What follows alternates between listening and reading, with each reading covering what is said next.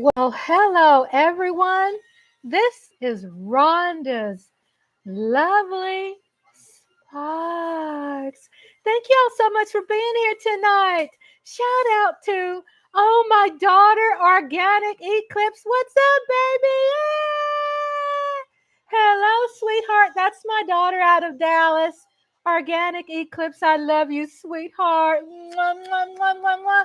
Okay, since my daughter was here, we could shut it out. We can shut it down now. Thank y'all for being patient and waiting. I was trying to get everything situated, and I'm my own production manager. My husband is my production president, CEO. This is Nippy right here, my kitty cat. I operate the fry station, the drive-through, the front counter. I also clean off the tables, the bathrooms. I do windows. I also I am all over the place. I'm a one woman show here. Okay. I'm sitting here to y'all. It looks like, oh, well, she looks so refreshed. No, it's election night. Yay. And we're going to talk about, I have a lot of great information to share with you. We are watching the Karnacki cam, and on television across from me, hubby's here. Say hi, hubby. Hey. He said, hey. Andre, did you say hey? Huh? How'd you say it? Hey. He said, hey. Is that how you say it? No. He said no. How you say it again? Hey. He go, huh. Is that how you say it? No. Okay. So I don't know. I always try to, sound like him. And my inner ear is telling me I sound like him. But he's telling me no. And shout out to Michael Donner! What? Hey, Mike, my love, my bestie, my friend, my brother from another mother. Howdy, Mike. Thanks for the email and thanks for that information. I need you. I love you. I thank you for helping me out. Yeah, I'm a Broadway fan. Yes, I'm a Broadway fan. Virginia went to Kamala. Oh, hey, Andre, Virginia went to Kamala. That hasn't been usual, has it? Back in the Clinton days, Virginia was Democrat. And it's interesting how it flipped, but interesting. So shout out to my Tracy Williamson, my Tracy. My heart just beats. My heart beats for Tracy. Hi, Tracy, darling. How you doing tonight?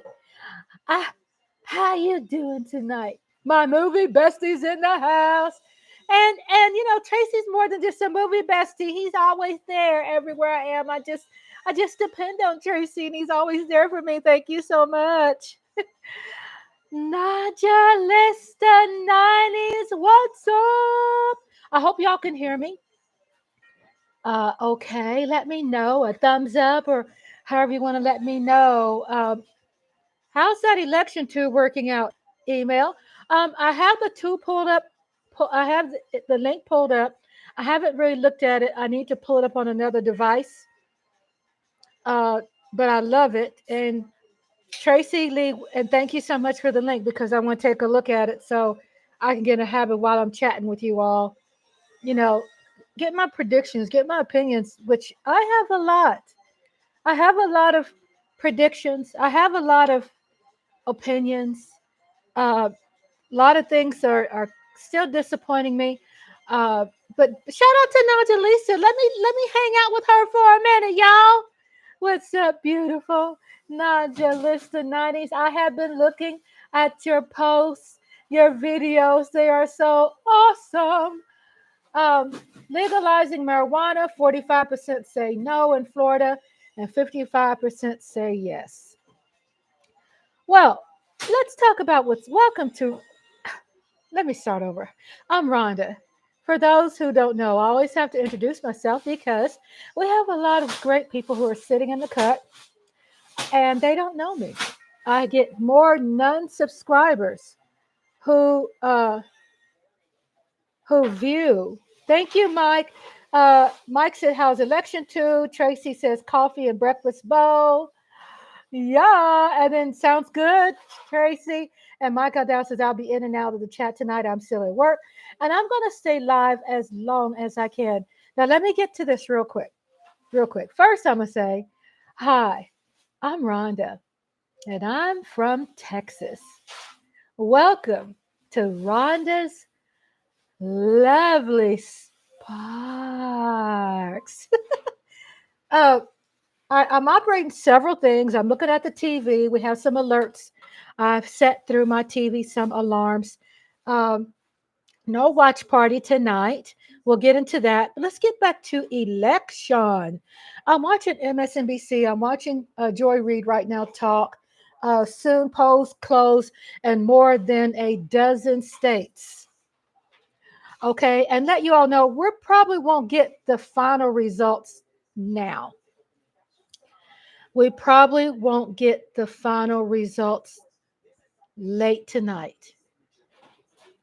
We're thinking we might get final results tomorrow by 1 p.m. Central Standard Time, 2 o'clock Eastern. So we're just letting people know. Projected winner DC, projected winner Florida. Dang, Florida couldn't flip that blue, huh? We couldn't flip Florida blue. God, we've been working on that, haven't we? Uh, what's going to be interesting, I know I'm all over the place, but what's going to be interesting with legalizing marijuana and the vote in that is as long as the government, it's 8:31 p.m. there. Shout out to Ohio. I'm looking at your elections too, Tracy, in Ohio. I'm looking at that. It's 7:31 p.m. here in Teja, Texas. Teja. Over here, Teja, Texas. Um, we got some of course, all of our people who are running as Democrat for office projected Arkansas to Arkansas to Donald Trump. I'm just excited. I'm going to be all over the place. I'm sorry if I am. I got a lot of information in my head that I wanted to share, and I just got to think a little bit more organized. Well, shout out to what's some sad information I wanted to share about Prince's sister. Prince. Purple rain, purple rain, purple rain, purple rain. All I wanna see. Okay, y'all get it. His sister passed away today, 64 years old. Her name was Tyka Evan Nelson, born May 18, 1960. Don't know why or how or what our cause of death, but she did pass away today, Prince's sister. And of course, I just don't like to start with doom and gloom, but I think people would like to know. Quincy Jones passed away, I believe, yesterday. Kobe, huh? Sunday. And my production manager is right over there. He's helping me out. Um, and also, Kobe Bryant's father passed away. So just my respects to all of those wonderful people. We've lost a great political leader here in Texas. What's her name, honey? And I know her name. It's just my brain is so full of information. The lady in Texas, Cheryl Lee, the black lady who.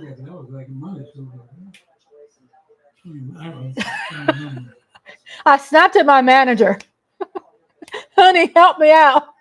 We'll get to that. I should know. I just woke up about 3 hours ago because your girl has been up all night long on that projected winner in Delaware, Kamala Harris.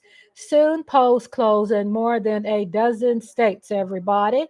Yes. So we're having the watch party. My hubby went and got me some wings. Yeah, it's called Wicked Wings. It's hot and spicy and yum, yum, yum. So I had some wings before I came on live. Y'all know I can't be eating and coming on live. Zing wings. Okay, hubby says zing wings. Would you like a mic? So everybody, hear me out. We're not going to get there all the results. It's not going to be finalized tonight. It's not going to be finalized tomorrow morning. When you wake up, you're going to still see the numbers coming in. Okay? But we should get hopefully so Lisa Blunt, Rochester, Senator of Delaware, won. We're trying to also monitor our Senate seats, our House seats, because we know that if Harris, when Harris win, because I'm optimistic. Can you check my volume, sweetie, and see if they're working on your cell phone? I'm optimistic. Um, ouch. I'm sitting up. Why am I sitting on this? Oh my God. What in the Lord have mercy. Everything happens when you're alive. Uh it's so much I gotta talk about. And I know I need to stay organized because I'm just proud. A shout out to my daughter. She was here. She goes, Mama, Mama. If y'all see her the very top, scroll up. My daughter, organic eclipse. I just love my children. Oh, do I love them. And they voted. And if you hear some really weird sounds in the background, it's not me, it's my husband. Okay? Okay. It's not me, it's him. Tracy, who's it? Curtis Way. Yes, Curtis. Hello, baby. Hi, Curtis. Curtis Bergdorf is here. Curtis Bergdorf. Hello, my Cowboy Nation brother.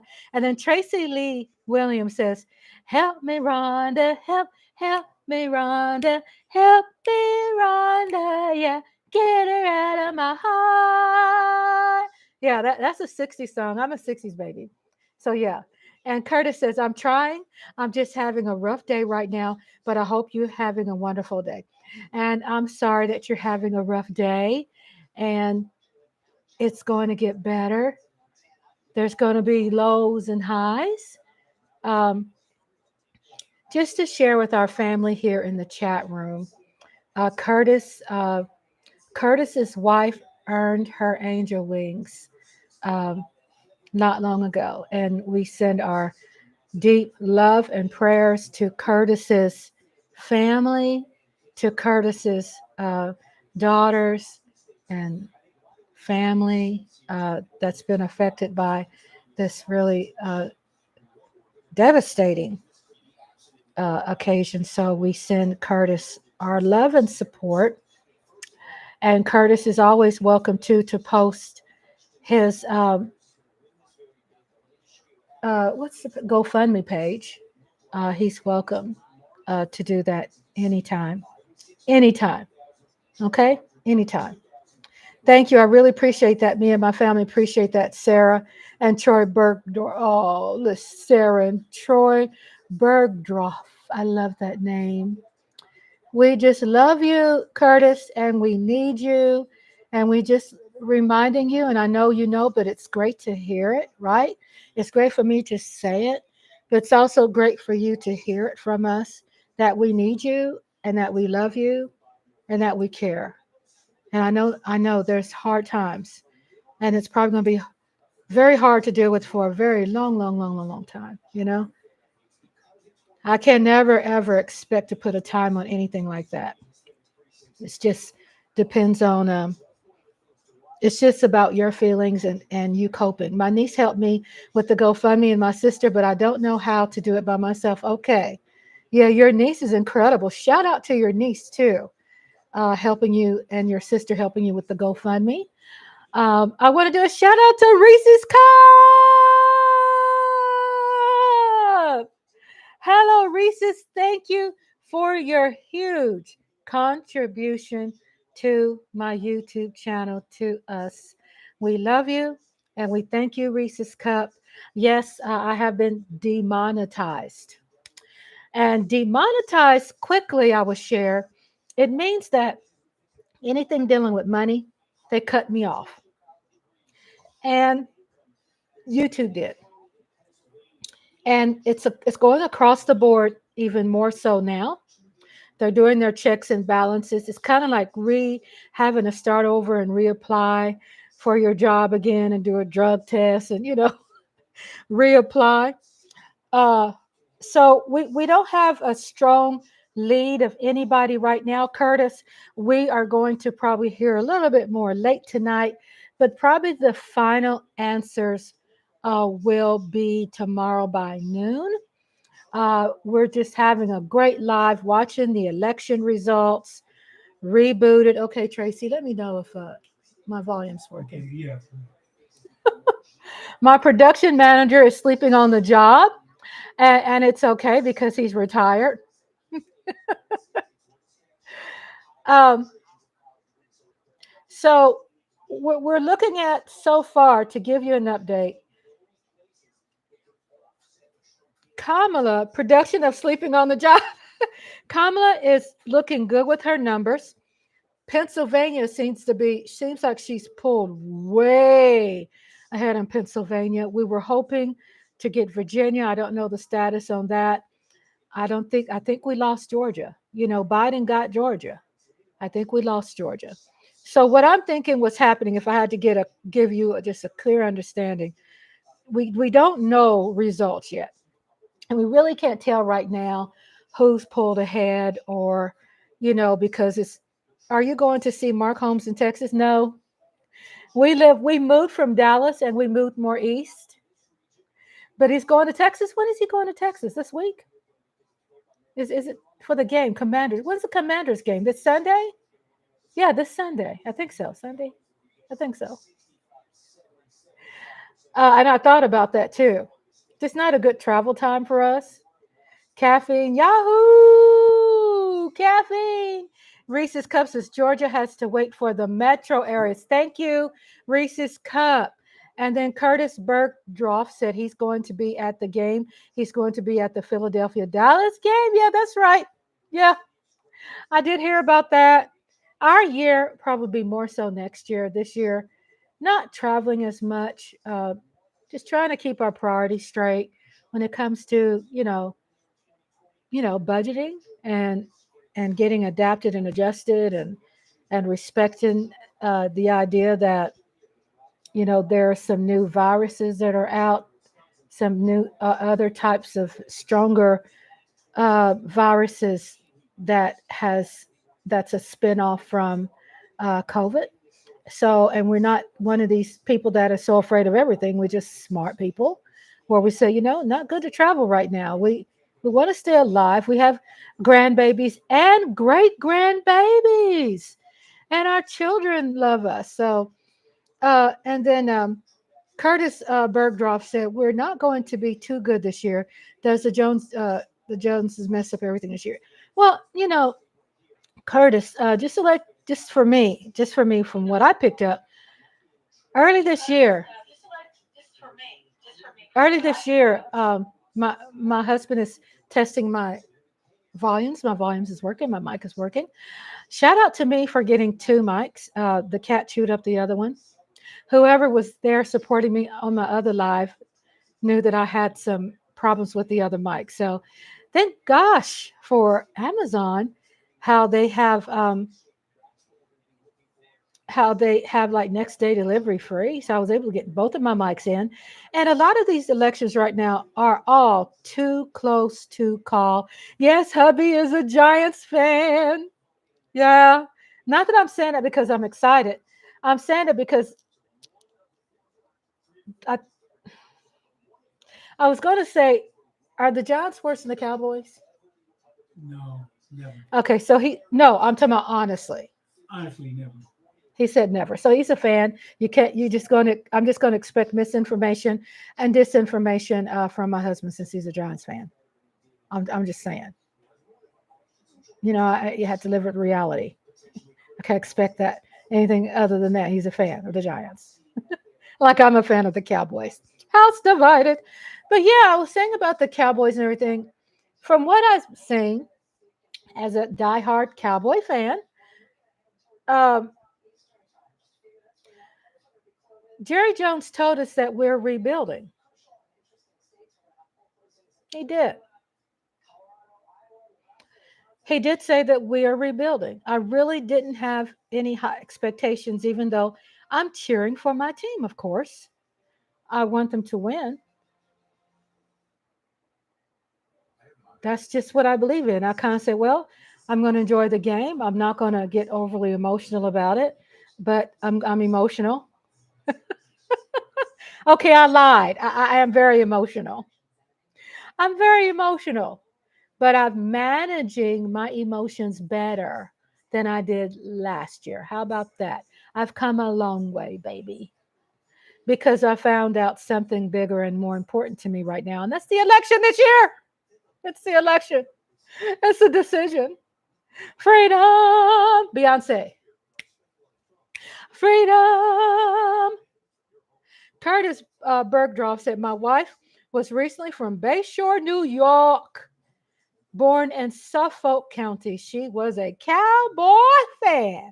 She was a cowboy fan. And now your wife is in cowboy heaven. She's in cowboy heaven. She's still cheering for us. So that's the thing. But it's so much information I have in my head right now. And we're watching the Karnacki Cam. We're watching MSNBC. I can't play MSNBC here, but for fair use, I can talk about it while watching this on YouTube. She's got her wings. Yes, she's earned her angel wings, Curtis. Your sweet wife earned her angel wings. Yes, she did. Yes, she did. Precious, pretty lady. Oh, she's so pretty. Yes, she is. Yes, she is. Um, it's going to be interesting. I've been watching, my husband and I have been watching for quite some time, but a lot of YouTube, uh, YouTube recommendations have been sent to us with people in the streets, interviewing people in the streets, whether they're voting for Trump or Kamala. A frustrated husband and I, we looked at it. We get so exasperated, exhausted from a lot of people who are not familiar or in touch with elections. And then when I saw it, I really noticed how upset I was. And really probably calling people names.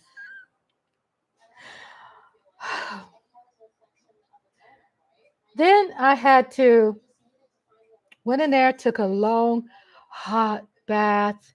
I used my Dove. I soaked my achy neck, my back. I scrubbed and exfoliated and washed my face and brushed my teeth and getting all ready for this party tonight. And I said, let me hit this up from a different perspective. That there are a lot of people who don't understand elections. And in my position, since I've taken the leader role, yeah, all that mudslinging Tracy said, of trying to be a better representation of myself and a better representation of my channel. That not everybody understands the ins and outs of how politics is. So I need to come also from a perspective of being understanding and letting people know how can they start and how can they could have an open mind about it and not you're not going to get from me you being shamed because you don't know politics like me because there's a lot of people that know more about politics than myself. I am not a guru. I just know the ABCs of it, right? And I have 58 feathers in my cap. And I've lived through a lot of elections. So I've taken some interest to understand and be around people who knew it, who knew politics better than me, right? And I knew I had to start from a proud place, which is my kindergarten level, to understand politics. And Schoolhouse Rock, even though some of it's not true, most of it is, Schoolhouse Rock can at least introduce things to you from a kindergarten point position. So let me do a sweet shout out to my Lola, Lola, Lola. Hot sauce. Curtis Bergdorf said, Lola, how was your evening? And Reese's Cup, how was your day? Tracy Lee, my name is Curtis Lee Bergdorf. That's my whole name. That's Curtis Lee Bergdorf. And we've been talking about Curtis and sharing him with him our love. Um, talking about his lovely wife who earned her angel wings uh, not long ago, and it's very devastating, of course, for him and his children, and his family.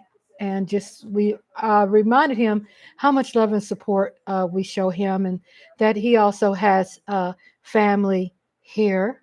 Um, and it is nothing like your family at home too. You have something so great also to continue living for. It's continue living for your beautiful wife's legacy, and also continue living strong for your children, because they look up to you for everything, and they still see mama through you too, Curtis. So I want to Curtis, if you have your GoFundMe link, you can feel free to post your GoFundMe link anytime and any of my lives. Just put them out there. Even if you're commenting on the community tab, post it there often, because you could say, well, Rhonda, it's been posted. Not everybody sees it. Some people miss it by seconds. So consistency is so important. Um, to ask people for something, or request. Consistency is important. You just got to do it. This is how the world is made. We just got to keep letting people know, and remind people too. And then Curtis says, I see a lot in them too, both. Oh, my kids, and got to see a lot of my wife in them. Yes. And Tracy said, thinking about all those semi drivers and high winds. Oh, my husband's a retired truck driver. And then the other more of his life, he was a tour bus driver. So there, Tracy Lee is talking about those strong winds. Um, he said that Curtis said that he's been waking up to a lot of leaves today, and then when I saw one by Tracy, uh, thinking about all those uh, semi drivers and high winds. Yeah, and then Tracy Lee said 20 miles per hour. Tracy Lee Williamson, uh, and then Reese's Cup says, "Good, thanks for asking." Got a blue heart. And Curtis says, y'all be careful out there, truck drivers, and prayers to everyone else. Yes, please be careful. Strong winds. I've been seeing winds here, strong winds here, and I wasn't thinking about in other parts of the country, they are getting stronger winds. So, yeah, shout out to our drivers out there, our truck drivers, and everybody out there who are working in these type of weather conditions. Be careful. Be careful. Um, I like how Joy Reid talks about Black life. She is a Black woman on MSNBC that talks about Black life, because we have to talk about that, because only 12% of Black people like me live in the great old United States of America. So it's good to have a voice and share with people on what matters to us, because uh, we have a voice. Uh, we we want to know, and it's good to have a mix of different people's cultures sitting on Rachel Maddow's panel on MSNBC right now that I'm watching about New Jersey is 55% Harris, 43% Trump. Uh, cl- Polls are closing in key states of Michigan, Arizona, and Wisconsin soon. Curtis says everybody needs a great voice out there, and I agree 100% with you. Amen, everybody. I mean, hello, the cats and dogs need a voice, right? Poor cats and dogs. If y'all know what I'm talking about. Shout out to Tay Cowboys. What? Let's party. Come on, baby, get on it. Come on, baby, get on it. Shout out to my Tay Cowboys. Let me do some shout outs. Y'all ready? My daughter, Organic Eclipse. Hello, sweetheart. She's in Dallas. Shout out to Curtis Bergdorf and his beautiful family. Shout out to Lola Hot Sauce. Shout out to Reese's Cup for sending our channel, us a wonderful gift. Thank you so much for helping us out. Thank you. I love you, Reese's Cup. Thank you, everybody, for your support. Thank you. Shout out to that's a Reese's Cup. Yeah, Tracy Lee Williamson. The movie besties are in the house. Movie bestie. Movie bestie. I have a poll. Can I shout out everybody? Michael Donna. Michael Donna was here early. He says, I'm at work. I'm gonna be in and out. And in and out. I'm gonna be in and out. In and out. I'm gonna be in and out. In and I had a poll going on in the community tab. Nadia Lista 90s. Oh, didn't forget you. I just had to scroll up. Shout out to Nadia Lista 90s, my 1990s baby. My 1990 baby, baby, baby.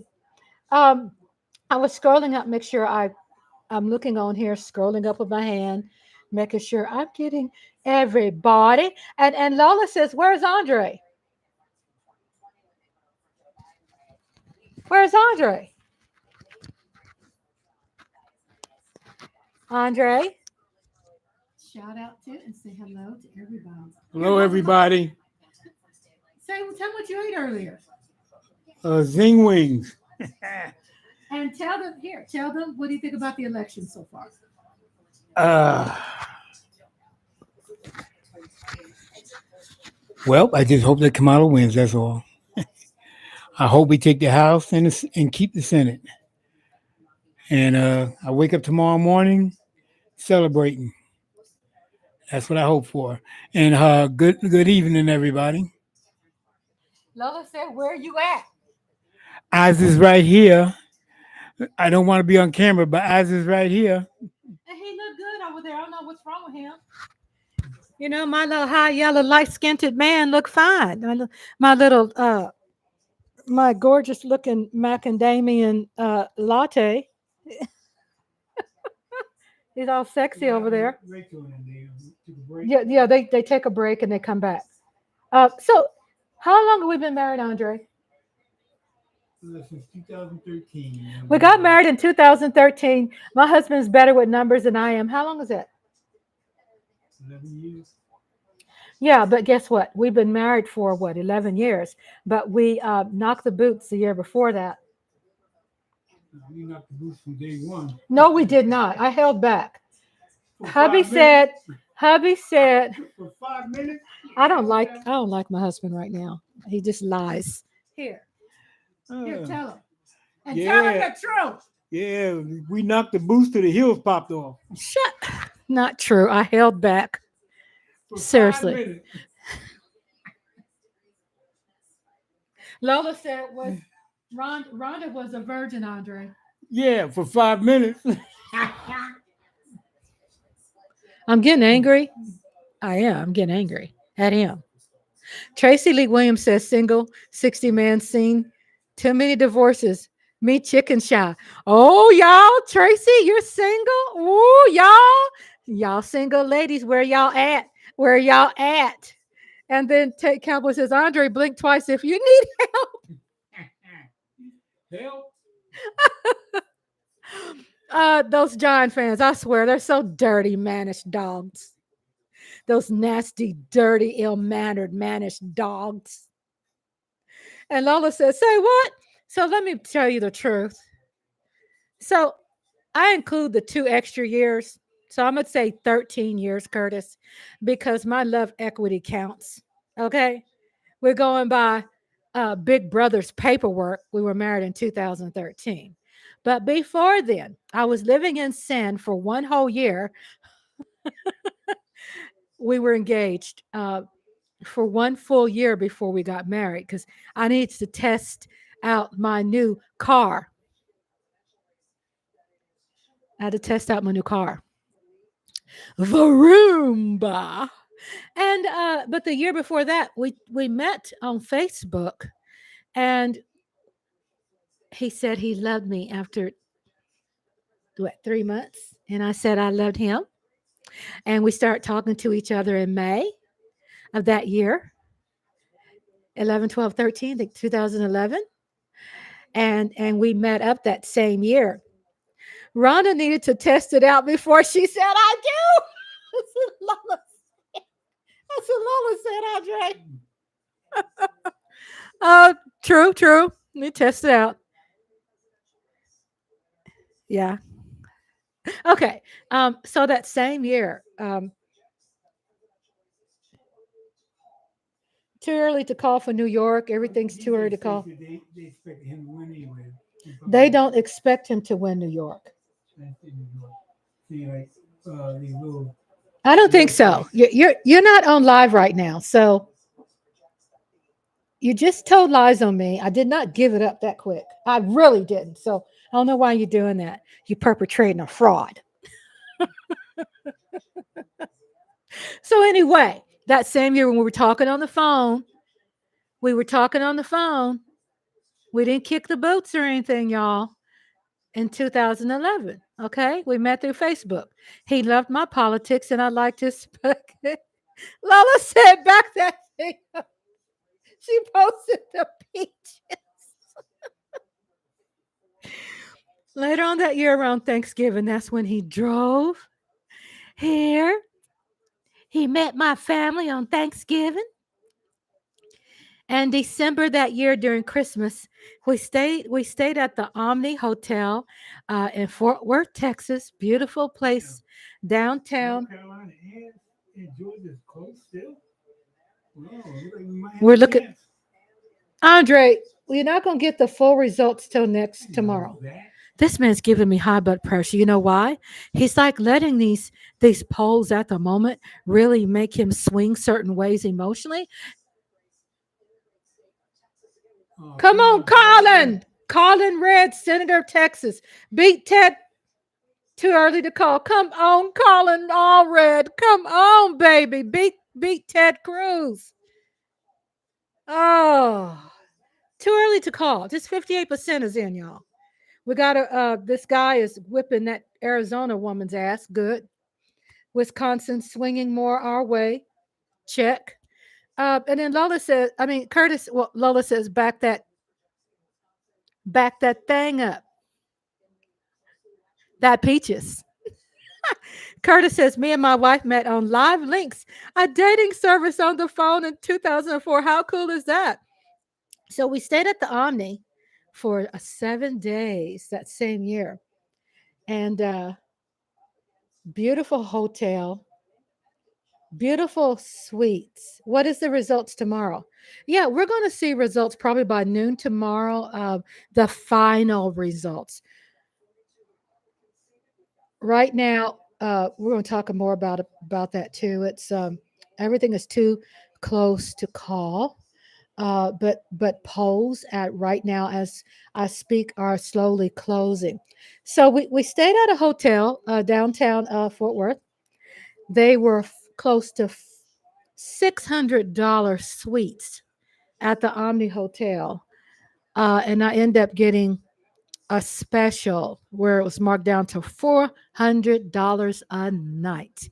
And also, I took down stairs on the first floor was where you got pedicures.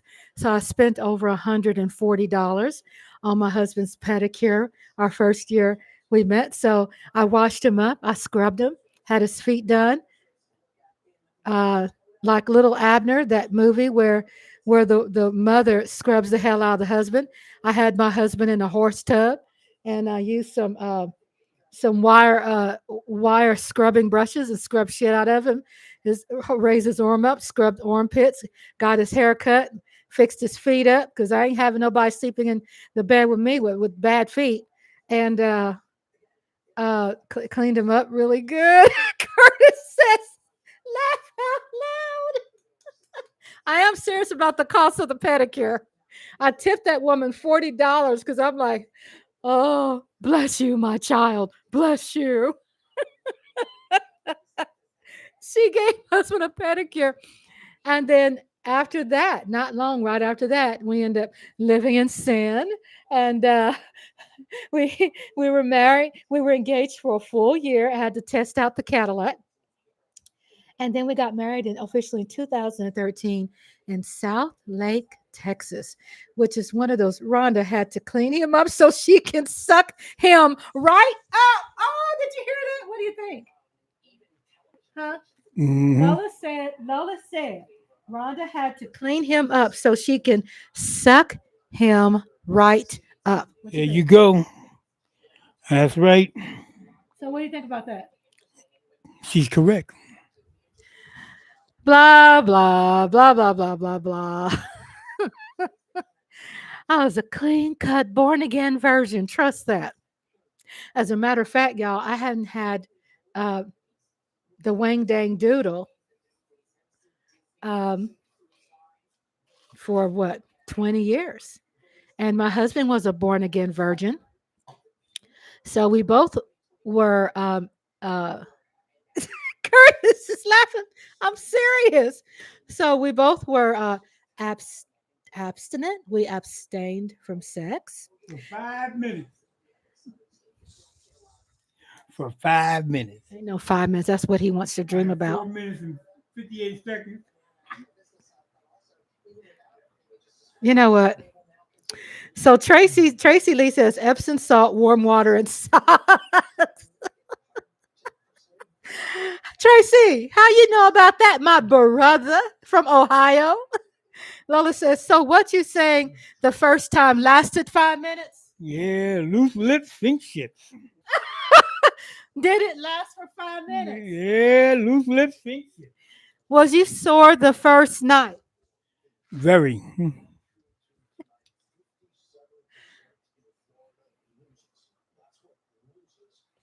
Anyway, so Curtis didn't last long for me. Laugh out loud. Well, that's spanking going on. What'd you say? So all that spanking going on. Spanking? You want spanking me? Better get your shit right. Swinging from the chandelier. Swing from the chandeliers. Anyway, we had a beautiful time.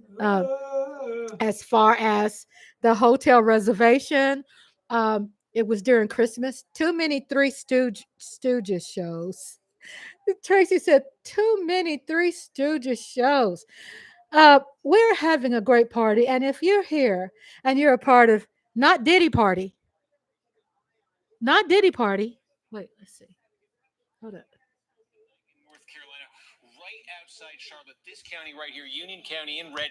It's a core suburban Republican county, and it's one of those. It's gigantic, first of all, and second of all, it's one of those where Trump still won it in 2020, but he lost ground. Key question tonight: would he lose further ground? That's what Democrats are trying to do in Union County. We basically got all the vote in Union County now. You can see Trump. That's about a 25.5-point margin. Compare that to 4 years ago. Trump won it by 24. So no, Trump did not lose ground ground. In fact, he gained back a little bit here in Union County. That is what his campaign wants to see. They did not want any more slippage. You can go next door from Union County and you see another trend that I think we're starting to see pretty clearly in North Carolina, and I'll show you that now. This is Anson County, again, just about complete. This is a rural county with a large black population, and one of the concerns for Democrats was they believed the turnout in recent elections among African Americans in these rural counties has been lower than they need. You know, when Barack Obama ran and won the state in 2008, he did very well, won a lot of these counties. The question was, would Democrats improve in these counties tonight? What they've said about the ground game, maybe having Harris at the top of the ticket, thinking this might help them. So you see it right here. This county looks like it's going to flip. Joe Biden won this by 4 points 4 years ago. Now Donald Trump, with just about all the vote in, is ahead by 3 in Anson County. Again, rural, large African-American population. A lot of counties that are similar to that are here in the eastern part of North Carolina. And again, we're starting to get most, if not all, the results. Vance County here, large, rural, African-American heavy population. Biden won it by 19 tonight. Harris, just about all the vote in, is winning it by less, only 12 points right there. You can go next door to Warren County, 26 for Biden tonight, 20 for Kamala Harris, just about all the voted. I think you might be starting to see the pattern here. Bertie County, majority African-American. So right now we don't have a final winner until next. Oh, sorry, chocolate chip. Hold up. Who's this calling? We ignore calls that we can't identify. So really, there's not a lead. What's happening is the polls are closing. Too early to call for key states: North Carolina, Pennsylvania, Arizona, Wisconsin, and Michigan. Too close to call. What's happening now? We're going through a process, and what that means as far as the process is that they're bringing in the votes. They're closing out on, they all pretty much have the majority of the early vote in.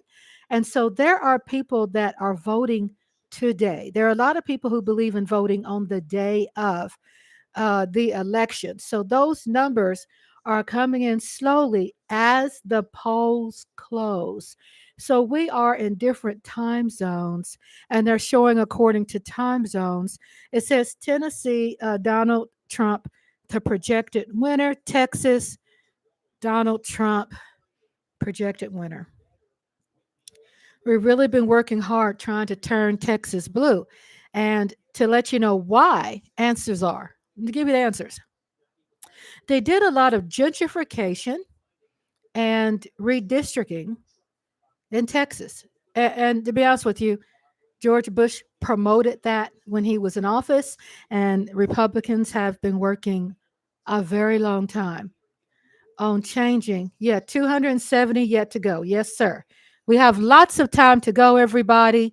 We won't hear probably the meat and potatoes, probably 12 o'clock, midnight.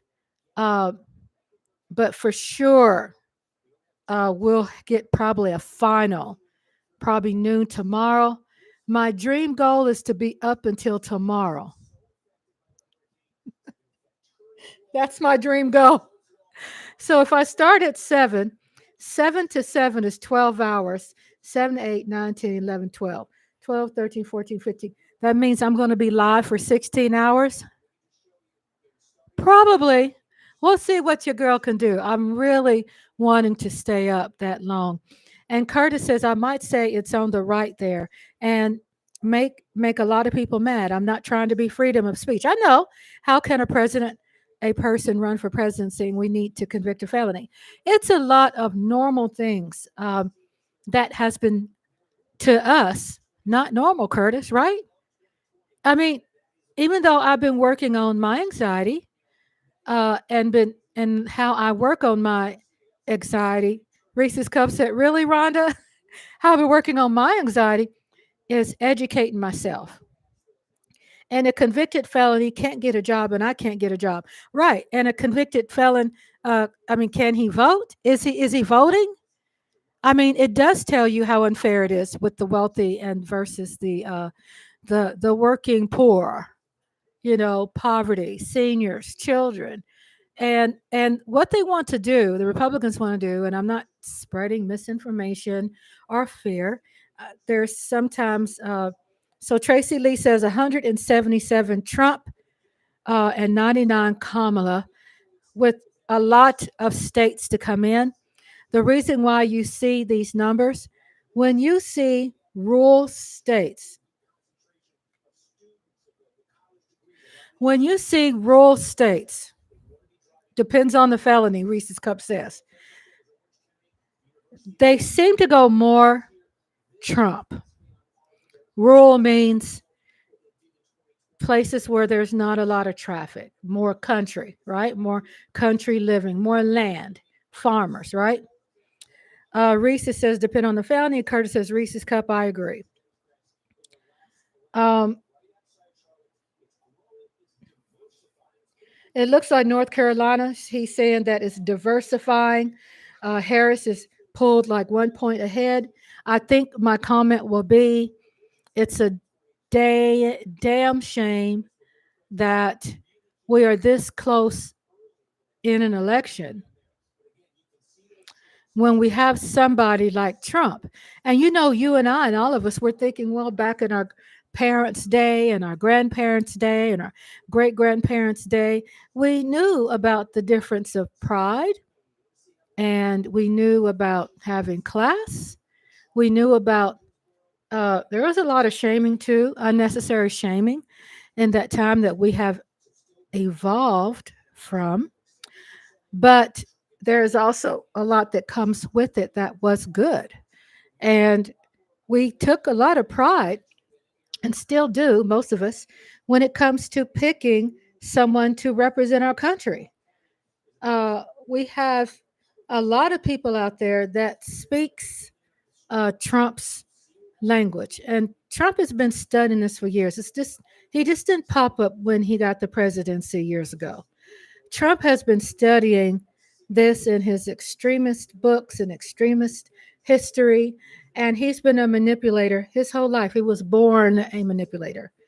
And so, what that means is, with him being born that way, he just studies his personality trait is who he is. There's no changing him. There's no being shocked anymore, even though you are still shocked.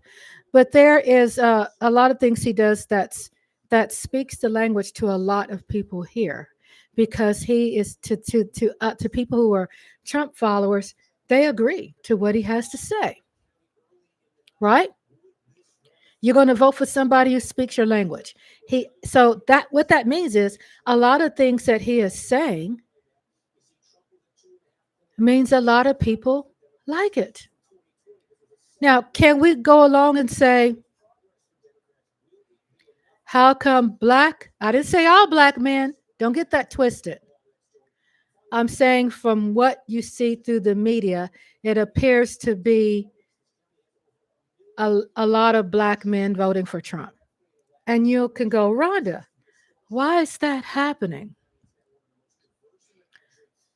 Well, we also, as a black race, we'd like to think that our sisterhood and brotherhood is strong like back in the 60s, right? And I'm smiling not to laugh at that, but we'd like to believe that. And it's still true to form when it comes to us standing with each other. But I've always shared with people that racism has changed. The the culture of racism has changed. It used to appear it was only one race that was dominant over there and one race that was dominant over there, right? Now what we have and now what we have is a race. The racists have changed. The racists are saying they're not racist because they have black cousins, black grandkids, black teachers, black friends. But they're racist still, right? And then you have the culture of black people have changed. And how did that happen with those percentage? Not a high percentage. Well, Trump is giving a lot of black men, sports guys and sports and stuff. He's invested a lot in sports, right? And so they act like that they are loyal. They feel they have to be loyal to him, right? These black sports people, uh, Mike Tyson, Herschel Walker. So that's why you see that. Now, we have to also understand there's all levels of intellect, that we can be all Americans and we could all probably, speak English. And we could probably, majority of us, probably can understand American culture. The problem that our people, I'm saying whites, black, brown, all complexions, all the problem that I think a lot of people are struggling with is that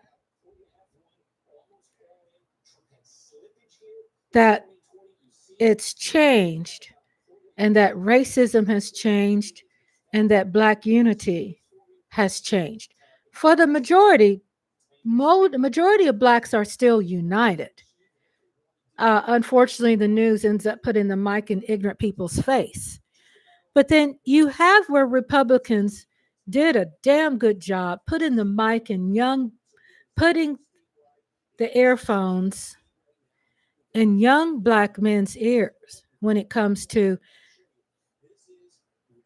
talking about transgender, talking about gay. Russia's putting out a whole bunch of this information and lies out there to promote their agenda.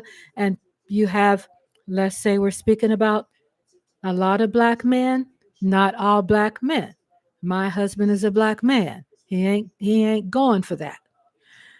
But when those kinds of black men, truthfully, that are voting for Trump, they like they I mean, everybody's wired differently. So they like the language of, oh, he's tough. Yeah, they're so stupid. They're not thinking, oh, well, he could be talking about you, stupid, when he's saying about rounding people up. When he's talking about getting rid of, just having predominant one white race with blue hair, and I mean what blonde hair and blue eyes, and shipping everybody back. I mean, they ain't listening worth shit, are they? Because you have that population of people who are deaf to common sense. They're deaf to logic. They're deaf to that. They're the kind of groups of people, like every group of culture has, that is deaf to that, and it's just a percentage of people who are going to always think that way. They're wired that way, even if they are teachers, even if they're doctors, even if they're black teachers or black doctors, or are black people running for politics, is running for Republican. Just because they have a title, it doesn't mean that the elevator goes all the way up to the top. Let me catch up on the chat here. I'm proud of exactly, Rhonda. That's what is so upsetting to me personally. And Curtis says, I'm proud of her, Kamala Harris. I hope she wins, but a lot of people just don't think the same way that we do. But I don't think somebody is 78 years old should not be one for a president. The rule, yes. Reese's Cup said that the fact it's even a possibility for him to win. And then Curtis says, and the reason why it feels that way is because they are also bringing in numbers for rural areas that Trump has already won before. Okay, so they haven't really brought in a lot of the big numbers when it comes to the educated numbers, the college cities, the predominant populated cities. When it comes to Los Angeles, New York, in Texas, like Austin, Dallas, Fort Worth, San Antonio, all voted for Obama. Okay, so the thing is, when we do talk about the economy, a president, Republican or Democrat, has nothing to do with the economy. And a lot of times they put the mic in people's face, because when they have a mic in their face, they're going to immediately, their go-to is going to be economy, because that's what they heard. And economy sounds like a sweet word, right? It sounds like a sweet word to say. A president has nothing to do with gas prices. We have people who own the grocery market who contributes to the grocery market, exports, imports within our country, etc. They only stand alone with their control as to how they price things. And this is where Kamala has put a policy together. Policy, Kamala has put a policy together to uh, pass a law where I'm trying to listen to Rachel Maddow too. Pass a law where the price gouging people will be prosecuted for price gouging, right? I mean, it seems like when there is some catastrophic storm or something, prices, the oil and gas billionaires, they increase the price. I'm just saying with facts. And this is Republicans know that and Democrats know that. I can be Democrat and still be neutral when it comes to sharing the facts, right? It's just how it is. Let me finish reading this. Most of them, Reese's Cup, it sounds so agree to tearing the country apart, right? Tearing the country apart. And there's always this same thing they did back in the 60s. What the FBI guy in the 60s did? J. Edgar Hoover, how he put out fake propaganda against the Black Panthers and turned the Black Panthers against each other from within based on propaganda. Well, we know that Trump is a Mr. Propagandist. He's best friends with Putin in Russia. He's best friends with uh, Kim Jong Un and of North Korea. So these people are masters of the art of disinformation. They're masters of the art of stealing elections. They're master of the art of doing everything illegal. And that's what Trump looks up to. And he has taken his talking points from them because he loves it. He loves what they represent. He loves what Putin represents, and he loves what Kim Jong Un of North Korea represents. Anybody that is extremist, and they have only two social classes in countries like that. Those two social classes are the extreme rich, not just rich, sweetheart, the extreme rich and the poor.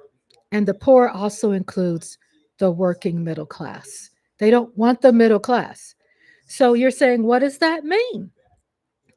Well, if you have extreme wealth and extreme poor, and you cut out the middle, then that is their way, like what Curtis Bergdorf said, is corrupt just like they are. And Reese's Cup says dictatorship. Um, Groceries is high, and Tracy Lee said gas is high, and Reese's Cup said he likes stupid people. The country is going backwards instead of forwards, Curtis said, and he's going to mess up everything. And then, yep, dollars is the root of evil. And so caught up on your chats. That is so very true what you all had said. Let me get me a drink. Water break, everybody. So you're saying there is a language that Trump talks to this country that Trump is saying that they love to hear. Okay. And people that are Trump supporters are Trump like thinkers who didn't vote, who sat on the couch when Biden was running and sat on the couch with Obama. When Trump toured the whole country, he toured the base that has always supported him. Because, Trump was in wrestling. He invested in wrestling for a while, and that was him running for president back then. He was running for president way back then. Tracy said, good thing I don't have Windows 11. So messy. Linux I use is 2024. And Tracy said that. And then Curtis says Vince McMahon is his partner. Yes. And so what's happening when I'm breaking down the numbers, I'm trying to get there too. You got to boost 28 votes. So we got 28 lower electoral votes in New York. Of course, Kamala is projected winner of New York, just reported in. So we have Harris is 62, Trump is 168. If you look at the states that have been reported for Trump are red states.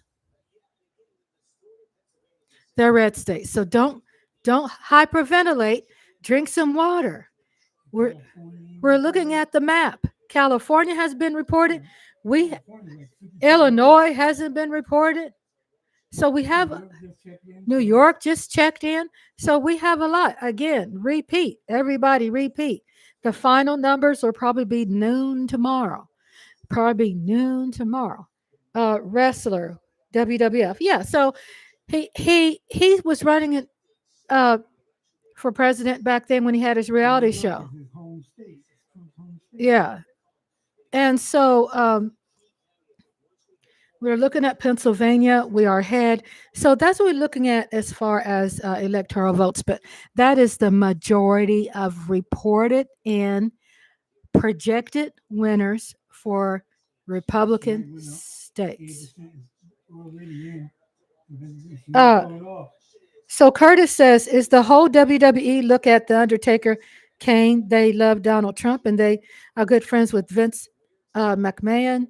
And Donald Trump have been friends almost 40 years. You know, he likes, and there's nothing wrong with liking those kind of people. But, you know, people got to remember, I used to work with for a famous boxer, and I learned a lot. And not because this famous boxer taught me anything. I just learned a lot, right, on my own. And Trump invested money in a lot of people that were boxers and basketball players and artists, such as rappers and entertainers. And so that was his way of also buying their vote back then, buying loyalty. And Curtis says Donald Trump and Don King. Oh, yeah, my God. Yeah, best friends. Because, you know, Don King was a Republican too. But again, this is not your same Republican Party like it was years ago. This is a different Trump. When he first ran for office, when he first became president, he wanted to stay as independent. He hated the idea that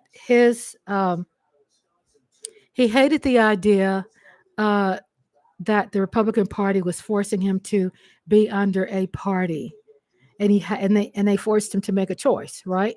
So he had to run on a Republican, but really he wasn't really. That's why he's trying to pretty much create his own party, which is MAGA, and his own thing. And he's also turned, turned over, pushed under the bus, a lot of vintage, heroic Republican leaders. He can't stand them. He likes his own extremist, right? And he talks about when he wins office that he's going to have everybody prosecuted that was against him. If you weren't for him, he's coming after you. Whether it's like night shows, night talk shows, people in office, political officials in the House, in the White House, people across the state. He's targeting someone who wasn't for him is against him. And people like me, I'm not for him, and he's going to target me. And I really feel he's the kind of person would love the idea of rounding us up, like unfortunately how the Jews were just horribly, I can't find a word for it, so bad, how the Germans attacked and minimalized our other family, which is the Jewish race. Well, you know, we've always said that he is a big fan of Hitler. He's a big fan. I'm not putting lies in anybody's mouth. I don't lie. I'm not getting paid for this. I'm just telling the truth. Lola says, so you saying he's a Hitler of 2024? Yes. He's proud. He takes Hitler's famous words. Trump is German. But Trump is German. My husband's reminding me to say he's German. He's a big fan of anybody who's an extremist leader. Okay. And Lola Cowboys, you're 100% right. Yes. And Curtis says Republicans messed up everything. Does he want an idiot in power? Republicans did, to be honest with you. They started this shit. Yeah. I'm going to wake you up in 2 hours. I'm going to lay down for a minute. Okay, why don't you stay in bed? No, because I want to know what's going on in 2 hours. Well, you're not going to know until tomorrow at 12 o'clock. Yeah, I want to know what's going on in 2 hours. Despise Hitler. Yes. So the guy that's Victor, it plays the character Victor on Young and the Restless. He's German. His name was another name. And he had his name changed in real life because he hated the philosophy of the Germans, right? Of that time.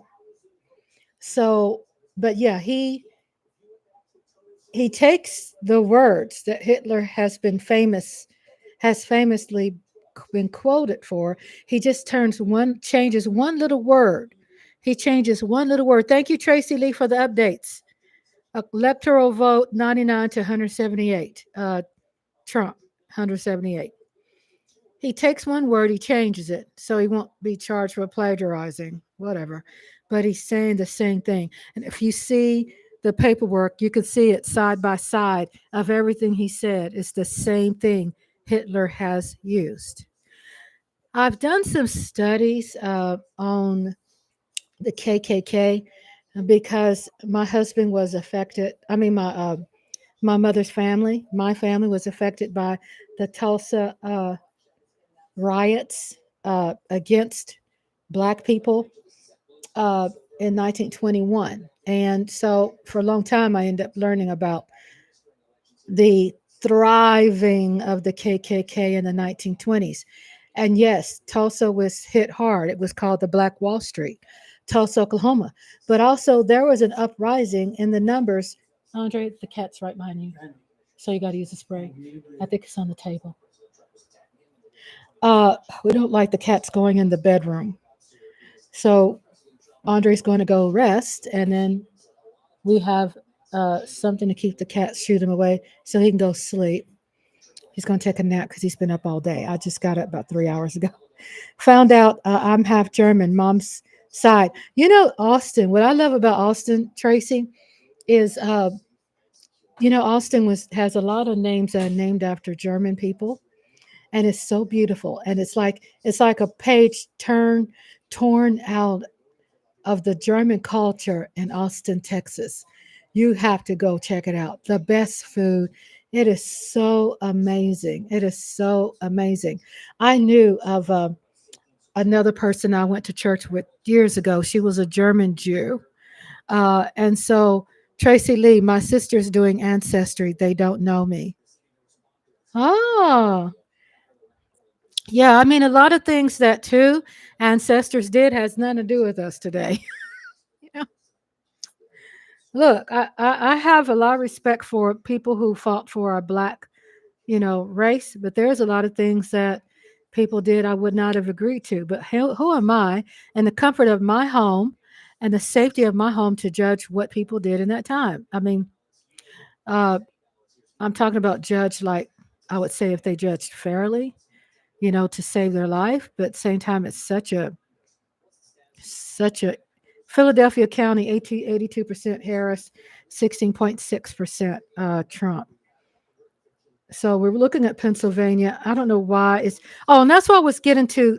Also, I was getting to the part of why has those numbers fluctuated when it comes to Trump, and the reason why the numbers had fluctuated because he really took the time in going extreme with his talk.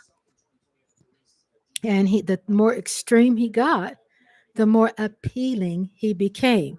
Because there are people, when they hear him speak and do things extreme, like insinuating certain things with a mic. Of course, I'm not going to do that. Never.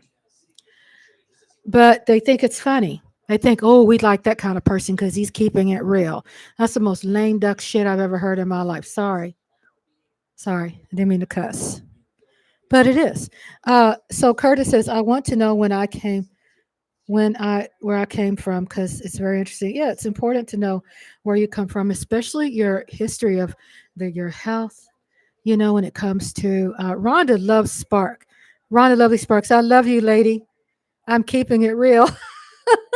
I was listening to these people in the streets getting asked. They're getting asked the question: "You going for Kamala? You going for Trump?" I love all people too. Amen to that, honey. Amen to that. Uh, Illinois goes to Kamala Harris. 19 electoral votes is added to Kamala. It's 81 to 168. I think we're kind of behind, Tracy. Let me refresh our channel here. Let me refresh our channel because I think we're behind because you said 99 to 178. Okay. I refresh my channel. Amen to that. Shout out to Reese's Cup, Lola, Nodulista 90s, Curtis Bergdorf. I love that name. Tracy Lee Williams. I love that name. Everybody out there, shout out to all of you all. My daughter was here earlier. Shout out to both my daughters who voted. Shout out to my daughters. They voted. And shout out to Mike Aldana, said he'll be in and out. He's still at work. And Lola, I say Lola, of course, Lola. And of course, Reese's Cup. Naja Lista, all the ladies in the house. And then Curtis says regional. I'll find out if that's my real name or not one day. It's very important for us to understand our history and our roots, where we come from. My great grandfather is a white man, and he was born in Ireland, and his parents owned a beautiful castle. My great grandfather was a twin. So the woman, the wife, was kicking boots with the gardener, and she had twins who look white, but because they had one drop of black blood, they were considered black. So they shipped one twin to Greenwood, Louisiana, where my dad is from. And he was raised by an overseer of slaves. An overseer. I got mine from Dick Tracy, detective. Yay! I love Dick Tracy.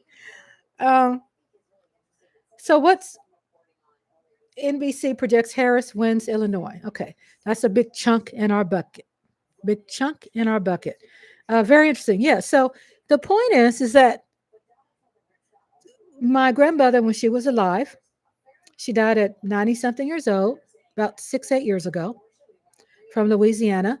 We had a family reunion, and there was a white woman who popped up at the family reunion. So people were going, who is that? Not saying who is that because she was white, but because they'd never seen her before, right? And you're popping up at a family reunion. Who are you? Found out that she was the daughter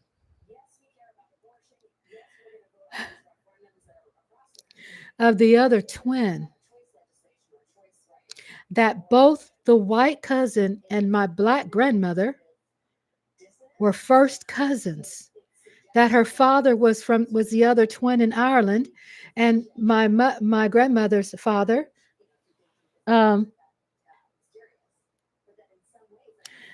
my grandmother's father was raised in Louisiana by a black overseer of slaves. So people didn't talk much and they didn't question much. But my dad would tell me he noticed that his grandfather, which was my great grandfather, always dressed up in clothes that was foreign. It wasn't local clothes. It was the hat, Irish clothing, shoes. He always had nice shoes, and he always had someone driving the horse for him, horse and carriage, right? He never drove the horses. He never drove in his life, period. So what I found out is that he owned a lot of oil wells, and he owned a lot of property, and he married the darkest, blackest, beautiful woman in the world. He did, and had 8 children. And he did not see himself as being white whatsoever. If you called him white, he would get you straight and say, "I'm black." You know, you know what I'm saying?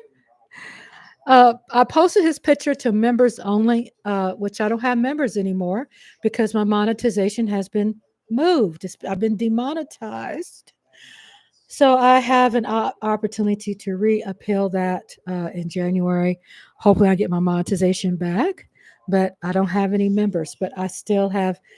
They're my members to me. They're my loyal diehards, and I love you all. So thank you. We're still sisters and brothers, right? Still love you. Hello. Thank y'all still for believing in me.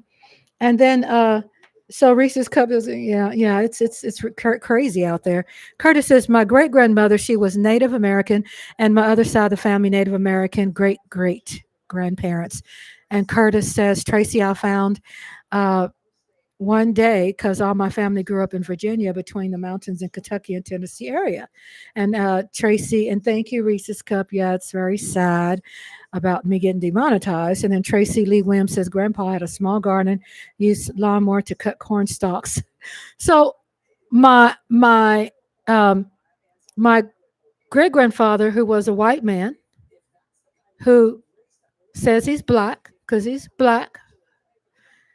He looked white, but he's black. Um, his children, which is my grandmother, never picked cotton.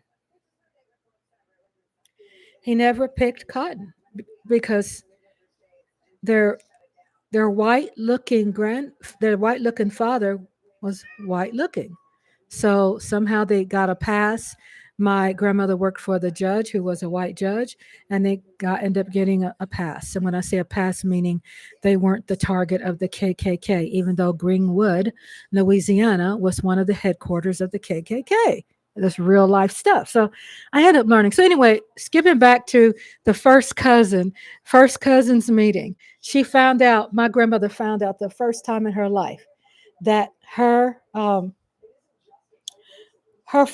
she found out her father was a twin, that he had a twin. My grandmother was 80 some years old when she just found that out. Yep. So it's a lot of beautiful things in my history too. And I have my mother from Tulsa, Oklahoma. I have Cherokee, Choctaw. My father from Louisiana has white,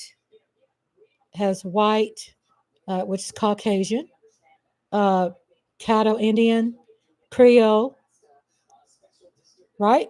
So I'm mixed a lot. The gap here in my beautiful teeth comes from my full blood Cherokee Native American great grandmother. It skipped all those generations and I end up getting it. And how I knew about that my great grand aunt told me that I have that space in my teeth like her. It skipped all those generations and hit me. That's why I feel I'm so special. I never want to change my teeth. I love my teeth. I love what I represent. I have the cheekbones of Cherokee, the big eyes mix of Louisiana, French, mostly Tulsa, Oklahoma, Black, African. I mixed a lot. Yes, Oklahoma near Texas. So we have a lot of beautiful culture here. Um, the Native Americans in that time helped. Wisconsin looks like too close to call, but going toward Kamala. It's a lot of things. Wisconsin Senate, Tammy Baldwin, looks like it's too close to call, only 21%. So right now we are at a time We're only 20 something percent to 30 something percent of the votes are in. That means out of 100, we have a long way to go. We have a long way to go. Okay. So pretty much expect yourself finding out that the winner, you will hear officially tomorrow about 12 o'clock. I don't know how long I'm going to last, but my goal is to be here till tomorrow, 1 o'clock, to be live till tomorrow at 1 o'clock. And Reese's Cup said, yes, Curtis, that part. Tulsa, Oklahoma. Google that. Black Wall Street. It was called the Black Wall Street. My family was very wealthy, come from very wealthy bloodline. And of course, there was air assaults in 1921 where they dropped bombs on Tulsa and black neighborhoods. Air assaults. They feel that the farmers there made their bombs. It was rumored that the government was a part of supplying it. But the facts, what they're going with, is that people who own airplanes made their own bombs and dropped bombs. And my family was affected by the bomb. My family is lived on Greenwood Street. If anyone remembers the Gap band, a black singing men group, my grandmother lived up the street from the Gap band's grandmother. That's some good little trivia, fun facts to know about my life. And I'm enjoying learning about the fun facts about the chat rooms. And then Curtis says, I'm a survivor. Yes, sweetheart. Thank you so much. I'm a survivor. And so my hubby took my mom and dad back to Tulsa. We stayed in a presidential suite at a hotel in Oklahoma when he drove us all back about 8 years ago for my mother and dad to find healing. So we stayed in a presidential suite. And how we got a presidential suite was that the woman who owned the very nice 5-star hotel, she knew about how special this trip was and my reason to bring my parents there. Um, so Trump is Kansas winner. He's a winner of Kansas, 6 electoral votes. Took them there to find healing and recreate some positive memories before they earned their angel wings. So we went on a tour of Oklahoma, took my mother back to, and my dad, because dad was with my mom during those years. Uh, at the revisit the grave sites and where she grew up and where she went to school.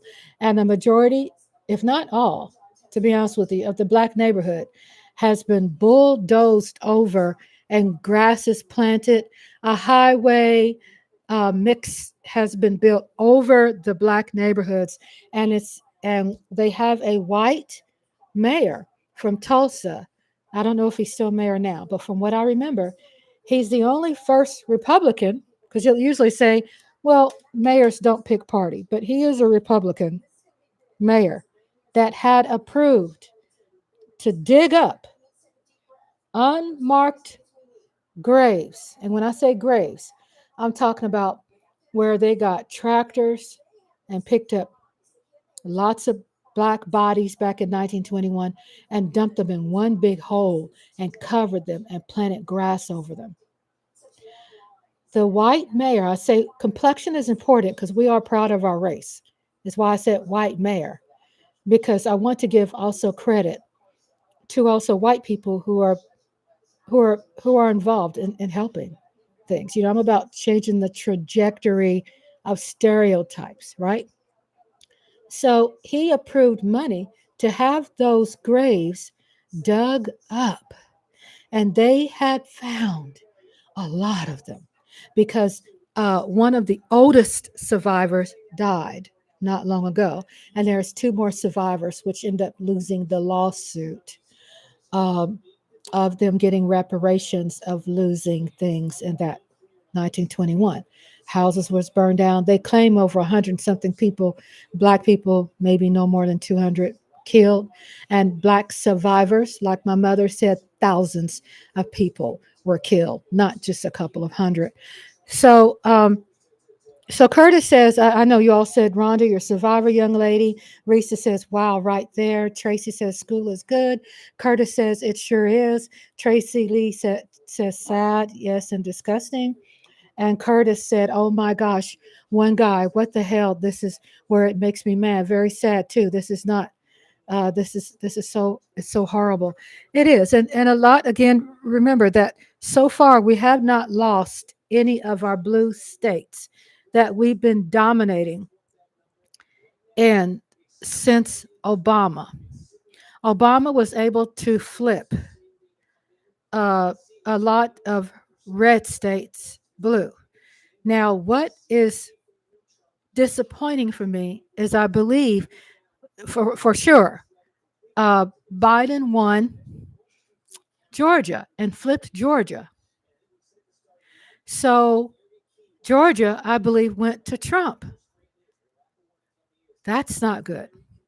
However, I'm keeping my eyes open for Arizona and our other blue states to win even. Hello.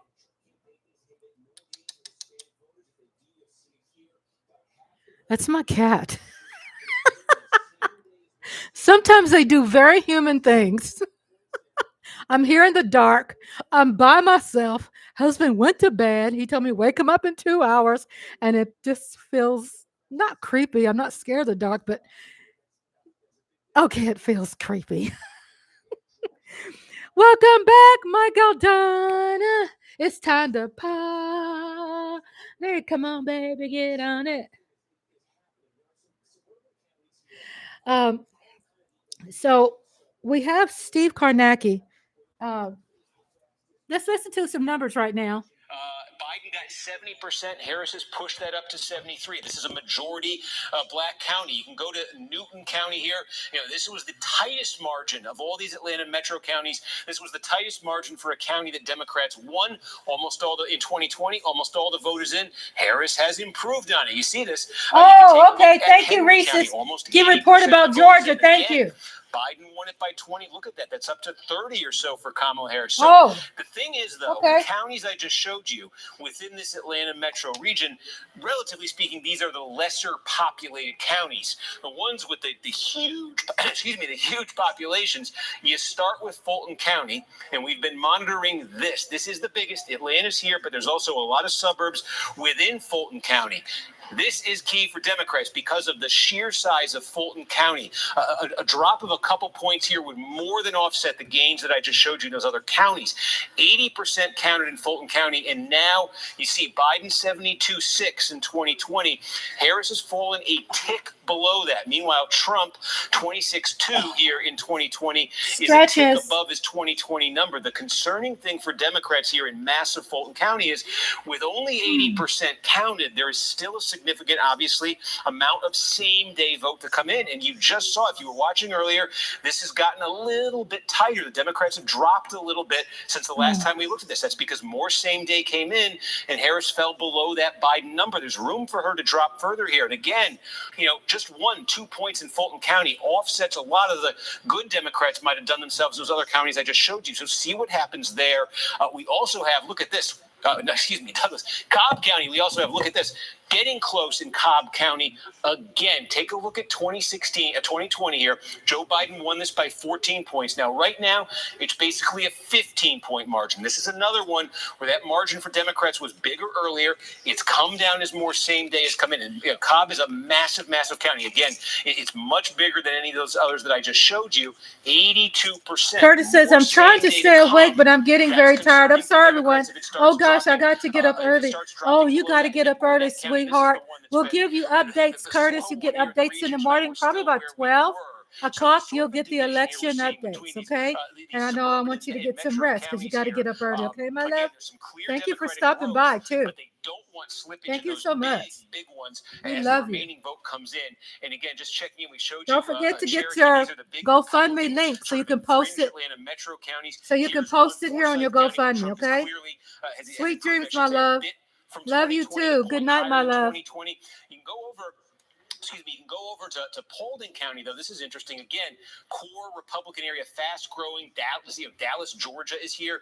29 points for That's Trump true, last time Mike. around, Mike down says to right-wing 24. media and So left-wing again, media will that's a show feather in the different Democrats' stats. cap right Yeah, there. that's Steve In Paulding County, Kornacki bringing that represent Trump number down further. MSNBC. And finally, we close out on this. We're basically done in Fayette County. We ID'd this one at the start of the night as, look, if Democrats were actually flipping this, they are definitely having a good night in Georgia.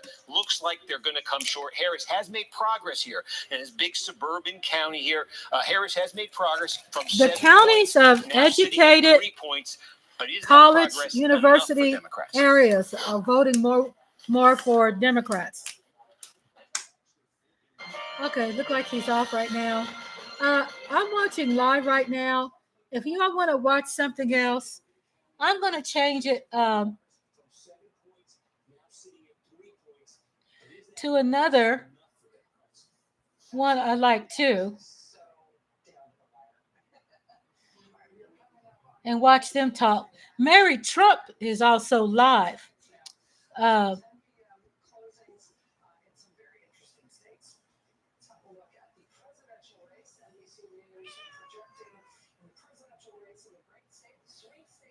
They're projecting Nevada for Kamala Harris, 6 electoral votes. Donald Trump, 6 electoral votes in Utah. That is expected. Wanted to share with everybody. Michael Dow says, don't stress yourself out. You got priorities to take care of. Curtis, yes. It's 79% in on Georgia. We want Georgia to remain blue. Pennsylvania has went to Kamala. I'm watching Michigan. Too close to call. 16% in Michigan. Hello, baby. You hear my little cat down there? Hi. Oh, sweet baby. Let's see. Let's see what Mary Trump is talking about for a minute, okay? Mary Trump is Donald Trump's cousin. Mary Trump. She's been happening at least right Democrat now and places. against So I just want to Donald stop Trump. for a minute and say, Meow, A, don't panic. This is what meow. happened in 2022. This is what happened in 2020. But B, let's really credit a system that doesn't always get credit, because so far this is a pretty seamlessly performing election. Yeah, it's a really good point. Mary Trump, if y'all don't know who one of she the is, things she's in the that's made middle. me most That's angry Donald Trump's cousin. is the She ways is in which, pro Kamala. She in a way, hates I haven't Donald seen Trump. in my lifetime. Election workers, poll workers, I'm going to take a who powder room break. I'll be right or back. volunteers, I'm gonna let y'all many stay of with whom don't Mary get Trump paid till I get particularly back. well, are doing this job just to make sure that they can help people cast their ballots. They're nonpartisan. It's not like they're, they only help people who agree with them. They understand that there should be no electioneering. They understand that their job is to make that system work, and they have come under threat. And that is down to one person and one person only, Donald Trump, who is such a sore loser. If the only way for him to get out of losing or admit that he's lost is to threaten people like Shay Moss and Ruby Freeman, makes me extremely angry. We have had a lot of people who were poll workers who did not decide to re-up, and it's happened at every single level, from secretaries of state It depends on what state you're in, who's actually in charge of elections, but people who have gotten death threats, people who have been threatened in other ways, that takes a toll. So to be at this very pivotal moment in history where this election has so much writing on it, and for poll workers to be showing up and doing their jobs, and for the system to be holding, I agree with you, Dahlia. It is so important to hold that up and honor that. But it shouldn't be like this. And let's remember that all of the violence, all of the threats, all of the voter subversion, all of the voter suppression, it's coming from one side and one side only. And my question is, that's Mary Trump talking, Donald Trump's impact, first cousin talking. Yes, we can say that this is a secure election for all of these reasons. For example, I can't remember what state it was. I think it was Pennsylvania. There was one county in which the software went down for a few hours. A judge extended polling hours to compensate for that, so people could cast their votes. That is the system holding. However, do we know what impact it's had? That Donald Trump has made it very clear. If he doesn't win, there will be violence. Has that swung people to vote for him just because in the short term that's an expedient? You don't, okay, if I vote for him, then I don't have to worry about political violence in the next couple of months. How many people aren't going to make it back to the polls in Georgia after polling places were closed because of Russia calling in false bomb threats? Because we didn't know they were false. We didn't know there weren't actually bombs there. How many people, because they don't have childcare, they have to go back to work, can't go back and cast their ballots? And we know DeKalb County, that it's, are we surprised that it's DeKalb County? So as much as we believe that the system is holding, and it is, and there are people doing the work, and we are grateful to them, there has been so much going on ahead of this election to dissuade people, to frighten people, to terrorize people. We don't know. We do not know. Striking people off the voting rolls for no reason. The Supreme Court siding with Virginia in this absolutely abysmal decision.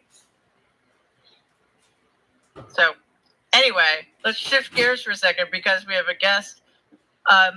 It is so, sorry. I think I need to hydrate. I'm not taking my own advice. I said this the other day. It's like, I'm usually like really good at hydrating as if it's a skill. No, I'm good about hydrating. Like I remember to drink water and stuff. But we have with us a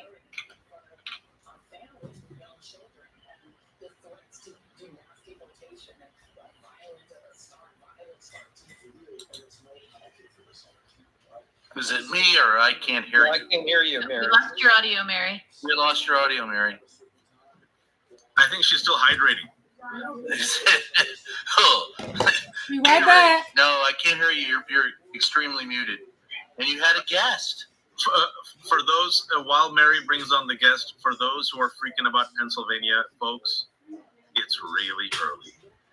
Less than 50% of the votes are in. This is what happened in 2020. Just trying to, for those who are on the ledge, this is me telling you, just exhale. It's going to be a long night. That's all. I will say, although I don't put much trust in it, and particularly since the New York Times tech crew is on strike, their needle is basically saying that Trump is going to win every one of these swing states. I wouldn't.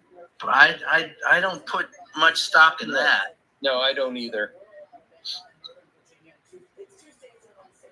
I think that right now what you're looking at, until we can get Mary on and our guest, is I think you're looking at Pennsylvania, a tight race. My people in Virginia keep saying she's got Virginia, don't worry about it. Virginia's not a problem. Yeah, and then North Carolina is too close to call. Georgia is way too close to call. What interests me is that if you look at Kansas and Missouri, some of the votes there, I wonder how they went down ballot, because Kansas was extremely closer than I thought. And I got to tell you, man, I've never seen anything like Missouri. So I thought it would be 75-25 there. So what you're looking when you go out west, they're starting to get results in there. Oregon, it's early. Colorado is looking, it's like it's in her court so far. And Waz, you correct me if I'm wrong, and Norm or Dahlia, correct me if I'm wrong. But as you look at these states, it's early, and this doesn't look like anything we didn't anticipate. I see no surprises so far. Well, except they just called Colorado for that was AP. Just called Colorado for Harris. So Really? It's 198-109 according to this. Colorado? But who knows? It's very early. Colorado for NPR Harris? has not called Colorado yet. So that's Okay. Nope, they just did. Just What? 198-109 is what the count is. You still have California, Wisconsin. A lot of these are supposed to be hers, and Virginia's 13 electoral votes. So Wow. it's going to be I still think it's Like where we thought it would Michael be. Donis says, Yeah. don't stress It's yourself out. closer No, than people don't like, be surprised if Trump tries to do. Pennsylvania, Oh, he's going to always do Michigan, that. North Carolina. He's got to Georgia, sell and his Wisconsin. I think lies. a lot of folks were hoping that enough of this country would make a resounding statement. But when you looked at the polls and the models from those who were even most, even Democrats, they were expecting at the end 1 to 2 points max in the Rust Belt, and less than a point in Arizona, Georgia, and North Carolina, about 1 to 2 points in Nevada. And I'm glad you said that, Brian, because the votes. Let's see who else is talking about something here. Wise, I don't know if you know it or not, but you got a cat where I'm. Hey guys! Oh, can you hear me? someone got a cat. Oh my God! What is going on? Like, once my battery was draining, like a vampire was. I blame Elon Musk.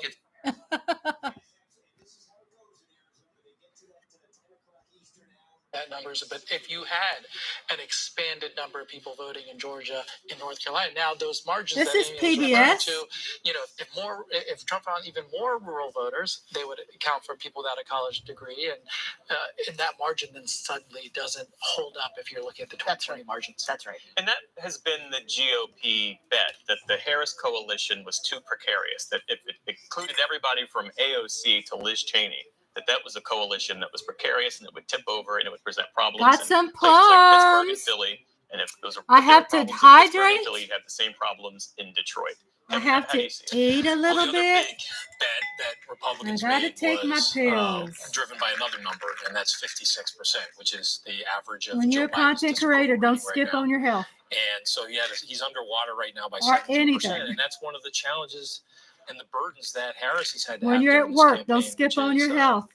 In a 170 When you're watching an election, don't race skip to out the finish on your line, health. because she entered the race in July, at the end of July. Was she going to be able to put enough distance between herself and a president with an incumbent president with a very low approval rating? And I think that approval rating is driven largely by Don't economic forget concerns. Now, yes, the economy water. has gotten better in the last few weeks and months Thank based you, on Tracy. all the macroeconomic numbers we've seen. But there has been a Water. hangover on inflation. There's been a hangover on just the state of the economy, the direction of the country, and that's largely been shared by voters who I are drink Ozarka. working class voters, who Water. are white, black, Any and kind of Latino, water. Drink and many water. of them younger men, I think, in some of these states. And we'll see if some of these numbers hold up. Those demographics started to come out in a way that were challenging for Harris. Judy, this issue of the diploma divide, which I know you've reported on extensively, as I'm on Amy's high pointing out, BP. it really is Blood pressure the medicine? defining Yeah, feature we're me seeing too. so far. We don't know how much of an impact it's going to make, but how My do you look health at has what we're been seeing? regulating really well, Well, though. as I think we talked about during the 6 o'clock hour, so many How about hours yours? ago, You got under control, Tracy? What we specifically were looking at in Michigan was that, to look at the Oakland versus Macomb. Oakland, I think it's 52% of the residents have a college degree. It's I'm feeling okay. 27%, 26% in Macomb, right next You saying how I'm feeling like my health or about the election? Biden won. Oakland it's clear. I mean, Harris has been campaigning in Oakland and both campaigning in the Detroit area. But Democrats do think, as Amy's been saying, that there is an opportunity for them with Huh, Mike? specifically white college-educated voters. Tracy says mom was diabetic. Well, Mike, you said, how are you feeling, Rhonda? You talking about my health or about the election? The college grads, and that's changed. It's moving even more rapidly now in that direction, and Democrats are trying to take advantage of it. To Bez's point a minute ago, it is painful for some Democrats who don't want to say, we're not walking away from blue collar workers, but hey, if we see an opportunity here, we're going to take advantage of it. It's a moral responsibility for both parties. Like high school educated grads die 8 years or younger than college educated grads. They're 5 times more likely to die. Definitely not a good night to stress it if you're watching the election. Obviously I had some plums. The social life of high school grads, many report fresh that fruit. They have no friends compared to college grads. They're and less likely I to always go out around to this be involved in time. churches or hobbies. Always around this time, I always eat some fruit of education some gap in sort. 8th grade Peaches, right now plums, between strawberries. affluent and non-affluent families is bigger than between I whites eat and blacks this in the end versus of Jim potato Crow. chips. There's just a chasm between You know, these two people have Americas, snacks like potato chips and it's stuff, a moral responsibility of both parties and to figure out chocolate. what to do with So it. I'll eat Now, I thought Joe Biden fruit. had one job. That was to funnel money to high school grads. And he did a good job of that. The infrastructure bill, a whole bunch of the spending he did went to basically high school grad Republicans. I've had a banana and he got honey no water credit today. because of inflation. But I Wow. thought he did what That's he was good. Bananas assigned are to good. do by the country. When I was working, But that's so all I far, ate the was events have bananas not- for breakfast. And I think they will eventually, but they have not yet redounded to the benefit of the Democratic Party. Why didn't he get credit for that, John? Well, yeah, both of you actually. I don't think he got credit for it because, I mean, it's not like they didn't Chips are champion salty, what they were doing. even though I like them. I think, But we in our profession I, don't cover it. It's boring. I do watch what I eat, even though I'm not really strict.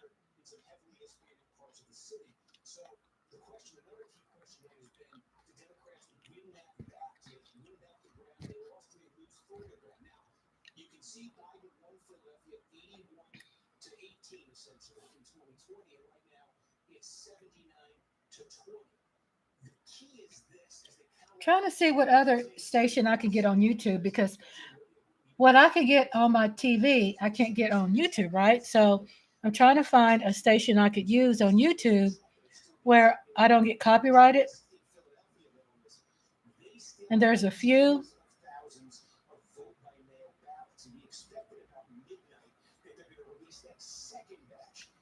By surging voter enthusiasm and solid democratic unity on key issues. Early voting has brought unexpected developments, particularly in Pennsylvania.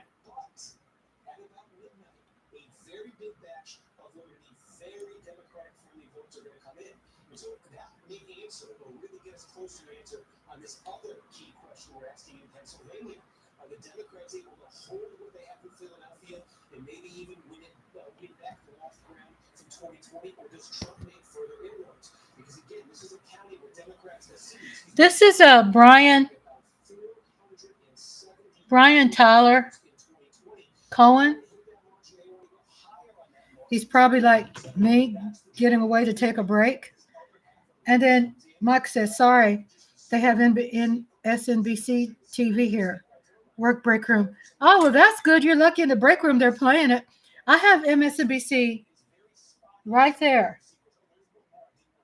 I'm watching it on our big TV. I'm watching that, but MSNBC YouTube, they just have Steve Kornacki doing the numbers.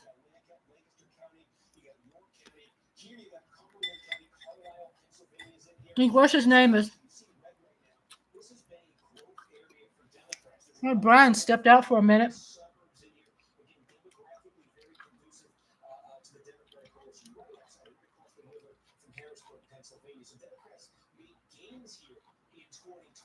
This was actually a very good performance for Joe Biden.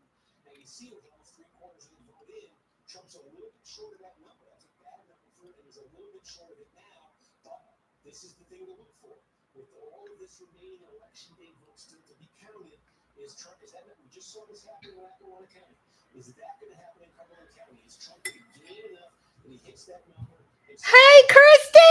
Hi, my daughter's here. Here, baby, come on and get you a plum, baby. Come get you a plum. How are you doing? Showing 226. I had Steve Kornacki on just a minute ago. Well, now I'm trying to see if I can find something else to watch.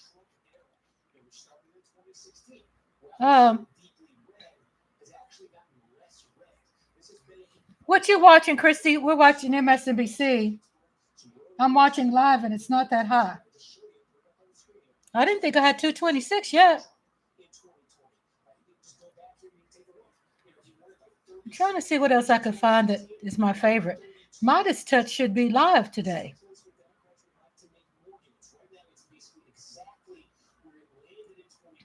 Hi, Christy. It's good to see you. There's Michael Cohen. He's not live. Here is David Packman. Here, we've been told that there is a large tranche of votes that's soon going to be reported. There's a tranche. Also, Allred is it? Really? We're just working with the state. Christy, because the last time I saw Allred was a little behind it should be up with so yeah, about 20% reporting. And when those post, it'll either be over or it'll be a brand new race in Georgia. 23,000, and when you say minutes, we're talking 5-10 minutes. I don't know. It's with the state, so they like they'll I review want it and Allred to tell us, win this.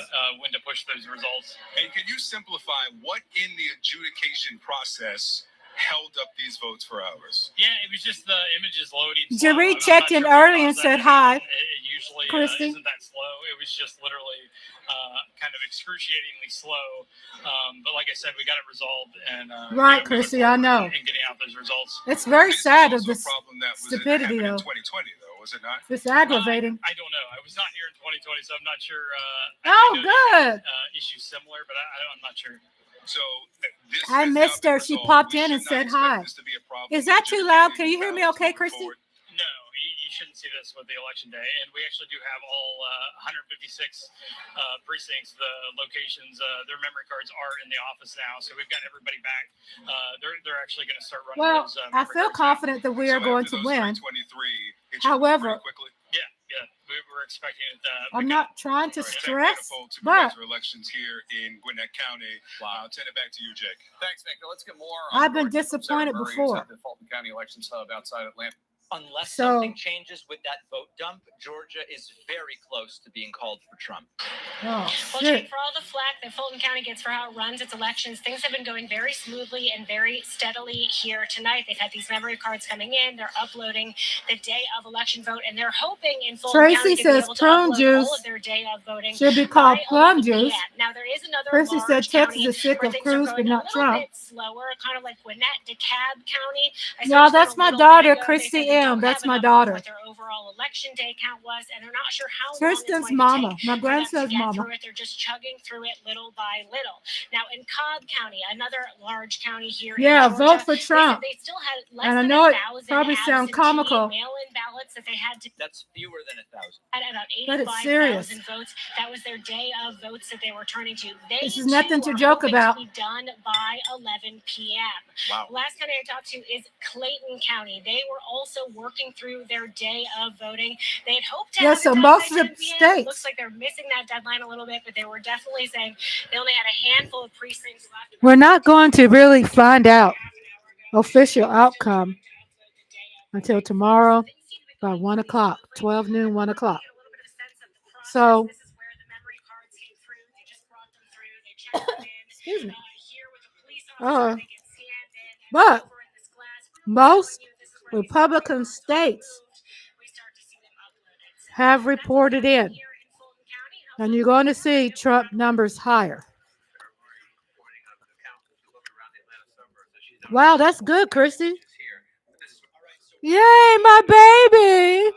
You should have brought pillow and some stuff to come spend the night with me tonight. Come spend the night with your mama. Rhonda, you know me. I'm usually staying up late. I know. You and Tracy. My goal is to stay up till tomorrow. We'll see.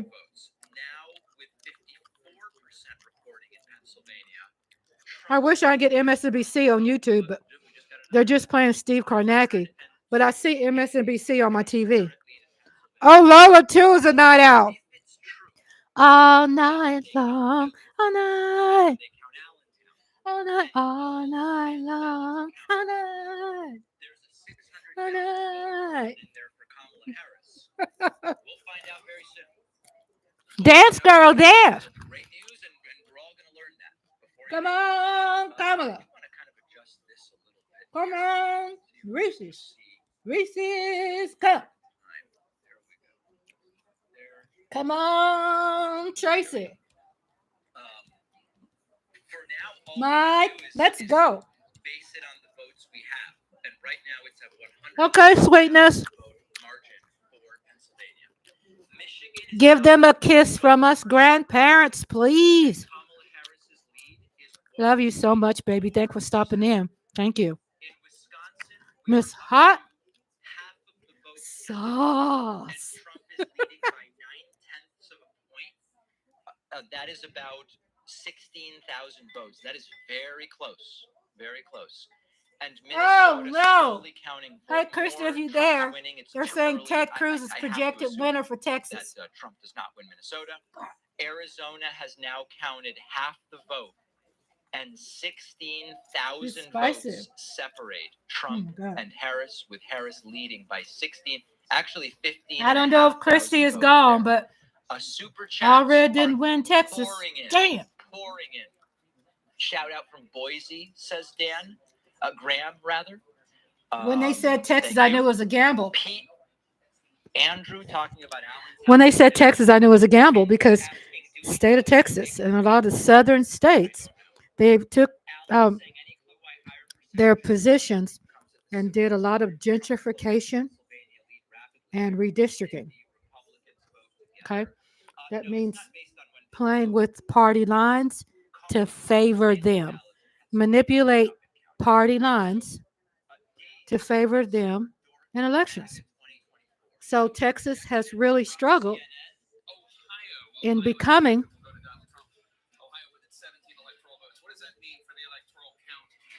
Hold up. Donald Trump has 195 electoral votes. Kamala Harris has 91 electoral votes. 200. All right. And all as expected. Let me address the it's over dork thing. You know, I understand that I'm the one here with the channel and the show, right? I understand that. So in some way, people see me here and they're like, oh, you suck because Trump wins. Or if Trump wins, you are the one who will cry, or whatever the case may be. Grandma and Paul. Is it okay? Awesome, if yes. I'm frank here, would that be fair for me to Tracy. say? I'm just going to be frank. David Packman getting his people straight in his chat room. About how it affects me, right? Like, I'm not the one with a boss that might lay me off. I have a successful independent business that, to be honest, go ahead, David. It'll Get do him straight. Really well, probably no matter who wins. But with Trump back at the helm doing terrorific stuff, it probably does better, right? Like, I want Harris to win in some wacky sense against my best interests. It's the people in red states who won't have access to contraceptive or family planning services. They are the ones going to suffer. It's the clowns in who knows where, whose child tax credit is going to get sliced rather than increased, right? So the idea that I'm the one who loses if Trump wins, honestly, it's probably more the people saying this stuff to me that are really the ones that lose if Trump wins. I'm going to be fine. You know, that's just kind of the reality. Guy wants another round of scenarios.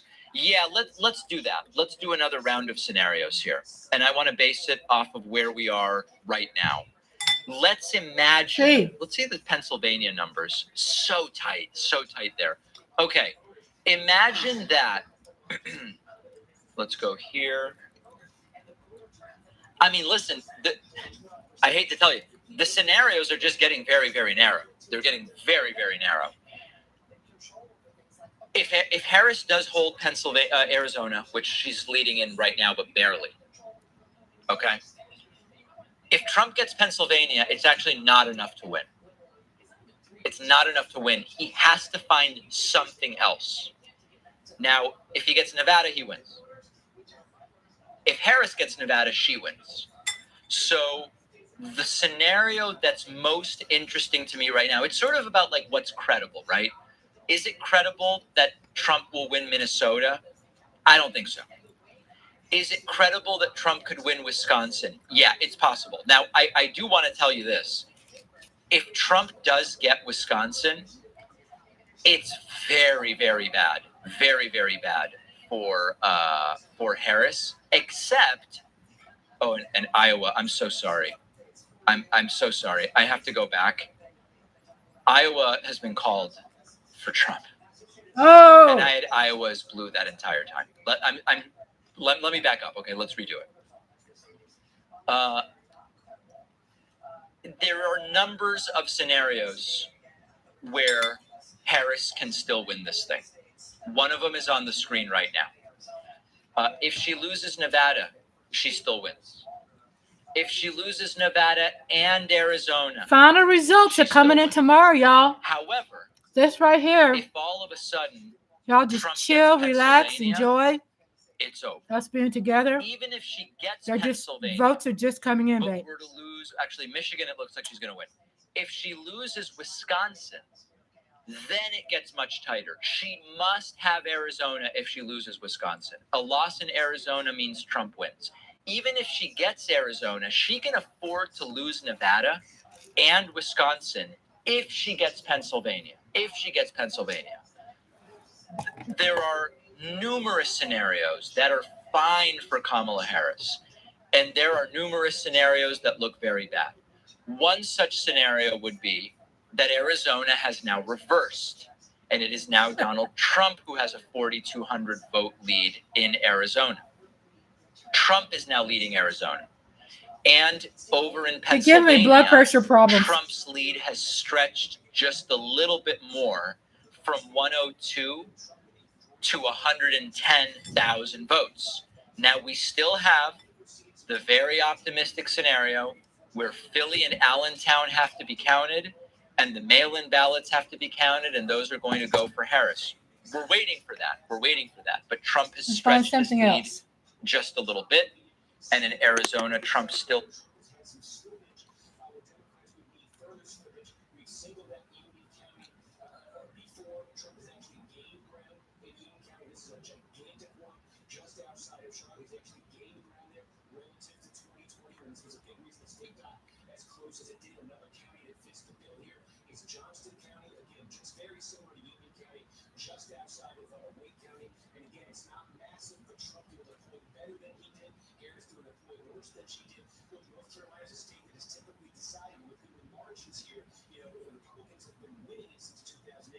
Is David Pakman not good?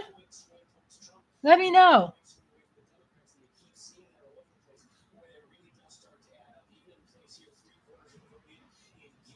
From blue districts. That's right. Deliberate attack of Russia, fake disinformation.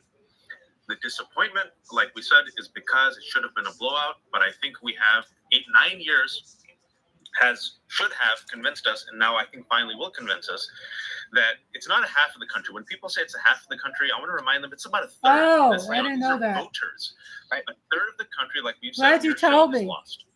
I don't watch David Pakman that much. They are lost to MAGA. Do not underestimate the power of misogynoir. Kamala Harris is a black Indian American woman. But, Jen, I will count on you as my ally here. So far, folks, as of now, the map really hasn't changed. Donald has won the states he won in 2020. And nothing else. And Decision Desk, I think, Decision Desk called it way too early for Georgia and North Carolina. No one else has. We lost you again, Mary. Mary, we can't hear you. That's because I keep trying to eat cashews. And oh my God. Switched? I don't want Mary you to hear me Trump is chewing, Donald and then I Trump's forget, 'cause cousin. Normally I Who don't never know, eat right the there. pizza, ever. She Ever, hates ever. Trump. Wait, okay, so wait, watch. Hank, first of all, I want to know projected or called, but No, projected.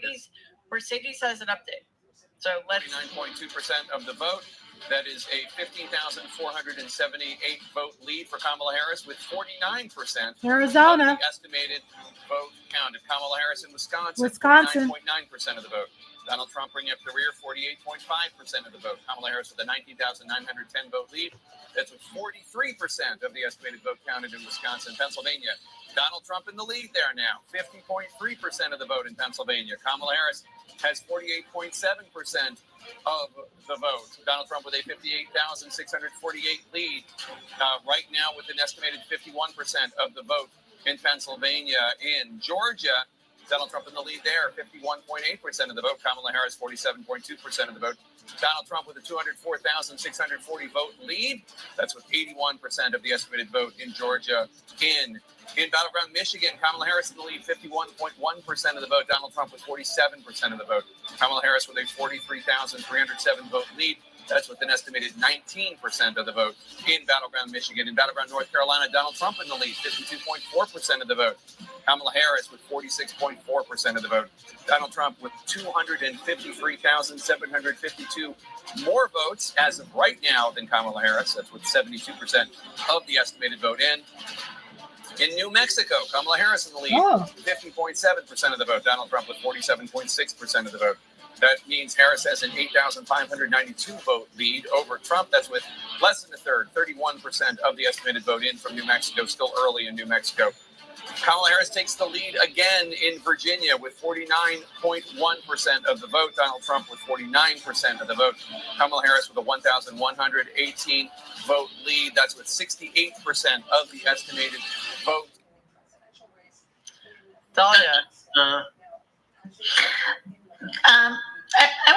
I want to float a way of thinking about this, if I may. I'm totally here for Waj and Jen and like the hope, but I think we're not actually any of us disagreeing, and I just want to float a notion and tell me what you think. I think that like we used to just have elections, and there was like a margin of the voting, right? And then there was 2000 and Bush v. Gore, and then you had the margin of litigation, right? How close did it have to be before, Norm said this earlier, some lawsuit sends us spiraling? And then after January 6th of 2021, you have the margin of violence, right? How much of a blowout does it have to be before the other side just goes away and doesn't think that it was close? And I want to introduce into these alternate timelines, this is like way dark matter, but I think I want to introduce, just the margin of how completely shitty it is to know that this is not 2020. We have the military leadership. We have former chiefs of staff. We have former, cabinet members telling us that this man is unwell and unfit and profoundly damaged. And we have Project 2025 and all of the promises, right, of the Comstock Act. Mike says, I pull back from watching And I election think stuff the reason once it we gets are closer to flailing is election that day. It's hard to believe that the margin of despair can be this close. It is hard, just almost impossible to metabolize that, knowing what we know, having Right. been told what we have been told, he has shown us who he is, and it's still this close. And I think that why? America has I a think the problem, reason why is everybody. they don't, I, as a black woman, we've been telling everybody I don't believe we nothing got a that I see on problem. I believe Donnie. And they will put him ahead of What's happening? They've decided they're all Racism in has that cult. They don't believe the news. Racism has changed. It's the same dirty word, right? But the racism has changed to, if you're not for, I didn't know that, Mike. If you're not for them, you are against. And no matter what your complexion is, you are casted out. Right?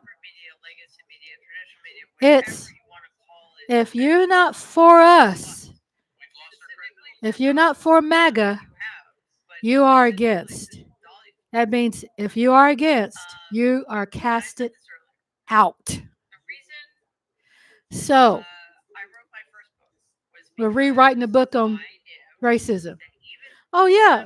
Black people is always be on the bottom of the totem pole when it comes to being attacked. We're sitting on the same sofa with Hispanics, kinda, even though Hispanics, I feel, are seeing the light a lot, the majority of them. They live in, a lot of percentages here in Texas live in fear because their bosses have control over a lot of their lives. Yep, too much mudslide. Love all. Love you too, Tracy. Are you leaving, Tracy?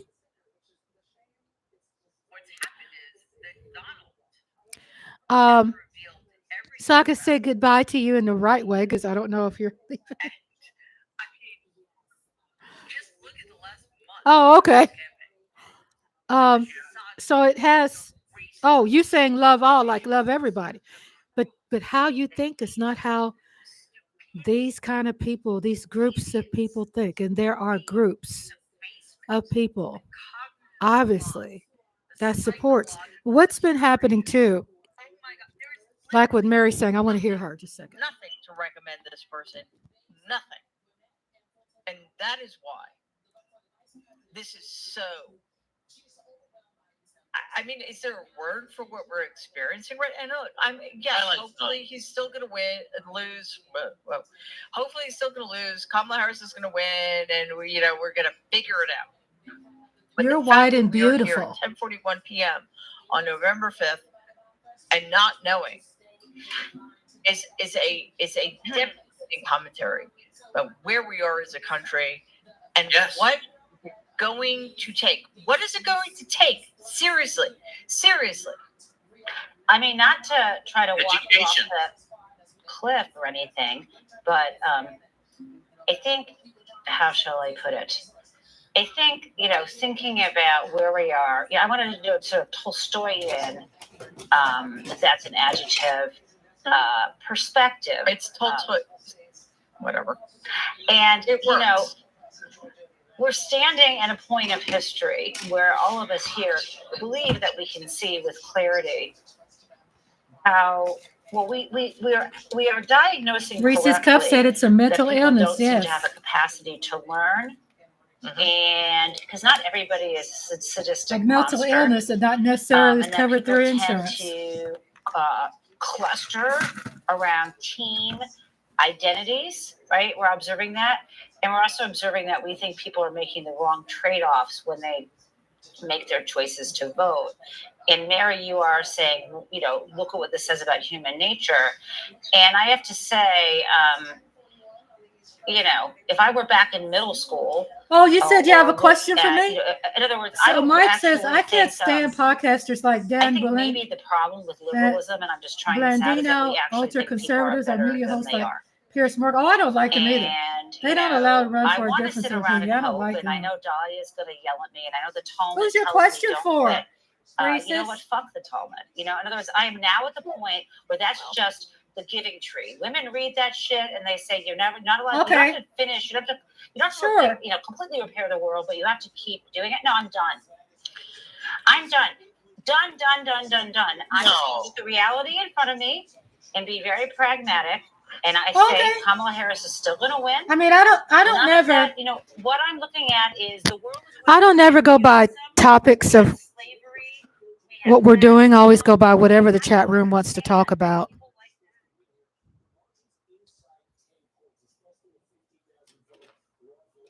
You know that I love diversity in topic. I'm a diversity gal. I'm a diverse gal.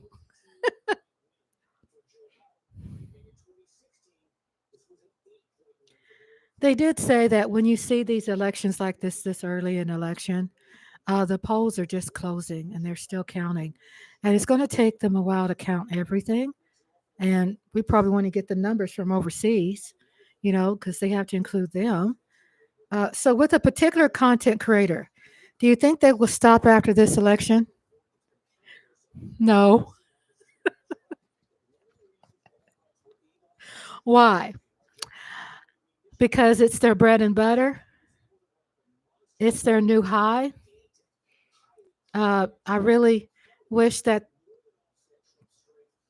what used to be covered, I wish they would go back to that. But she seems, I just gave a hint. The content creator seems to be thriving in that environment.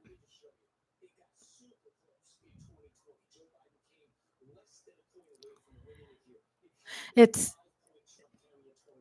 because I'm not going back. Yes, Rhonda, it's almost scary. I see the craze in there. Yeah. I mean, I went in there and I I'm not going back because people were casting me out and stalking me. And I don't need anybody coming to my YouTube page and sabotaging my page and reporting me with bogus threats. I mean, bogus false reports and stuff. You know what I'm saying? So I stopped hanging around it. I like the content that they did before, but now it kind of makes you think people who are off base. What'd you say? You say what? What? And you go, wow. What Reese's? It was all a ruse. Yeah, I just think it's creepy because it was that person flipped. And it seemed like that person went so extreme that they became obsessed. They seem to be obsessed with being mad because someone else could be getting something better than them. And they felt so entitled that no one else is supposed to be doing okay or surviving. I know that that person went on a tangent against people coming over here from overseas, with who they call immigrants, or I call them people seeking asylum. And all of a sudden, when I saw those attacks came and saw that coming frequently, I said, I'm not going to be around this no more because I would get really serious anxiety. And I'm not saying that someone who thinks different than me is wrong, but I'm going to be honest with you. I feel I'm pretty smart.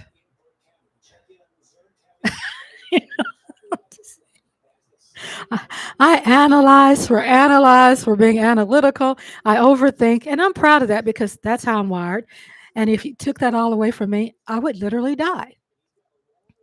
I think I really study things, and I think I'm a person that kind of can even things out fairly for people. I think I'm very optimistic and open-minded, where I could look at someone who's transgender and love them just as much as someone that I could see them as family.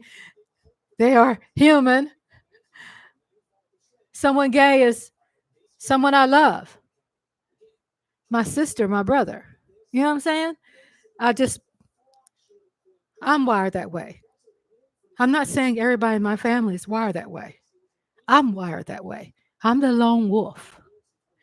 I'm the black sheep in my family, believe it or not, because I got rid of I removed myself from being what they call sacrificial lamb. I was the person that they just always we use, right? And just 5 so years ago, I said no more. And I'm very happy about being away from them, my parents and my sisters. because I end up finding out truths. I mean, I look at things from a fair position. Reese's Cup said, so fast. No, it's like self-hate with the language. Yeah, it's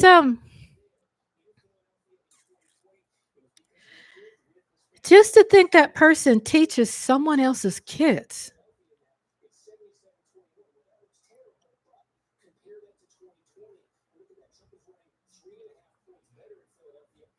With those kind of ideas. There's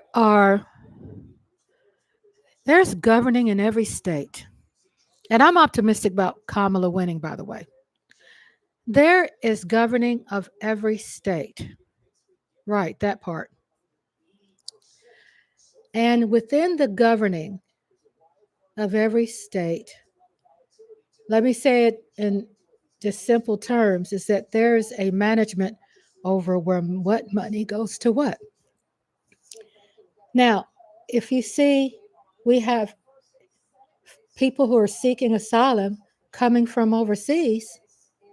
I'm the kind of person is that I'm sure not going to piss in someone's Cheerios, especially if someone is desperate. Really, in a large way, it's not my effing damn business. I mean, just saying. Let me drink me some water. And because I'm an American and I pay taxes, does that give me a full right to look down on people from the comfort of my home and feel entitled and elite and point the finger at people that I feel shouldn't have this or that? Now, when I say that every state is governed differently, kinda, but we all supposed to fall under one big umbrella, which is the president, right? Which now we got Supreme Court doing some shitty things. But every state has a fund for catastrophes, for asylum seekers, for things that, for, give me a throat lozenge. There's a fund. They're not digging in someone's Social Security or digging in your wallet, digging your purse, and giving $5,000, $10,000 to someone who is an immigrant. They're not passing out jobs and firing Black people. Oh my God, a Mexican took your job. No. To be honest with you, I'm Black, and I wouldn't want to do those jobs that our Hispanic friends, family does. I mean, I thank God for people like that who takes those jobs. I feel that they should be getting paid more than these MFers who got degrees or doctors. Okay, doctors should deserve the pay. Teachers should deserve good pay. But people who have jobs, who are picking the goods out there, who are having jobs we don't want, they're helping run America. They are the ones who are running America. Are the people who come overseas and can appreciate the value of the dollar bill. Right? So Reese's Cup says something felt off when we discussed opposing viewpoints from a particular era specific to Black Americans. That person agreed wholeheartedly with a man that we should know at this time. Clearly, yes. It didn't help us. Absolutely. Reese's Cup says. And we're not the only one. So a lot of people ran. Was I didn't feel welcome anymore. You know, it was not a safe place for me.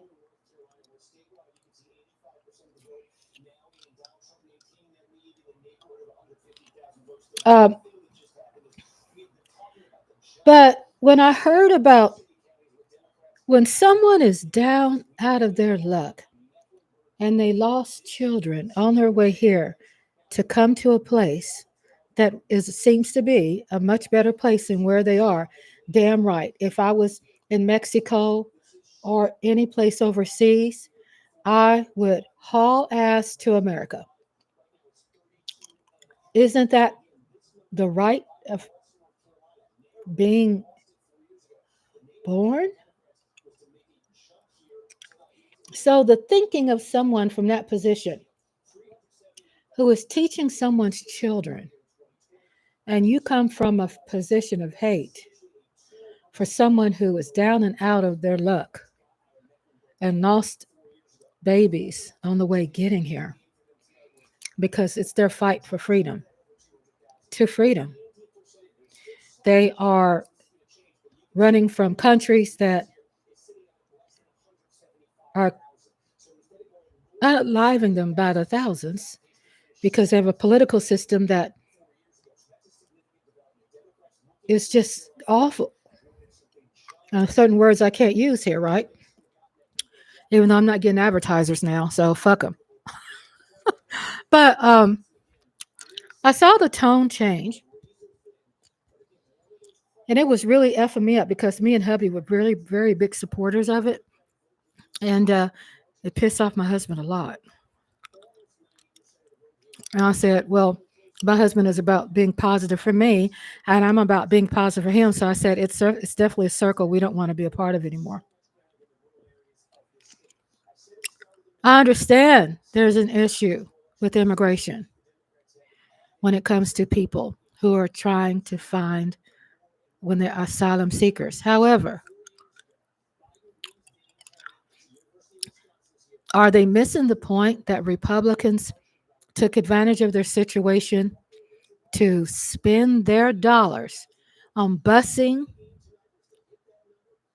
and sending them by plane and shipping them out of their state and dumping them in states that are Democrat? That was their way to affect their vote. That was a way to get enough people that are MAGA supporters off the couch and actually vote. America, great melting pot. Yes. We're a beautiful, beautiful, beautiful melting pot. That's what I love about this country. Because so far, before Trump, so far, people felt that they could marry who they wanted to marry, as long as they were of age, right? And then Reese's Cup said the crazy thing is that we have immigrants that come from this country that aren't of color, and no one complains. They receive well-paying jobs, home grants, but no one talks about it. Exactly. So they're only talking about human beings who are coming through Texas and Florida. They're not talking about anybody coming through Canada or really California that much. The kind of Republicans hate California because California is so incredibly diverse, that's what I love California. But they hate California because they say we don't California our Texas. Texas ain't yours. What are you talking about? We need to have many Californians come over and help us turn this state blue, please. But they're not talking about anybody coming in from Alaska. Any of those borders, like I said, Canada, basically, coming through Alaska to get here.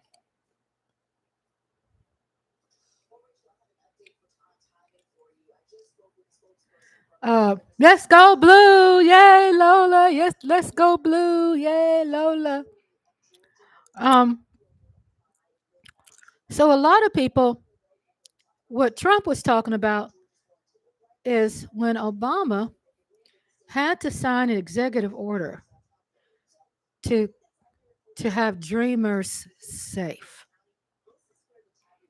I'm believing Mike and Lola and all of you all, dreamers mean people who are, their parents are from another country, but they were born in America. So Obama had to sign executive order, I say, to protect the dreamers. Well, In Project 2025, he's talking about, I don't think it's just language or just jokes. No one these days, it's crazy for people to write off what people are saying in their political campaign and write it off as if it means nothing what people are say. I mean, what people say. I do feel you do have to take people for their freaking word. I mean, really. You tell me enough that you hate my ass, then I'm going to believe that shit. You don't have to tell me too many times. How many times this orange man gets on the mic and says things right in front of black people, saying racially insensitive things, giving oral to his mic. I mean, what's the dilly? So I just learned to live with the idea that there's going to be some black people I'm not going to like. I love my parents. I don't like them.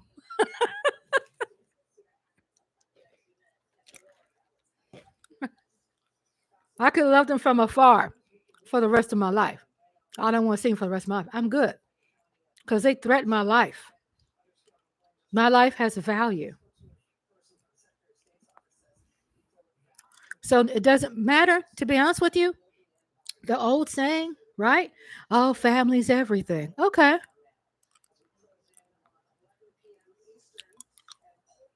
All skin folk ain't kin folk. That's right. I mean, really. It's you gotta like, oh, just because this person has a master's degree, I could trust them with my life. There's some people with master degrees that are serial killers. So we got Kamala, California, 54 votes, projected winner, Kamala, California. Thank you, California. We love you. Idaho, Donald Trump, 4.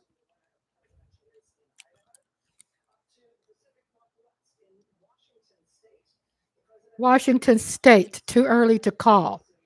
Speaking of Washington State, shout out to Eric Wallace.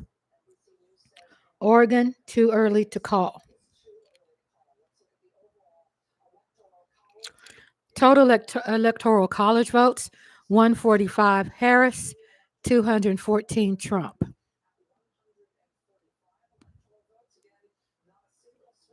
So we did our part.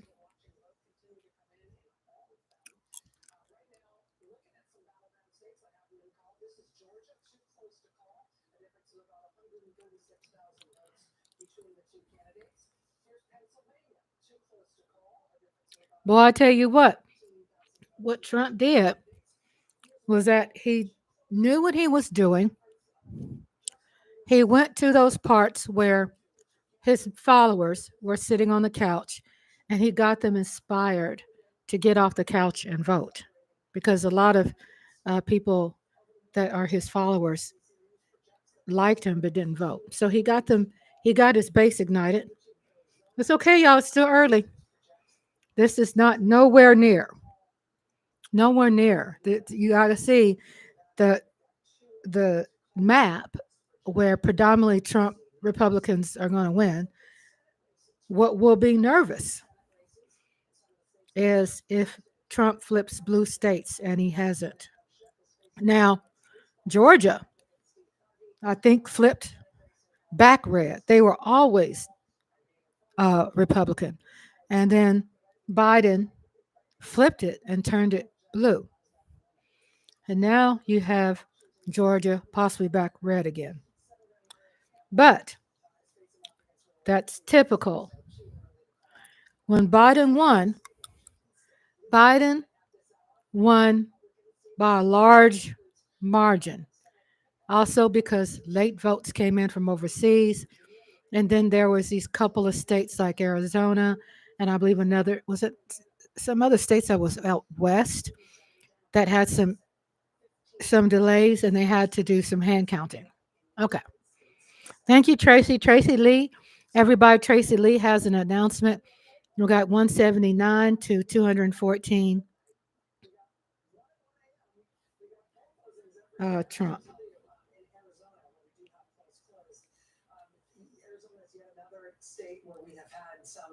delayed results promised. Arizona, there are some delayed votes as that's promised. Arizona counties reporting that there will be some delayed. So we understand with the black population, give a little, take away a little. Blacks are just 12%. So yes, our votes count. However, people who have been, we've been helping with tightening the vote and pushing people through the finish line, the winners finish line.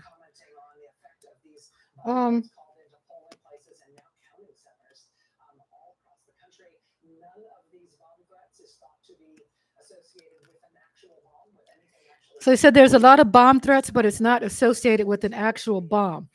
So they're saying Russia has a lot to do with infiltrating garbage into our political system to affect people's confidence to go in person and vote today. Reese's Cup said, I voted since 18 years old, and I have always been interested in the outcome, but this one matters more to me. You know, I agree with you. I've been voting since I've been of age, right? I think I voted, my first person I voted for was Clinton, that I was of legal age. I think it was Clinton. And then after Clinton, then when there was the hanging Chad controversy, I was there for that. I was every election. My hubby started voting out of his whole life. He started voting when it started with Obama because he says, and he admits it, that he was around an environment of people that just didn't give him encouragement about the truth and being transparent about how politics work. So when you are indoctrinated when you're younger, then what do? So for my husband to really get out of that circle, then him and his sisters,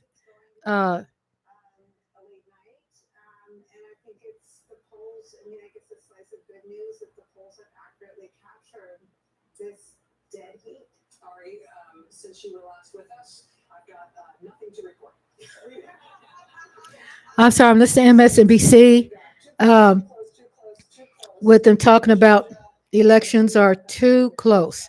So Donald Trump said some things to wake up those kinds of people. And those kinds of people, I'm not saying predominantly white. I'm saying there is all complexions that's a part of this extremist group, MAGA. But we know, again, I was going back to 12%, give or take, of Black people in America. Just think about that. That means it's a lot of other people of other complexions have been helping Democrats win elections. It always, when I study elections and history of elections, it always flips. It's like, well, we'll have Republican for one term. We'll have a Democrat for 2 terms. We'll have Republican back for 1 term because they always feel, well, if we put a Republican back in there, then they could F up some stuff that Democrats have to fix. And it seems like just the norm with those people, how they think when they vote. Or the culture of voting. Colorado is won by Kamala.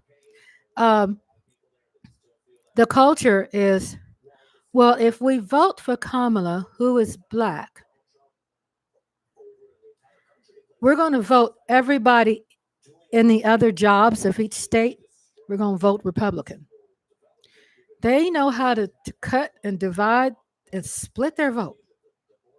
And they're meticulous with that. I've been around people who told me that. I mean, for people who do it. I mean, almost every job, I've been the only Black person. Just saying. Everybody worked with me. They weren't Black. Oregon goes to Kamala, 8 electoral votes. Okay? Projected winner.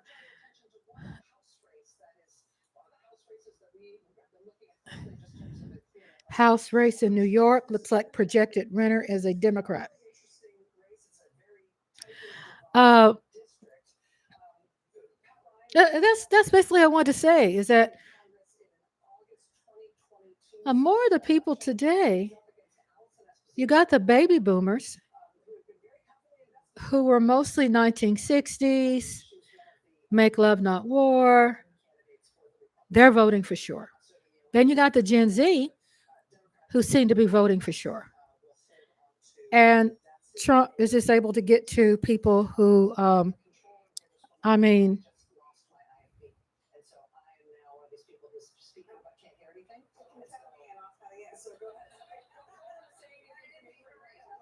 Rachel Maddow, somehow she lost her mic. I'm watching MSNBC. Rachel Maddow and the panel. Lawrence O'Donnell, Joy Reid, the rest of the panel sitting there. I was just watching that for a second. Yeah, so Reese's Cup said me for a second time.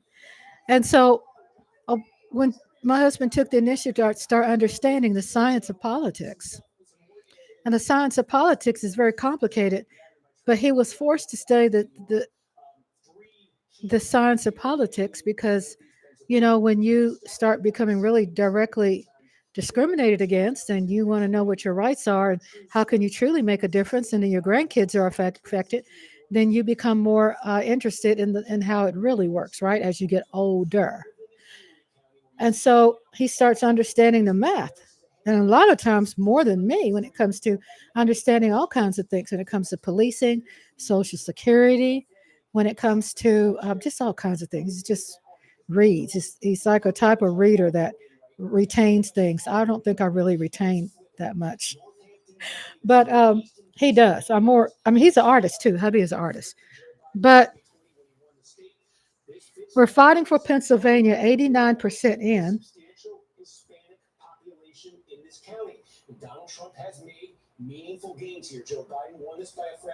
There's a lot of people, y'all, that was sitting on the couch that supported Trump that came out because his rallies. But again, make it clear that the states that Trump is winning is what Republicans have basically in the last couple elections have been trending in. They were trending like that with Biden, and Trump lost.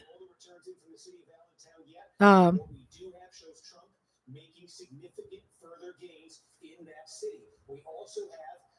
also have from Monroe County just about all the vote in. This is the city of So Steve Kornacki. Substantial growing Latino population. And look at this, in 2020, Joe Biden won here by 6.5. Let's see if I can get. MSNBC shows on YouTube different things than they show on TV, right? And I can't pull up MSNBC on YouTube because they don't have that available like that. But they do have Steve Kornacki, just him on YouTube. So let me go back to him because I think he's a pretty good person to kind of listen to when he chimes in. The camera's on him 24/7, so he kind of goes out but comes back because he's not going to be there talking, through the whole thing. You're also seeing it there. We continue to see it. Philadelphia monitoring this as well. Now, more than 80%. Interesting story. In 2012, Barack Obama won this county by 71 points. Okay, the county, it's Philadelphia. It's the city of Philadelphia.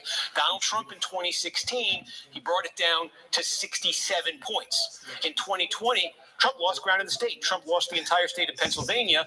But look at this. He basically brought it down to 63 points from 71, 67, 63. And tonight, right now, this is down to 56 points. From 71 in 2012 down to 56. Again, what are we seeing here? What we saw in 2020, the Hispanic precincts of Philadelphia, we saw meaningful improvement for Donald Trump. We're not talking about 10, 20, 30 points here. We're talking about enough, though, to bring 67-point gap down to 63, and tonight, currently 56.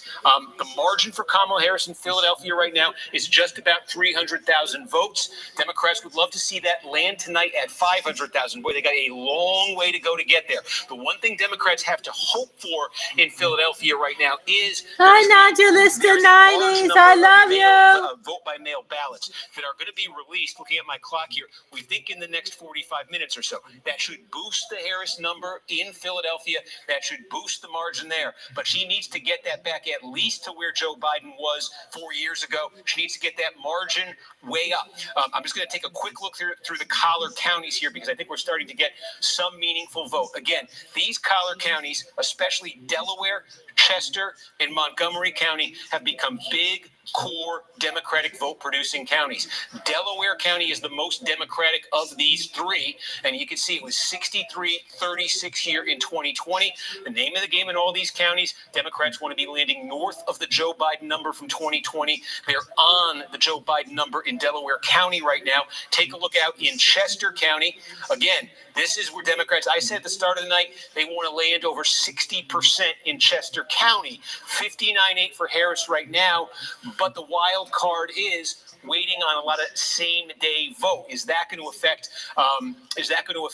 That number for Harris right now? And move up to Montgomery County. You know, you got cities here on the towns on the main line here, old school. 26 points for Joe Biden. It's 30 right now. Again, 30 would be where Democrats want this to land. The danger for them, though, is there's still a significant amount of same-day vote there. But Democrats need Philadelphia to come through on the mail. They need massive margins to hold in these counties, and they're also going to need that. We'll just check quickly in Allegheny County. We're getting close, by the way. Pittsburgh suburbs, we're getting close to 90% of the vote here. And again, that Harris number here right now is under, small, but it is slightly under the Biden number. The Trump number, 0.4 of a point better than 4 years ago. If this is basically a push with 2020, the Trump folks, if you offered them that at the start of the night, I think they would have taken it. We'll see what that remaining vote does.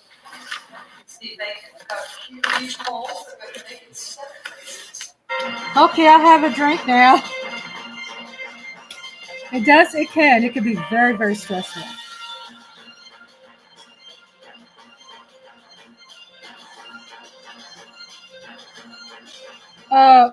What I was saying too was about thank you,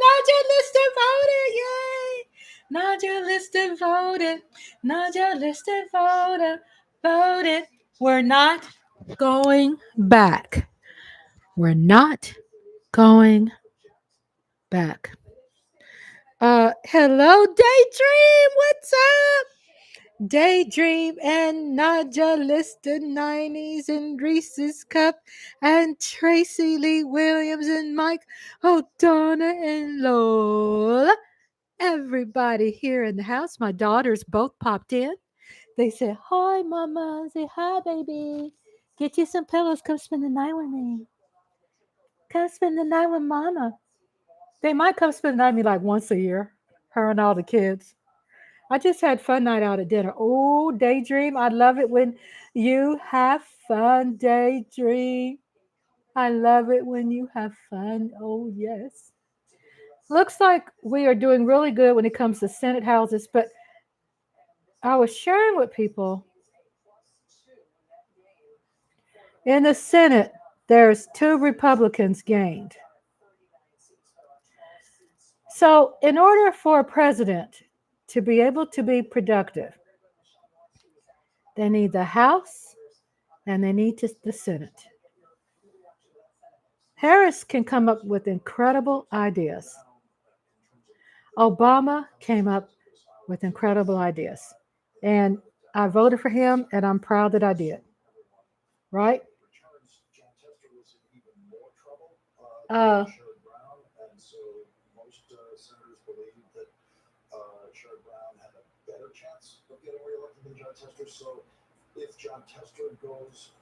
I'm just checking the Senate races.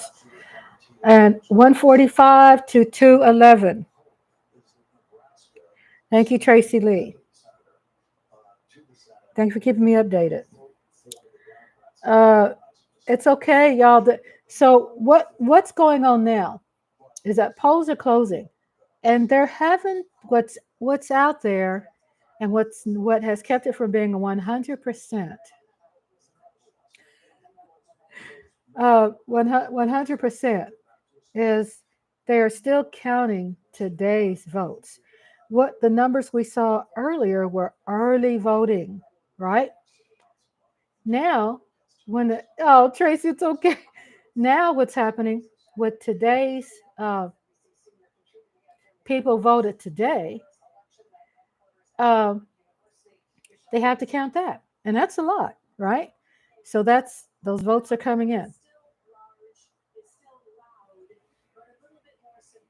the word that I keep hearing, it must be some new phrase that's entered the lexicon, is the idea that people here are nauseously optimistic, not just cautiously optimistic, but nauseously optimistic. And one of the people I heard that from was LaFonza Butler. I spoke to her just a while ago, and she was speaking about the upcoming results. She mentioned North Carolina, for instance, called by some, not by us yet, thinks it doesn't look good there. But one of the interesting things she said that's echoed by a few other Yeah, people that I spoke to. we all got the heebie-jeebies. Now is on that blue wall in the Midwest, Wisconsin, Pennsylvania, and that's 153 to 214. Nebraska, that sort of blue oval at the top of the state.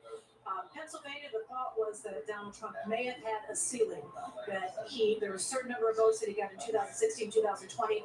They were hoping that he would not exceed those numbers. They are What I believe that people out there was hoping is that there would be among Hispanic voters, despite all the things that he said at that rally at Madison Square Garden, despite the reaction that we saw among Latino voters. I forgot I was saying. I'm listening to the lady who was at Kamala Harris's. If y'all watching MSNBC, that's what I'm watching. Kamala Harris, her representative at Howard University. Alabama, we expect Alabama to go to Trump. It's anxiety. It happens a lot at the beginning of elections. Just to let you know, if y'all make you feel better, it's the norm when it comes to seeing the outcome like this. 179 to 230. Simone, I understand you got some reporting from sources related to the sources on the campaign about Pennsylvania. Yes, people who are very familiar with the numbers and in the know, and people within, frankly, the Commonwealth of Pennsylvania, and folks specifically in Philadelphia. Democrats believe that they have tens of thousands of votes that are outstanding from Philadelphia County. These are absentee ballots, and they believe that within the hour, at least 3 individuals have told me that within the 11 p.m. hour, that those votes are going to come in again from, specifically these are votes from Philadelphia County, and those numbers will bode well for Vice President Harris and Governor Walz. Okay. Now, and they are saying it's going to be close. So they're saying absentee voting. We're talking about Philadelphia. And there's a county in Philadelphia that had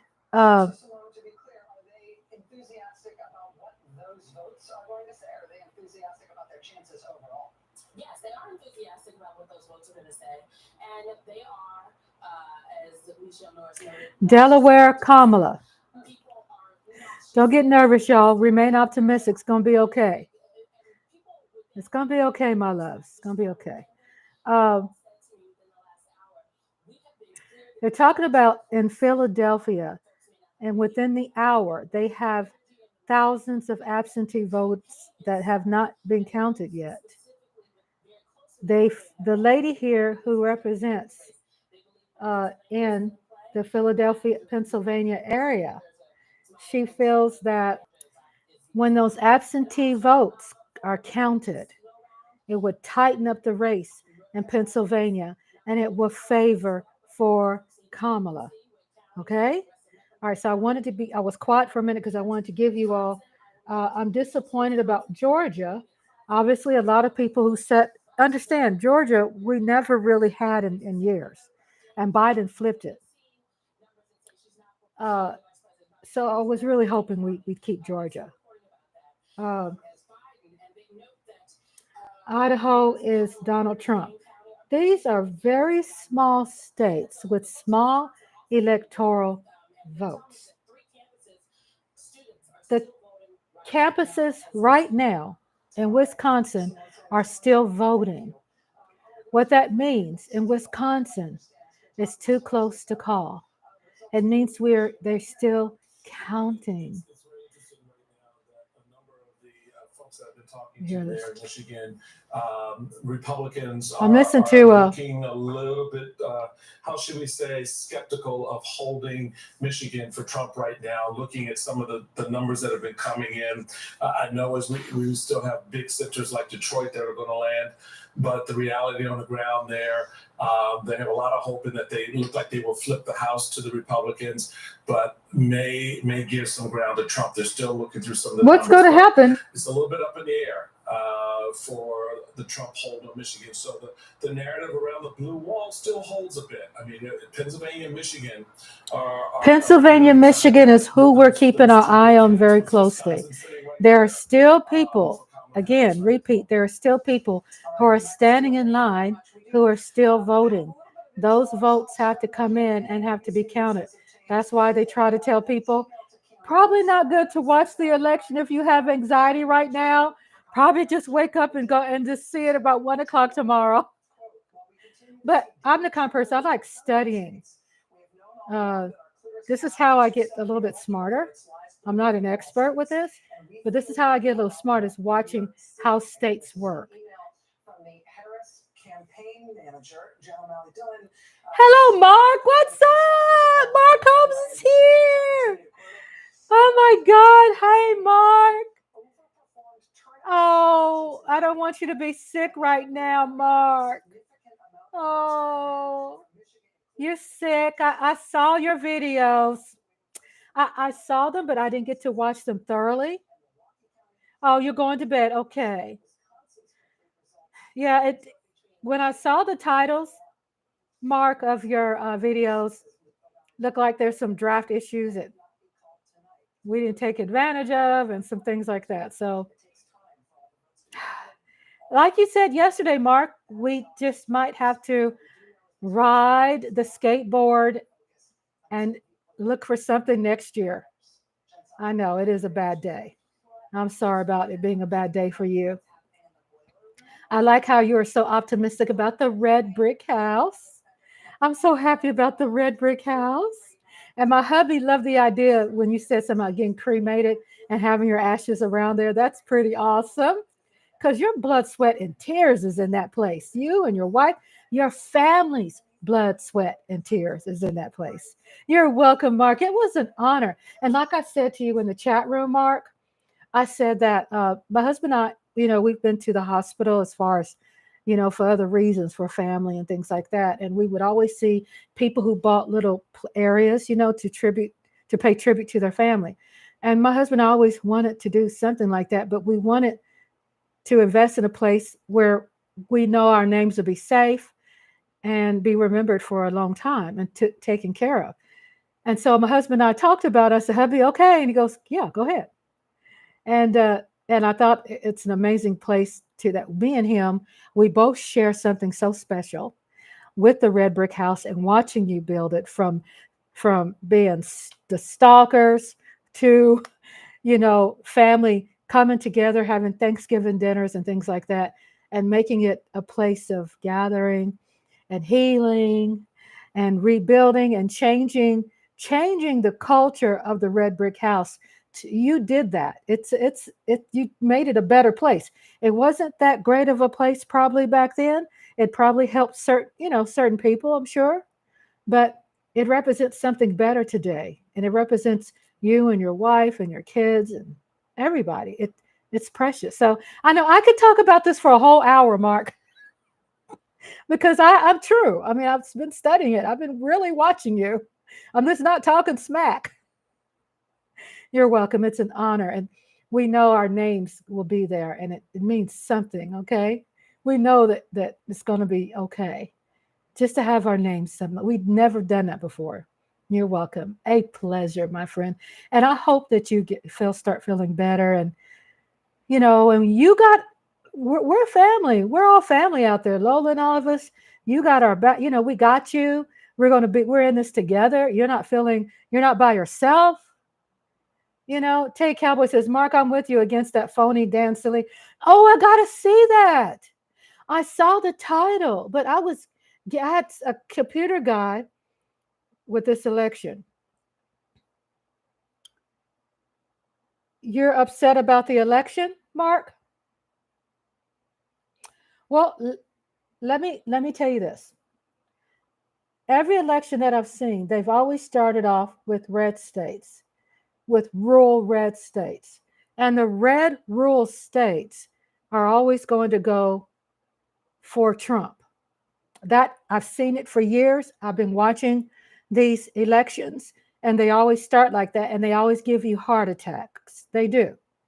We won't get an answer till probably tomorrow around noon, about 1 o'clock. Seeing the numbers go up and down is nerve-wracking. I know with us not getting Georgia and losing Georgia because Biden won Georgia, and then, it was always red. Then Biden flipped it, and then it went back.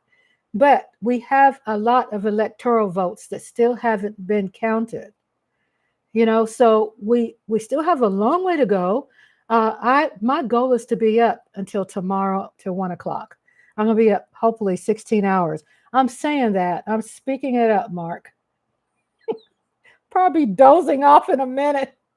But Daydream says the last election, this happened and Biden won. So keep hope and blessings. Yeah, always at the beginning. It's that kind of culture. It gives you a heart attack. My husband's in there taking a nap. He's like, I can't take this anymore.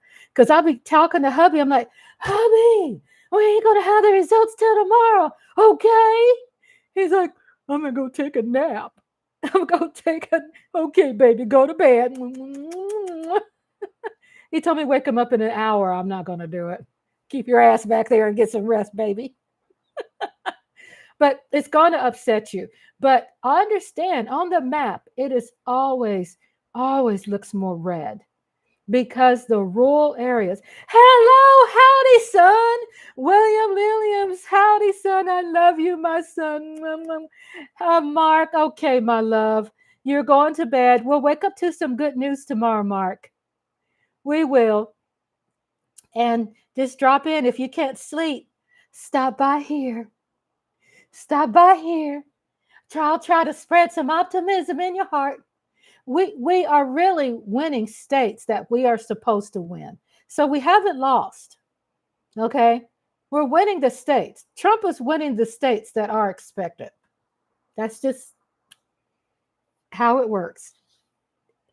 Shout out to Reese's Cup, Naja listed 90s. Reese's Cup, Naja listed 90s. Tay Cowboys. I got to check out Tay Cowboys about Danny Slimo. What the hell did he do? I saw the title, but I was getting dressed. I took a bath, washed my hair, getting ready for the watch party, brushing my teeth, getting ready for this is because it's going to be a long night. And so I missed Mark's live about Celio. But I know I wrote a long paragraph about Celio, but I thought he was mature enough to be a mediator that can be non-biased. But then that's my naive part of my brain. When I know what the issue is. We know what the issue is, right? We know people like Dan Celio and Philly 500, they get very envious of Mark. And like I was telling you about the vote turnout and that there are people that are wired differently. They try to sell themselves as being fair, but they can't help it when it's in their genitalia to be assholes because they're insecure. I'm not just saying insecure as being light of the matter. I'm saying they're insecure because they really are. Okay, you want me to put it out there? I'm just going to say it. A black man that's successful. I'm just going to say it. Mark is black. He's successful. He's got a healthy family life. He's working his ass off. It's not it's not my business what Mark does. But the point is, he is, to me, overworking. but it's his fucking business, right? So you got people who are broke, unhappy, are feel entitled, and they want to sit on their ass because they want to feel that I'm entitled. I'm supposed to have this. How does Mark gets this? Because they feel that, oh my God, my eyes are blind. I can't see a black man having all these great things. Okay, I said it. It felt good. It's true. It's true. Mark is very balanced and fair. And he's got to be honest with you, Mark has a pure heart. And we support and we protect him, right? We moderators don't take no shit. But we know this is the truth. You know, because why do their go-to is always talking about the food that Mark is eating, what he's driving, what he's wearing, his wife, his beautiful daughters, all these incredible healthy lifestyle things that Mark does. These insecure son of a bitches. Tay, I told Mark that from the start, but you know whose fault it is. Well, you know, Lola and Tay Cowboys, you know, we are that moral of authority to Mark, right? Because he knows, he feels he can do the things that he does because he feels confident that we got his back. Okay, he's breaking it down with counties right now. So we got Wisconsin. So Alabama, projected winner for Trump. That's expected.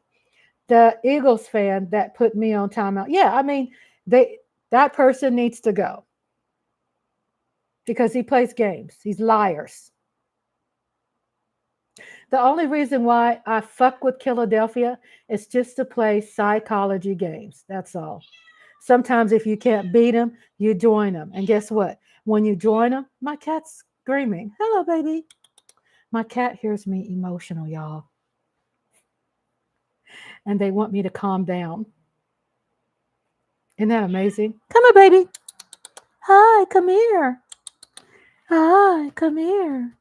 They hear me emotional. Plus, it's past their bedtime, and they want daddy to put them to sleep. So, I mean, really, serious. They like routine. So, I mean, I just said it. I just said it. I put it out there. It's true. They always talking about what he puts in his mouth. I mean, Philadelphia, take your nasty ass to your kitchen and cook something, you lazy ass mother humper. Why are you sitting up there looking all down Mark's throat, what he's eating, what he's cooking, and him having family together and friends. And he's capable of having friends and family. Why in the hell, you know, they all up in his business and his finances, what he's making. That's why they all off in Dak's business.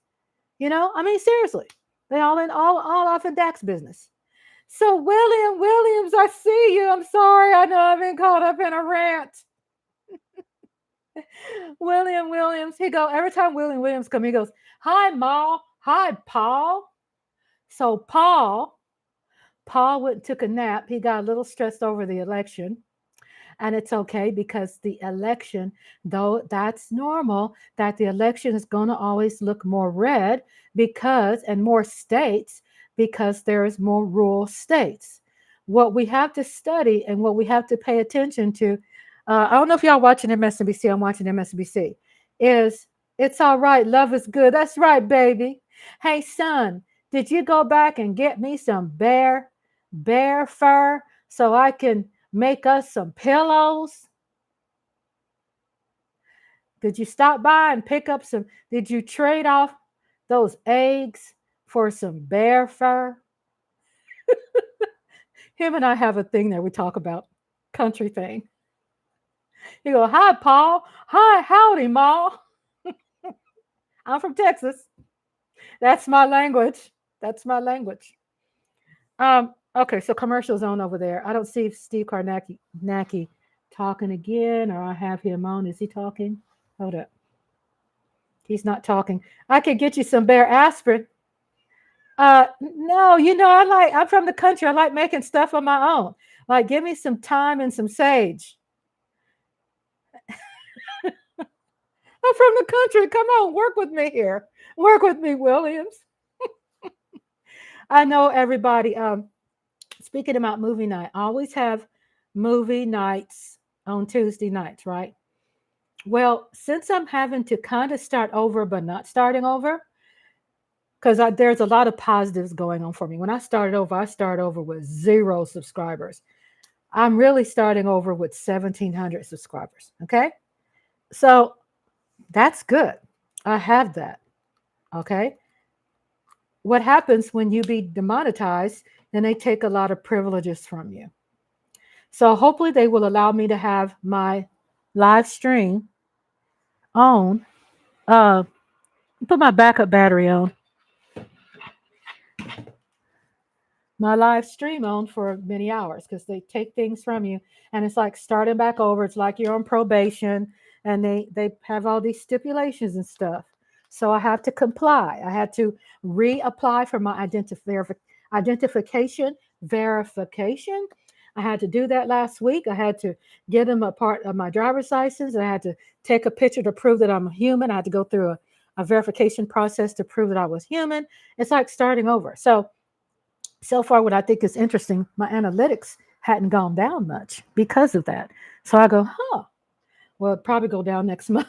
So why I feel optimistic about my channel is because I have you all. I mean, I know you all. I've become friends. You all have joined the backup channel. I won't lose you, So I feel secure. I've made a copy of all of my subscribers and I put it in an Excel form and put it back. And so, but I've been doing the checks and balances on my channel to make sure I do things to be secure and keep in touch with you all. Sorry, I've got to put my backup on because the battery is going down. So I have a backup battery. So it's an Apple iPad. I'm plugging that in over here. And I'm plugging this in to my backup battery. Okay, so I can be on for quite some time. So this is on. Batteries, lights are on. So I have backup battery for this. I'm so glad you sound so optimistic, William. Sound so positive. I just love my son. Oh, I love my son. Boy, my daughters knew I had a son. They go, Mama, you was a rolling stone in your day. My daughters, I have 2 daughters. If they find out I got a son, they go, oh, Mama, you were a rolling stone. Wherever she laid her hat, where she roamed.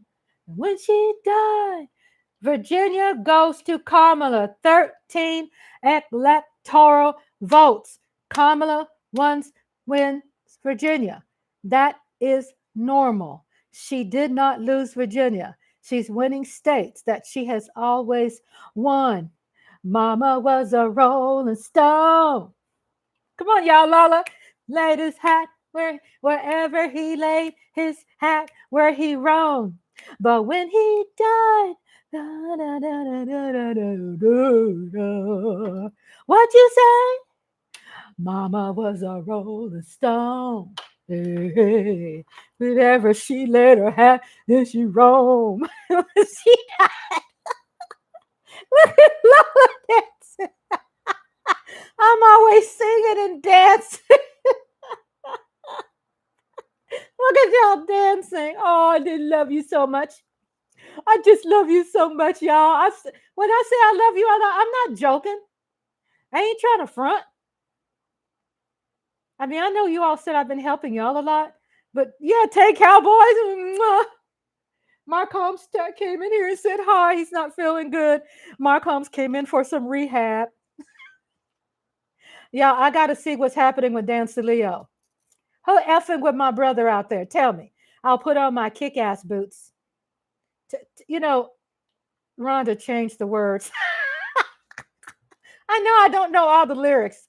Mama was a rolling stone. Hey, hey, where she laid her hat, where she roamed. But when she died, it was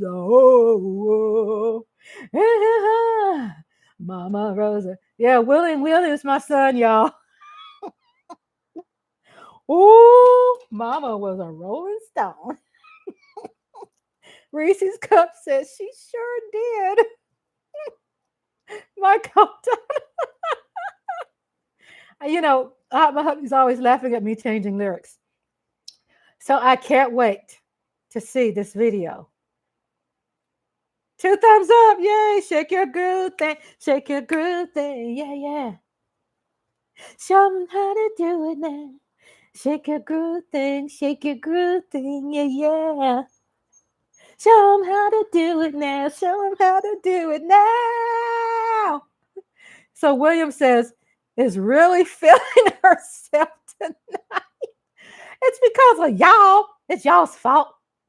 Y'all remind me of the blob. You just roll all over me.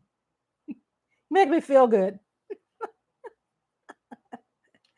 Papa was a rolling stone. Yeah, yeah.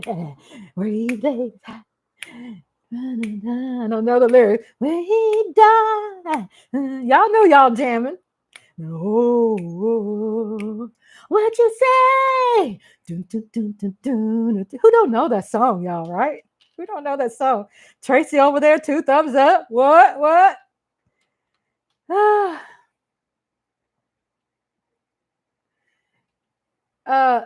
Let me turn this up. If y'all watching MSNBC, let me see what MSNBC is saying. In a swing state, in basically a closely look at this. Mark Robinson is the current lieutenant governor of North Carolina running for governor. He is the one who said he was calling himself a Nazi at one point on the Lead Africa Forum, where he had a long set of which he said basically 2:05 to 2:30, she's coming up. Remember, I told y'all they are still waiting for a lot of the college ballots. People are still in line in Wisconsin voting. So, I've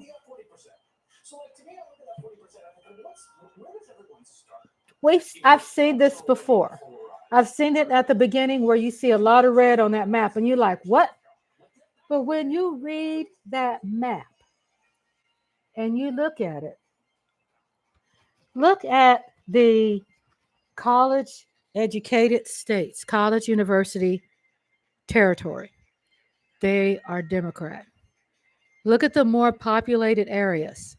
They are more Democrat, like New York, California, Austin, Dallas, San Antonio, Fort Worth in Texas. Those are predominant, educated people, college people, career people vote for Kamala. When you more rural areas, farmland areas are going to be red. They're going to be Republican. That's just how it's been. It's been like that, unfortunately, since Lyndon Baines Johnson or Ann Richards, right? Lyndon Baines Johnson and his wife, Lady Bird. Lady Bird is from my hometown.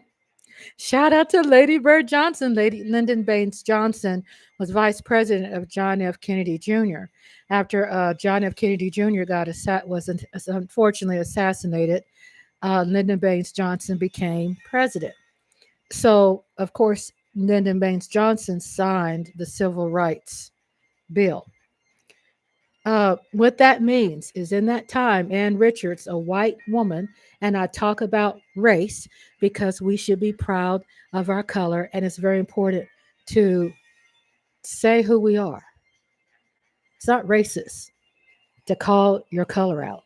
Tracy said he's German in something. That's beautiful. White and German or something like that. Be proud of your race. It's not a bad word. They just make it sound bad. Oh, don't say you're black and beautiful. That's a cuss word. Oh no. Oh no.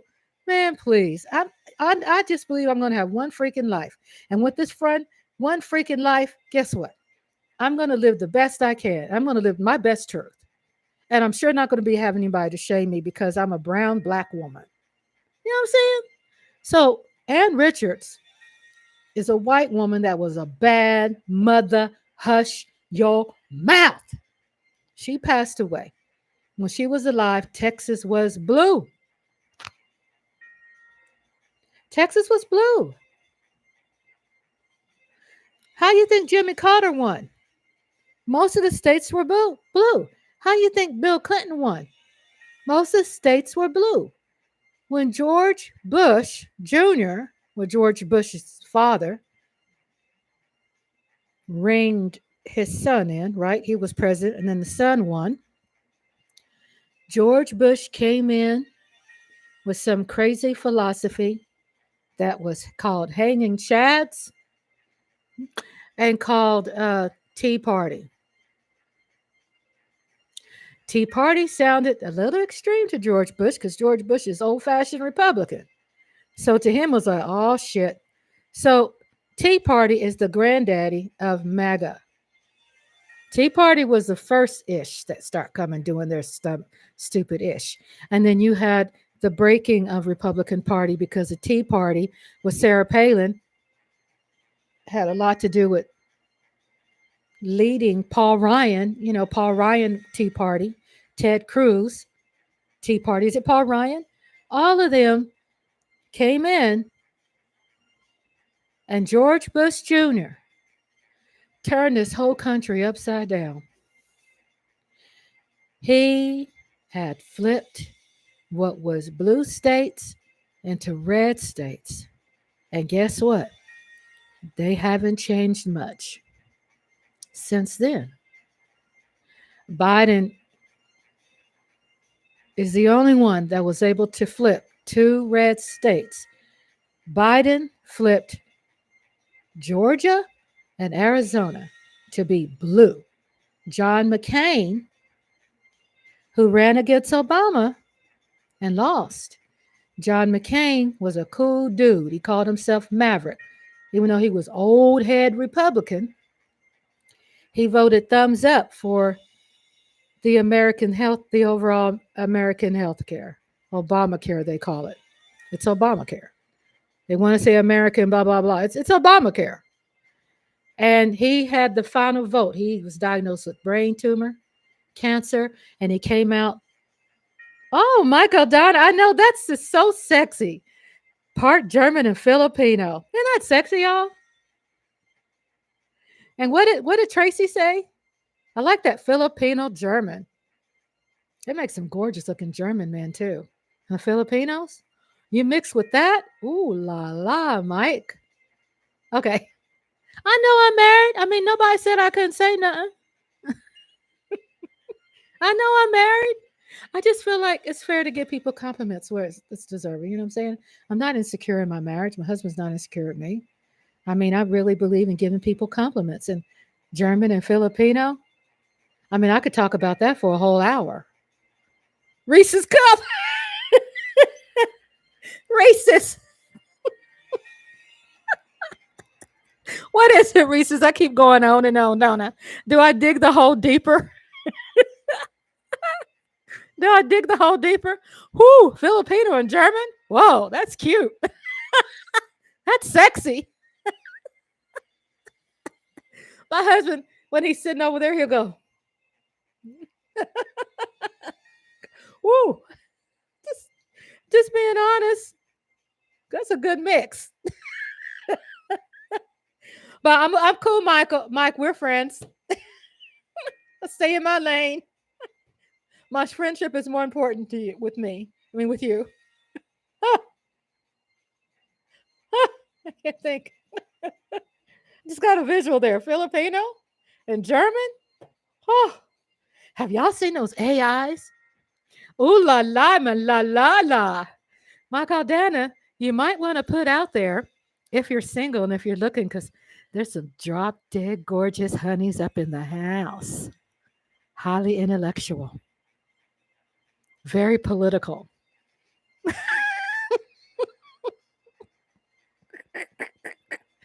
What'd he do? What you retracted? Which message did you retract, Mike? Mike retracted a message. So yeah, I gotta look at that video. I might end up skipping. I'm looking at the election, but I might right now tune into, y'all, what's the name of that video with Dan Salio's bullshit? Tell me about it. Because they're not really doing anything a whole lot.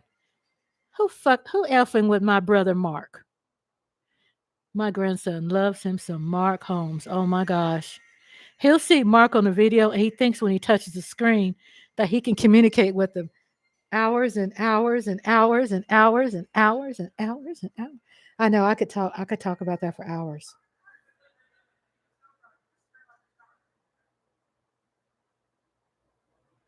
Is he gonna talk? I gotta find my MSNBC.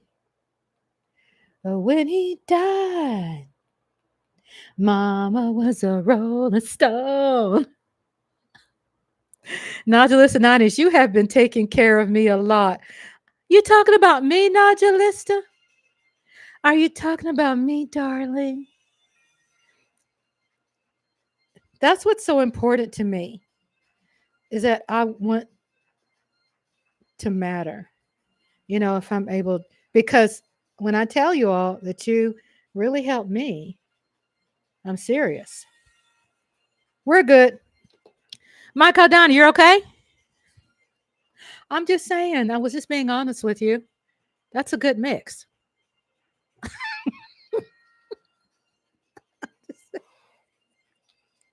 My country ways come out. I know it does.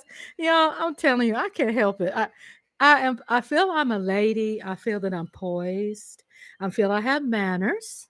I have intellect. I have, and just some things just come out, but I don't think I'm raunchy or nothing. I think I'm like decent. I just believe that when people should be complimented, I think a lot of us out there don't compliment each other enough. I think people should call out people when they look good. Lola, she's gorgeous. Reese's Cup, Tay, Nodulista, 90s, Daydream, all y'all out there. That's some beautiful people. Okay, so I want to see Dan Salil show. Mark came up here. He's effing with my brother. He should have texted me. I would have came up in that chat room and blasted everybody out. Which one is his chat where he talks about Dan Salil? Because I saw it and I wasn't sure what was going on, but I had to get ready. Every time before I go to bed at night, I do take a shower. I do take a bath. But before I come on live, I always take baths and I brush my teeth. And it just refreshes me. I'm trying to find a video. This iPad is challenging sometimes, y'all. Sometimes challenging, but I'm kind of thinking I'm getting better. But let me see. Here's Mark's. Let's see what's going on. Because he came in here and told me about Dan Salil, his bitch ass. Did I say that? I feel that's what he is. I mean, I felt that from the very beginning. I wrote I penned a letter to Mark about how I liked him being in there with Dan Salil and Philly 500, but I thought I was helping. And then when I'm hearing this today, obviously not.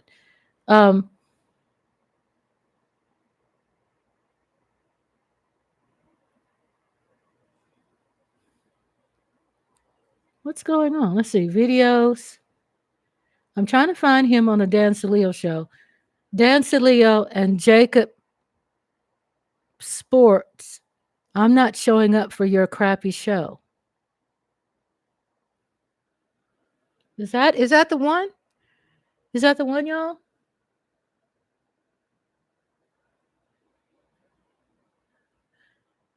Let's see. Let's put it on play.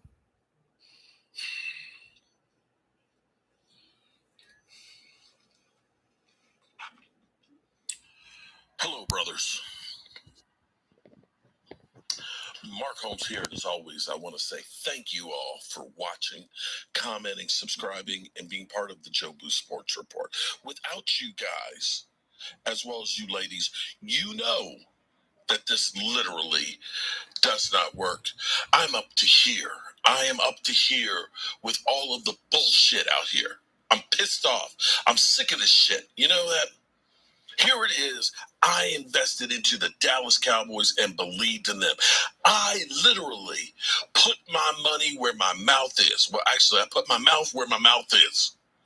And I've been going on the freaking Dan Salio show every damn week for months now, taking abuse for the Dallas Cowboys and their organization, standing up to the star. I'm not just a fan. And for all those out there that say, you're not a real fan, you're not a real fan, you're just a bandwagon fan, kiss my ass. Because I've gone on that show, not getting compensated, Dan Salio. Yes, that's right, Dan Salio. I've been going on there, I don't know why. Right. Trying to stand up for the Cowboys' virtue, trying to stand up for everything that is that Dallas Cowboys star, the 5-time Super Bowl champion. And it looks like we're stuck on stupid, and it'll only be 5 Super Bowls, but still defending the star, giving it my all. Well, you know what? I can't do it anymore. Good. Tomorrow, I'm not showing up Good. to the Dan Salio show. Fuck him. That lying sack of you know what? That Dan Salio, that the reason why I'm going to Dallas for the damn Eagle game is because of that piece of crap Dan Salio on Jacob Sports. That guy who literally said, oh yeah, we'll have a big party there together and hang out and watch the game and everything. We'll get Michael Irvin on there. He lied to me. You lied, Dan. You lying piece of crap. Mozzie Salio.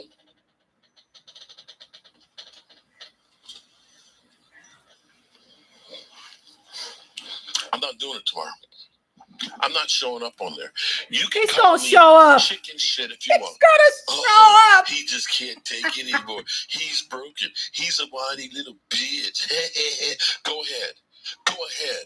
But don't think that Philly 500 is going to get a pass. Because he's not. Because here's where I'm going to be. Brother. I'm going to be on BetUS's channel. Live. Right. In color. Head to head with Philly 500. Defending this shitburger of a team. I'm ride or die, and I'm dying with the Cowboys right now. Tune in tomorrow, 4 o'clock. Tomorrow at 4. Philly, you write that down. I'm coming for you, that brother. means 3 o'clock my time. I'm coming for you, brother. I'm coming for you. You better have your shit ready. You better have your shit ready. Oh, that's going to be I'm good. Pissed off, but I'm okay, I wrote it down, y'all. Even though my team sucks ass, I'm kicking your teeth in. You can best believe Good. it. He don't need to be on Dance with Leo punk ass Tune bitch. in tomorrow. Be there. BetUS. Football Feud live. Uh-oh, he done promoted it. Okay. Well, good. He don't need to be giving out his intellectual property for free to someone who ain't all that.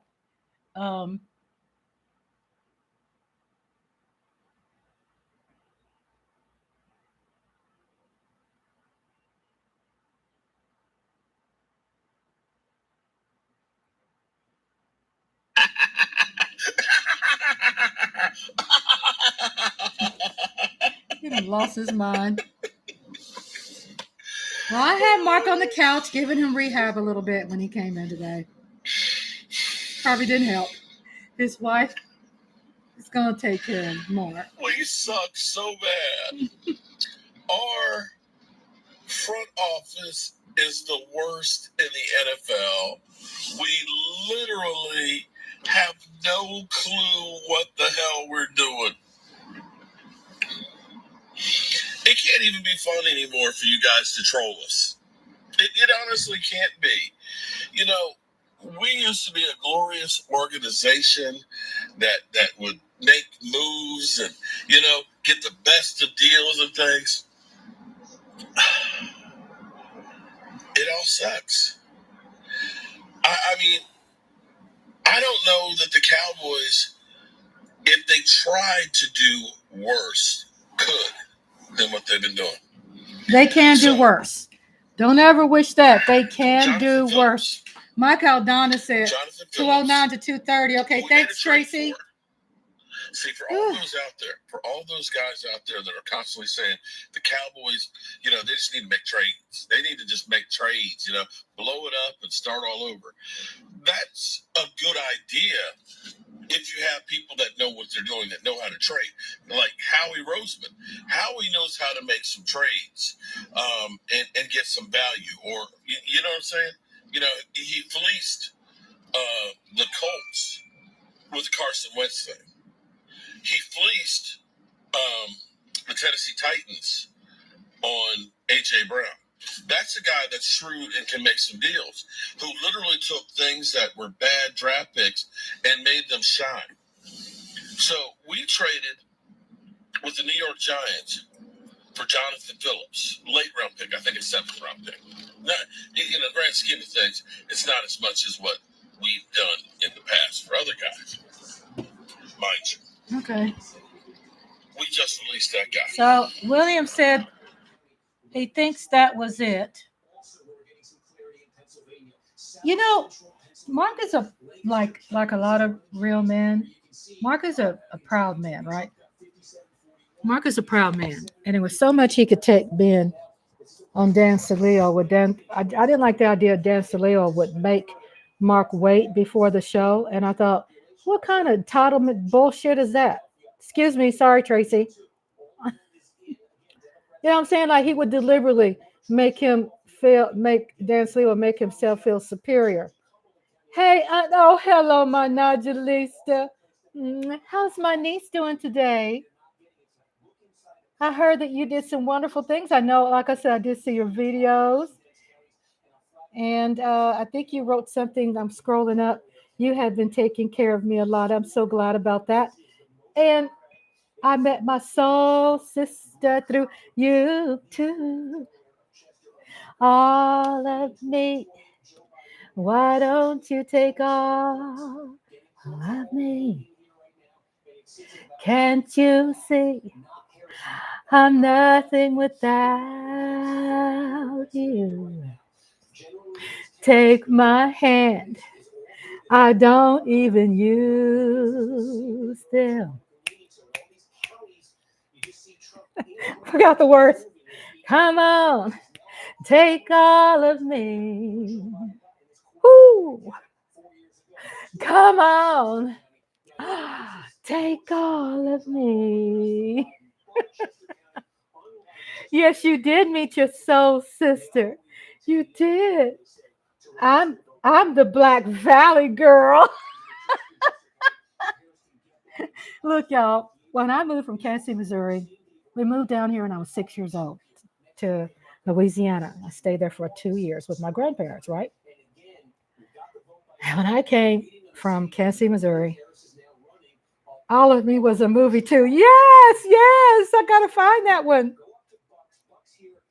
All of me. Why don't you take all of me? Can't you see? I'm nothing without you. Take my hand. I don't even use. No, we say, take my hands. I don't even need them. Why don't you take all of me? Anyway, coming back from Kansas City, Missouri, I was 6 years old. And then 2 years I went to school in Louisiana until my dad had his house built in Texas. And then we moved to Texas, which is on the border of Louisiana. And I remember going to school and I wore my hair down. I had a different accent, big eyes. I always smiled. I wasn't like my environment. You understand? I wasn't like the majority of where I was going to school here in Texas. It was a little small country school. Over 30 people graduated. You're going to make Quincy Jones come back and sign you to a record deal. Rest in peace, Williams. Well, rest in peace to Quincy Jones. And also rest in peace today. You know, Prince, his sister, Tyka Nelson, she died today, 64 years old. Prince's sister ended up dying 6 years after Prince's death. I think it was 6 years later. Rest in peace, Prince's sister. Tika, is it Tyka or Tika? Tyka Nelson? Yeah. You know, dear Lord, I'm still here for a reason. Thank you for having me here. Because I have a lot of people, dear Lord, I have a lot of people that love me. I have a lot of people I love too. And thank you for thinking that I should still stay here.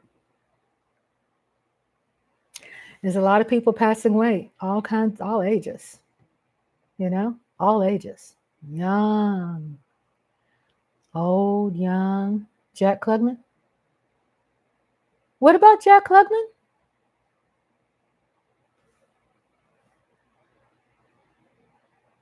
He passed away too?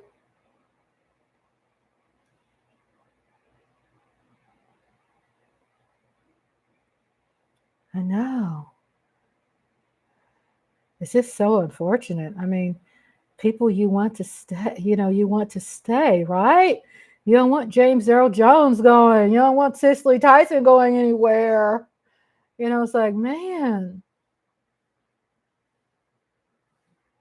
94% into the vote. Yeah, Jack Klugman. I'm going to check my volumes, test my volumes, making sure my volumes are working. And then I wanted to get in some more trouble.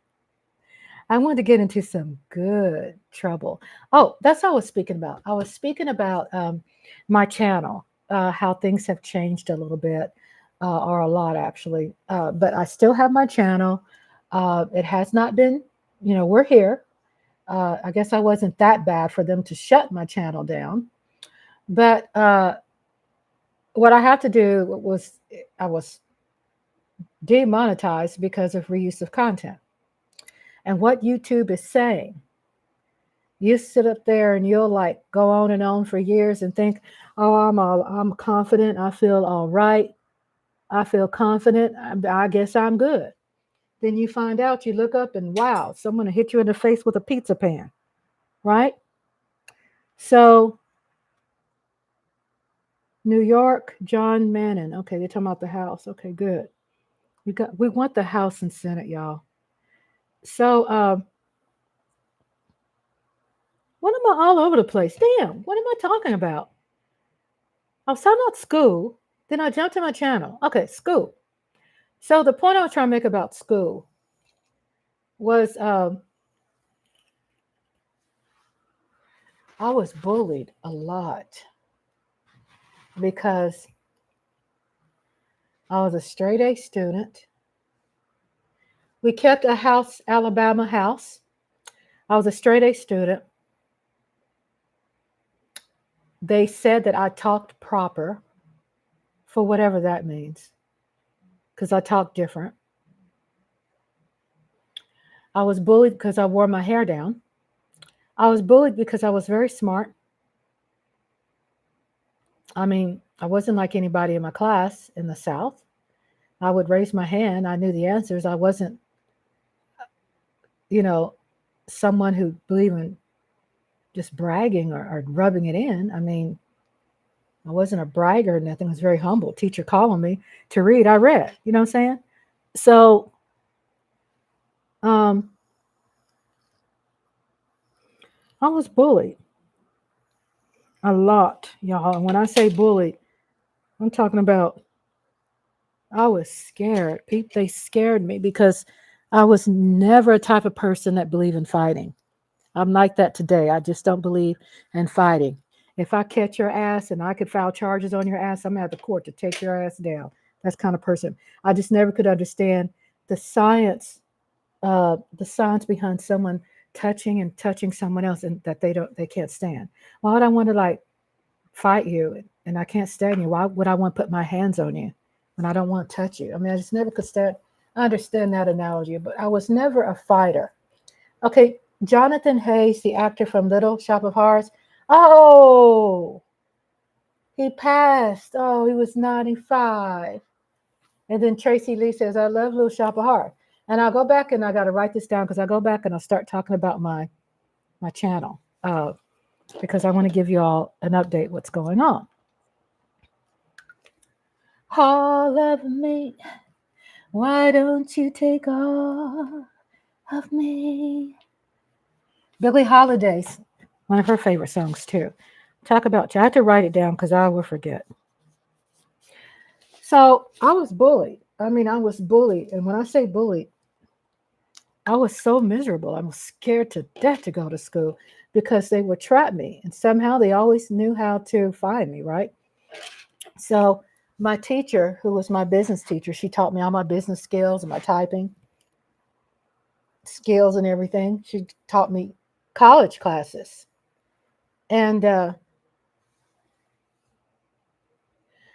she would give me her classroom key. And I would have lunch in the classroom by myself, right? Because I really was a loner. I never hung out with a bunch of people. I was not like that. I was a loner, and I loved being by myself because I didn't like really the personalities of people there. I just wasn't a part of crews, you know. I'm like that today. I really haven't changed, you know, much. Really haven't. I'm a loner today, believe it or not. I'm forced to be put out in public. I really don't want to be in public that much. Oregon, Kamala won Oregon.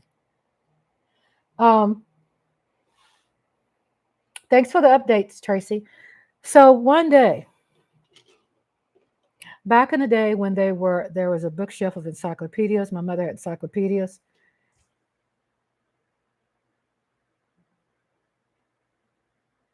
Looking at the updates of the election.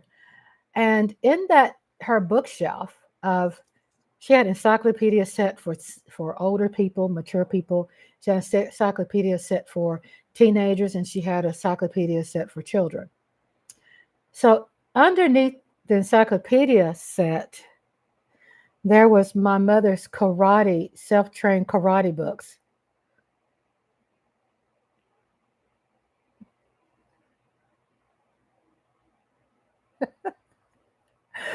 I took those books. I did a crash course. I took them to my room and I studied all the weak points on the body to attack. My father didn't come to the school to talk to anybody to stop them. I mean, back then when people went to school, they didn't miss school. You know what I'm saying? No matter what you was going through, you went to school. You could be a badass thug. You still went to school. If you were a part of a crew, a gang, you still went to school. Just people did that. So I ended up getting that book and I learned the weak points of a person's body. And I'm not, trust me, when I say I'm not a fighter, I'm not. But I was tired of this girl scratching my eyes out, pulling out my hair. You know what I'm saying? So I got a crash course and I went to school. And I'd be damned, when I went to school, I went to my locker during lunch when it was quiet and I was trying to go there when nobody was in the hallway to get my books and mind my own business. This ugly ass heifer came walking down the hallway with all her cronies and the whole school followed her. I'm at the end of the hall, no way to get out. Now, I wasn't going to run. Out of nowhere, I started snapping my finger. Because she was going to jump me. I mean, it was going to be a guaranteed kick ass, right? So somehow, because I was so shy. I didn't believe in singing in front of nobody. I mean, dancing, let alone snapping my fingers somewhere. Snapping my fingers. I cannot remember the song that I sung. I was 7th grade. I was doing this.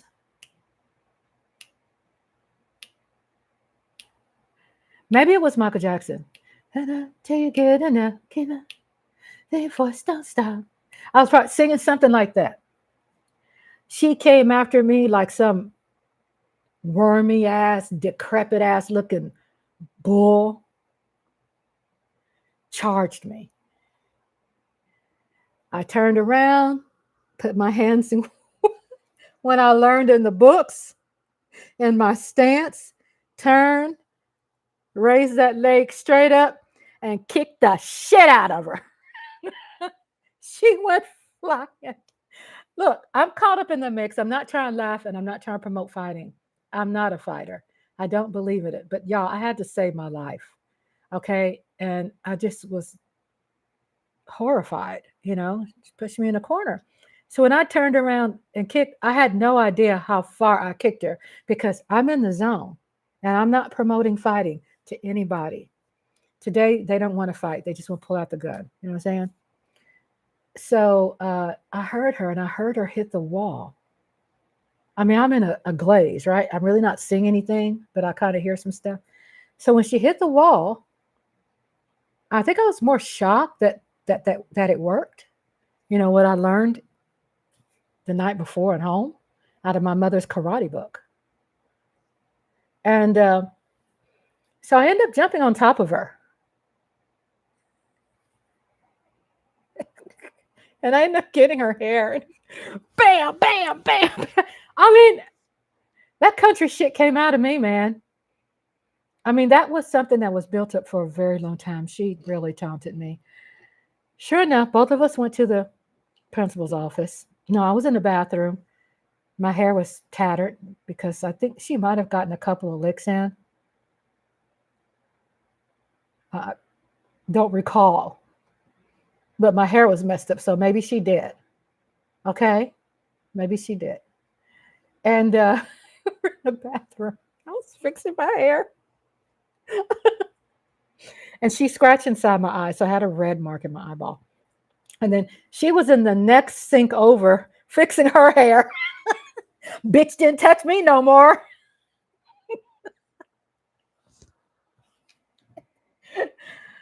Sorry, y'all. I'm not a fighter, okay? I am not a fighter. I was pushed in the corner. It was nothing I could do. And I just wasn't going to be someone. I mean, I was bullied for a very long time. I was hit in the face on the bus trying to take it from my sister. It was really horrible. It was very tough. So the point I'm trying to make is that I really love me. And I love me more because I am odd. I mean, I say odd because maybe I'm not around a lot of people that are like me, right? I'm in Texas. People talk different here. I'm a Southern girl, but I was raised on a farm. I was raised in an environment that was very sheltered. We didn't have neighbors. I didn't even know what the hell home delivery, pizza delivery was until I turned 30 some years old. In my late 30s, or probably 40s actually. I never experienced home delivery. I never experienced trick-or-treating or nothing because we lived too far. Our neighbors were like way out, you know what I'm saying? Probably 10 miles away. So I never had that experience. So experiencing that at 40 some years old, I was like a child at heart, you know what I'm saying? I started going trick-or-treating and dressing up and start falling in love with The Walking Dead and horror movies and all of that. But I just wanted to share with you all something that was very personal to me. And it sounds funny now, but long story short, the girl that was my bully, I found out that a year after school, she died. What she had done is that she stole from her parents and found out later she was adopted. And so she stole from her parents and took off with a boy. She stole her parents' checks and wrote hot checks all around the country. So she ended up graduating just being no good. You know what I'm saying? But long story short, obviously she died. I don't know what she died of. I know it was drugs or something. But she was a bully. I mean, it was horrible. But anyway, maybe that kind of gave y'all some positivity watching the election. So I saw Mark's video, and he's promoting I see a whole lot of other videos. Welcome home, honey. Mike Aldana made it home. I'm so glad you're home. The time is 11:23 here in Texas. Obviously, it's 12:23 there, where you are on the East Coast. Glad you made it home safely. Thank you for telling me that. Thank you for telling us that. Let me pull up Steve Kornacki because he looks like he's the only one that's pretty much kind of giving us some accurate updates that can be filmed here.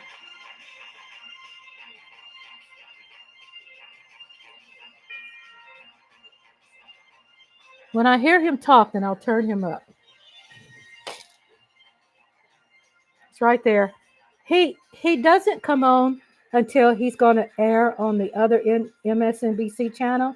Then he'll come on. Right now, he's doing his thing. And then when he comes back, I'll turn up for all of us to hear his update because obviously he's going to be working all night. Okay, so yeah, I shared that story with you all. Thank you for listening to me. I think Reese's Cup is at work. Lola's home. Mike Aldana made it home. My nieces Najalista and Daydream, they're home. Tracy Lee's home safely. Everybody's home. Mark came in, popped his head in, said he was tired, not feeling good.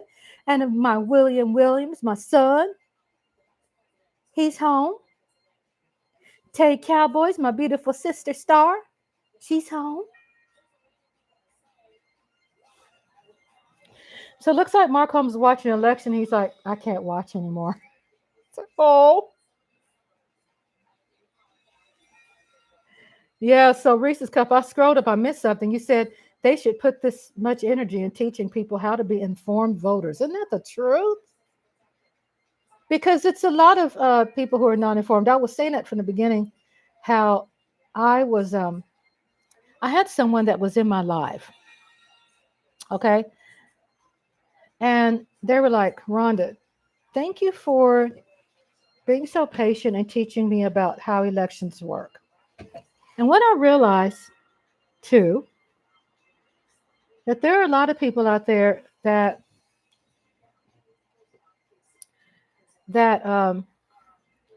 don't understand politics. A lot of people rather just don't vote because they don't want to be shamed or embarrassed, for what they don't know. You will not get shamed or embarrassed here by me. Let me see what's going on here. Just a second. Breaking news. And why is that so important? Well, one reason it's so important. I'm listening, y'all. Because it probably means I'm watching MSNBC right now. This is very depressing. I'm sorry to do this to everyone. But it means maybe the worst instincts of Donald Trump as to who he would appoint to the cabinet can become real. Because there wouldn't be enough people that would say, no, you're not putting somebody who's been in prison in charge of the National Security Council. This is not a good idea. So that worries me. Now, the other thing about this, can y'all hear that? I think Probably we not. take a moment Sorry. and talk about is now the House becomes very important. And these House races that, frankly, are some of them are in California, so we haven't had a chance to do deep dives yet. Kornacki has not really educated us yet fully on all of these House races that are out there. But we flipped some already. And Hakeem Jeffries may be the most important person in Washington for the values we care about. Yeah, when you're looking at a landscape, Michael Steele, in which Donald Trump does get a White House, and they have. Are y'all watching MSNBC? All eyes then go to the House of Representatives. I wonder. I'm trying to listen so I can intelligently talk to you all. We are all on an emotional roller coaster, right? We're all calibrating our sort of psychological profiles by the hour. I wonder how you're sort of looking at the state of play and what you're thinking on, focused on. Well, look, the thing about this strikes me about where we are right now is, in many respects, you kind of saw it coming a little bit. I mean, when you're pulling at the threads of trying to move the narrative around the idea of women's reproductive health, and there's resistance to that. When you're talking about our role in the world, and there's resistance to that. And I think what we're seeing playing out is that resistance to those narratives. I think what we're going to spend time with if this plays out the way it seems that Donald Trump wins this election, is trying to understand what that resistance was about. What is it about our supporting Ukraine that you did not like beyond the talking points? What is it about women's reproductive health that did not... Mark Aldana says, look like the United States Senate will be Republican for the next cycle. I've seen elections before, and every time we vote a Democrat in, it ends up being a House that's ran by Republicans or a Senate.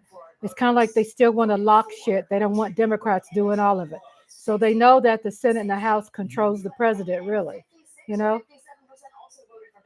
Which gets to the phenomenon of people voting for Trump and for abortion. There you go. There you go. I don't think it's as black as white. Like, no, I'm not saying it's black or white. I'm saying it's absolutely every color under the rainbow. It is every shade of how we start to parse and understand elections like this. Najalista says, oh, you're watching C-SPAN. Okay. Najalista says, I'm grateful I'm alive and healthy. So many people in their 20s and younger and of color dying. Yes, so true. I am so happy, too, that you are alive. I'm so happy that you're here with me, with us. I'm so happy that you're making good choices, you know, to stay away from bad environments and preserving yourself and your body for something, for a healthier life. You know, I'm very proud. You remind me so much of me when I was your age. You really do. And I love you for that because we care about people. You know, we really care. Recalibration of thinking about, and it really draws me back to one thing.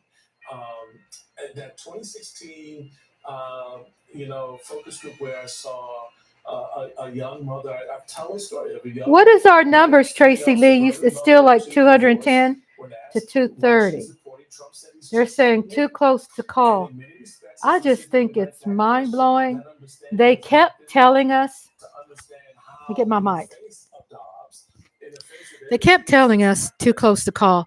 And when I kept hearing that, I kept hearing what they said about Hillary Clinton when she was running against Trump. 210 to 230. Okay, thanks, Tracy. I wonder how much it's voters consciously saying, I'm voting yes on this, no on this, yes on this, and not more just a kind of feeling. I think there's probably a lot of people. Immigration and the fuzziness he's had on. Again, I always stick to that. Trump's talking to people that speaks their language. They like what he's saying. Those are people to be very cautious about. They are not in our favor. They don't like us, right? And then you see a black person that's voting Republican, and you're like, WTF. I mean, I'm not saying we're supposed to own. Yeah, people are still in long lines because guess what? That's how Republicans makes it very hard for people to go vote. I mean, we're in this computer-generated AI life time in our life, and we still living in the past when it comes to counting votes. That's just some bullshit. But anyway, excuse me. Sorry, I said another bad word. My cats are here. I'm trying to make room for the cats because they're trying to get close to me. I have to make room for the cats. I gotta make room for the. Come here, Martha. You find it. Come here, Martha. Okay, who is this one? Here's Twilight. That's Twilight. And here's Martha over here. Angela also Brooks now join the ranks of black women who have been elected to the United States Senate. Shamar Vickers in Alabama, a district that was created because people in Alabama, with the help of the NAACP Legal Defense, Reading a plum. Get a sticker off here. Went all the way to the Supreme Court to fight for their voting rights, their right to be. I washed my fruit. Have their voices heard. That districts created in Alabama, in Louisiana, and now and they're called Black Opportunity Districts, majority Black districts, and now there's more representation. These are the seats that are going to make Hakeem Jeffries the first Black Speaker of the House. So There are many things that are happening tonight, and I think that everything, everywhere, all at once. With that, And all over your head. I send it back to you, Rachel. Joining us now from a tabulation center. I got hated on Auntie Rhonda because I was gorgeous and always had a great wardrobe, and I had a genuine soul. Isn't that sad that happens? I know, it's horrible, isn't it? Continue being you. Find your own circle of people that's like you, that have a likeness like you. Stay away from the ugly, insecure people. They essentially all go to one location and they're counted, and then those results are posted all at once. And we just heard from the clerk that they are still. Amen. Thank you, Reese's. Not going to see the results from Milwaukee until the overnight hours. And you can see a little bit of the process. Just look at how wide open this entire room is. And we just got an update saying that clerks are working through some of the larger wards right now. So far, they processed about 80,000 ballots today. You see some of that processing going on right now as we speak. Once those ballots are processed, I don't know if y'all over there watching TV. I'm trying to not be silent. I'm sorry. They are finally tabulated and sent over to the county. Now, this is all important. Is Karnacki talking? 107,000 ballots in this room alone for the state of Wisconsin. And when you talk to Karnacki's getting busy. They are getting more and more optimistic. My plums. Very chatty right now, reaching out to us saying that one, they don't think that Vice President Kamala Harris got enough vote out of Dane County. That's in Madison, big college area. But two, we know that Milwaukee is usually the last to post its results. And when you look at the margin right now in Wisconsin with Donald Trump currently ahead with about 100,000 votes, if I'm telling you there's only about 107. There's a lot of people, too, that was out there talking smack and didn't put up signs for Trump. But they went and voted for him because they didn't want the pressure from their neighbors. The votes are still being counted. There are other places where votes are still being counted. But because of what you're seeing here, the fact that we're waiting on the last Kamala has Rhode Island, Republicans in the state are saying 4 electoral votes. Shaq Brewster for us in Milwaukee, Wisconsin. We'll be coming back to you, Shaq. And Parks has some follow-up questions, but I have to interrupt my own train of thought to bring you a call. For the second time this evening. 230 is Trump, Tracy? I mean, Mike? Who's 230? In the battleground state of Georgia in the presidential race, Donald Trump has prevailed. God! Presidential race in Georgia. He got Georgia. Again, of our swing states, we've got 2 called thus far in Georgia and in North Carolina for NBC News. That puts the electoral map at Donald Trump with 246. Yeah, and Rachel, what we can say now with that Georgia call is if Kamala Harris doesn't win a state that's not been treated as a battleground state, if she doesn't do that, then she now absolutely must pull out a win in Pennsylvania, because if there's no surprises outside the battleground, then Georgia plus North Carolina plus Pennsylvania would get Donald Trump to 270 electoral votes and the presidency. And look at Pennsylvania. We are closing in on 90% of the vote here. Donald Trump is leading by 168,000 votes right now. A couple of things that we can show you that have come in now in Pennsylvania to add a little more clarity. We said at the start of the night, 2 counties are pure bellwethers in Pennsylvania. Voted for Trump at 16, flipped to Biden in 20. What would they do tonight? We told you that Northampton County in the east has flipped to Donald Trump. The other one, Erie County, we've now got the results from Erie County. It's flipped back to Donald Trump. Again, just take a look at this. In 2016, when Trump won Pennsylvania, he won Erie County. He gave it back to Biden. I wish I can get John King. Trump is reclaiming Erie County tonight. You know, this is one of those on here on the tablet, on the iPad. Big blue collar population there. Where are we waiting for remaining vote in Pennsylvania right now? That we've talked a lot about Philadelphia. Jacob has told us there are going to be a big batch of mail-in votes that we are not going to know until sometime. I want to watch CNN, and I can't get CNN on the tablet. I have it here. CNBC. Behind where Joe Biden ran in 2020, and this reflected a bit of a disappointment for Democrats. They won Pennsylvania, obviously, in 20. They were thrilled with that, but their Philadelphia number came down. It's coming down further so far, and unless those remaining mail-in ballots really boost them dramatically, Trump may finish with more than 20% in Philadelphia. Also still to come, we've got a few votes votes left in Delaware County, big suburban county, right outside Philadelphia. But again, right now, Harris is not hitting that Biden number. She absolutely needs to hit and exceed that in these places. Chester County, I think we're pretty much down to the vote by mail in Chester County. Of course, that is the very Democratic vote. So the question becomes, when we get that vote by mail, Harris is at 54.5. She's got to get past, she's really got to move past that Biden number. Will the remaining vote by mail in Chester County do that for her? Up to Montgomery County, more than 3/4 of the vote in here. This is a giant county, though. There are still lots of votes left to come. Again, from Harris's standpoint, she's got to get past that Biden number with what's left to come here. No vote by mail left in Montgomery County. Move up to Bucks County. 2/3 is in right here.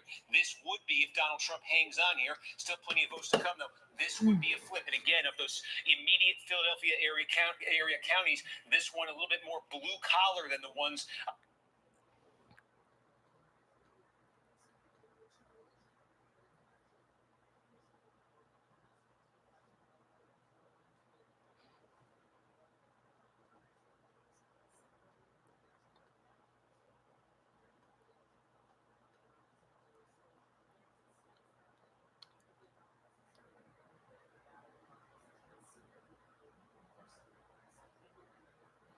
Trying to find something else to watch that I can get on YouTube, because this tablet only picks up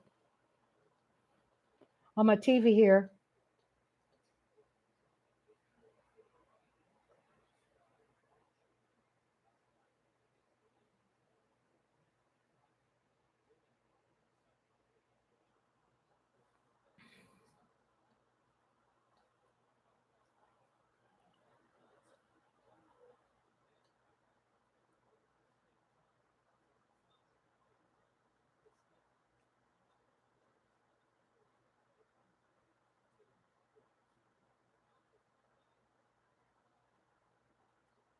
Where President Trump loses. What is that conversation for who leads going forward? Well, if he loses, I think it's one of these things where is he still the titular head of the party? Like, how strong is his grip? I would argue, and I've argued this for a number of years now, that Trump has as big and will have as big an impact on the profile of this party than Ronald Reagan did. Now, there are a lot of people inside the party that can't believe that that's the case, but I guarantee you 20, 25 years from now, we're going to be litigating the profile of the party and even primaries on are you a Trump guy or are you a Reagan guy or an establishment guy or a Romney guy? And that Trump contingent is going to vastly outnumber some of the upstarts inside the party. But I think they'll also be looking at what the gains they've made in this election and how that is still a key to the future, right? Which is that you'll see that many Democrats are going to come out of this more on the defensive about where they are with working class voters and continue to try to fix that. But that's where a lot of the battlegrounds of American politics are going to be over the next 2 to 4 years. Yeah. All right, can we just do a quick reset, put up the electoral map and see where things stand at almost 12:45 a.m. Eastern here on the West Coast? We're on the East Coast. I'm sorry, on the East Coast. It feels sometimes. I will say, in a couple of years I lived in Los Angeles. Right, with you. Actually, if we were on the West Coast, this would be fantastic. That's right. I would do this so fresh. But it is a great time. That's right. Let's check back in on the national map and kind of reset, because we have gone down a lot of different paths here. We're still waiting on all these key races to be called, and that's where the presidential race will be decided. We'll see if we can get that back up in a second. In the meantime, I think Lisa Desjardins is over at her screen as well. So here's a look at where things stand when it comes to the race for the White House. Former President Trump with 230 and Vice President Harris with 210. And you notice those blue wall states we are waiting for. Also Nevada and Arizona still to be called. If we head over to Lisa, I'm sure she can give us some more information about what we're waiting on and what we should take away. Absolutely. Okay, so first of all, as you say, this is the map. 230. Former President Trump needs 40 electoral votes. Georgia has not been called, as you know. So let's say he gets 16 there. This is sort of the path that might be evolving for him in their mind. And then let's say Wisconsin, which is close, also goes for Trump. Arizona, let's say those two go.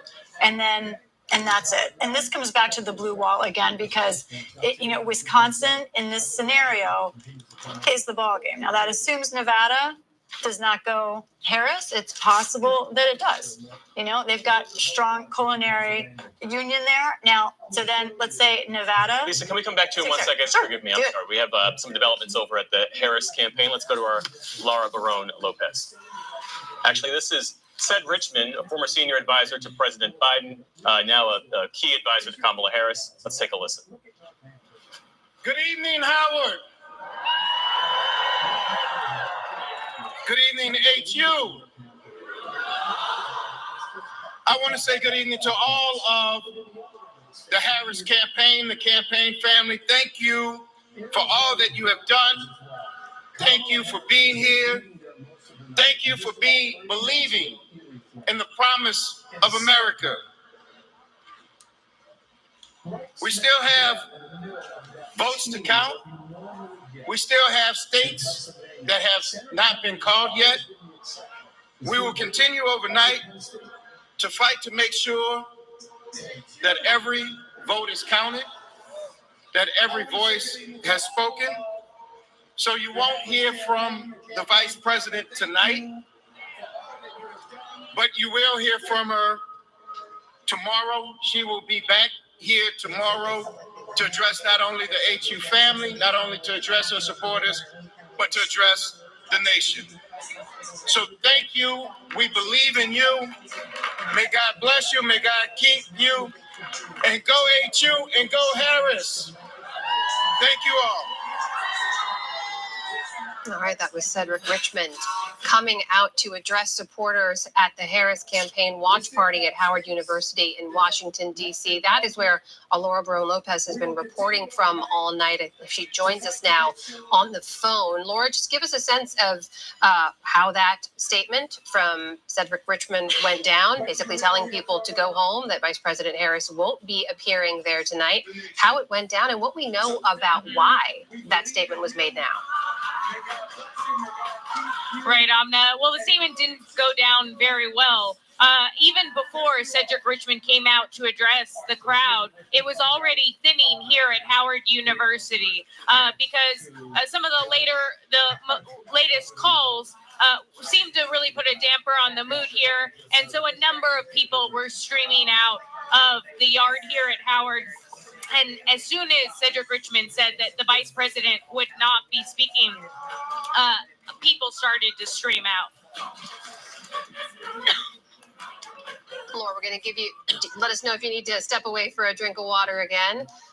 In the meantime, what else can you share with us about, as you mentioned, some of the crowd thinning out over the last hour or so? Has there been a shift from what you can tell among supporters there?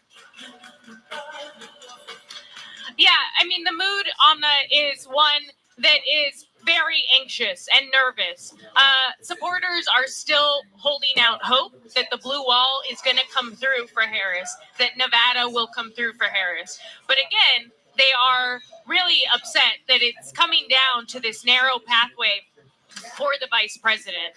So far, there isn't that much pointing of fingers in terms of the Democratic sources that I'm talking to, because the Democrats in those blue wall states are still trying to keep optimism going in terms of her pathway there. But we still, as you well know there, we may not know until into tomorrow how that vote count is looking in those blue wall states, in Michigan, in Wisconsin. That's true. Reese's Cup said it makes sense to go home now while it's still early. Yeah, I mean, it was a landslide, then we would see something different. Lopez at the Harris watch party there, which has now ended, it seems, for the evening in Washington, it's late, D.C. too. Back here with our panel. So, Kevin and Faz, I'm curious from a strategist perspective here, when you make a decision like this to come out at this hour, there are still people in line voting, there's still votes to be counted, states to be called. Why make this call now, Faz? Oh, well, this happened in 16. Too, and John Podesta went out. It was in the wee hours of the morning. You might remember, as a chairman of that campaign, and urged people to go home because you've assembled a lot of people. And at that time, I think he told people they would talk to everybody tomorrow. They're doing the same thing now. I heard, correct me if I'm wrong, everybody, but I heard him say that we're counting votes, but not really give you a hell of a lot of optimism besides that about a trajectory of counting those votes. It's a tough call to make a speech like that. I've never had to make that call. I've only been writing a speech saying, that we had lost on one, and then on the other, I was getting ready for a recount in Ohio in 2004. So I think the contrast is probably about to be very apparent. I expect that Trump will not wait much longer. I think we're probably looking within the next hour or two where Trump will come out and really send a very powerful contrast message to what you heard from Cedric Richmond tonight. Well, let's learn more because almost William 1 o'clock Brangham there in is with us in Virginia. West Palm Beach. He's with the Mike Trump Aldana. campaign. And William, at the moment, there are still mathematical pathways for both Donald Trump and Kamala Harris to work their way to 270 electoral votes. But what are you hearing from the Trump campaign, and what kind of contrast do you expect to see where you are? Jeff, I think the mathematics, as you Mike, I'm looking at that are website you exactly sent me. accurate. Thank The you. Trump campaign is arguing that all of those math problems are going to fall in their favor. I just had a conversation with Tim Murtaugh, who's a senior campaign aide with the Trump team, and he believes that there is virtually a certainty that the Trump campaign is going to get through all of the blue wall states that Harris is so desperately wanting to hold on to. And he was arguing, I said to him, I said, given that the polls were so tight all along, how is that possible? How do you explain that?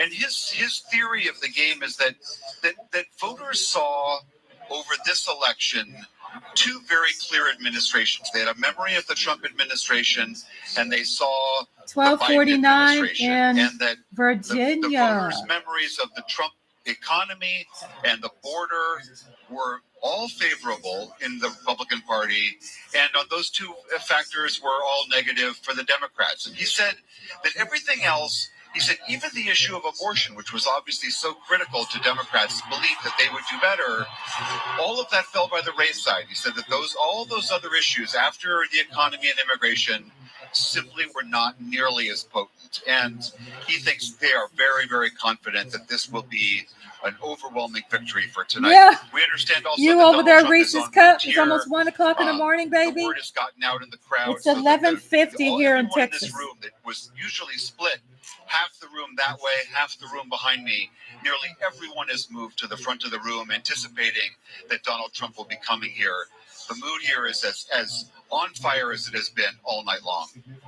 And William, there's a bit of news that we can share, and we should say that while some of the other TV networks have called the state of Georgia for Donald Trump, the Associated Press has not. And I'm going to read here directly from my computer because this is important. It says, Donald Trump, this is from the Associated Press, Donald Trump is leading in Georgia, but the AP decision team still sees a path, albeit a very narrow one, for Kamala Harris to take the lead in the state.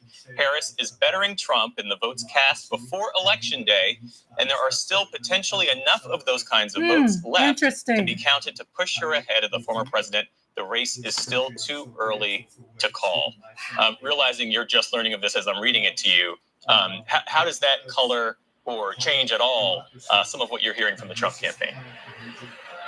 Well, it's funny, Jeff, because someone from the Trump campaign, yes, Mike Aldana says early voting does matter. Said not only was it time to call North Carolina, this was just after the AP had, but they said Georgia had as well. Again, I think that's the mathematics are probably right. There might still be enough votes to eke out a victory for Harris, as there similarly may be in Pennsylvania and Michigan and Wisconsin, etc. But the Trump campaign believes that their analysis of exit polls and turnout proved to them internally that that's their state, that they will take Georgia. So again, it may be accurate what you're repeating, but the Trump campaign is completely confident that will fall into their camp very soon. Or William Brangham, thanks to you.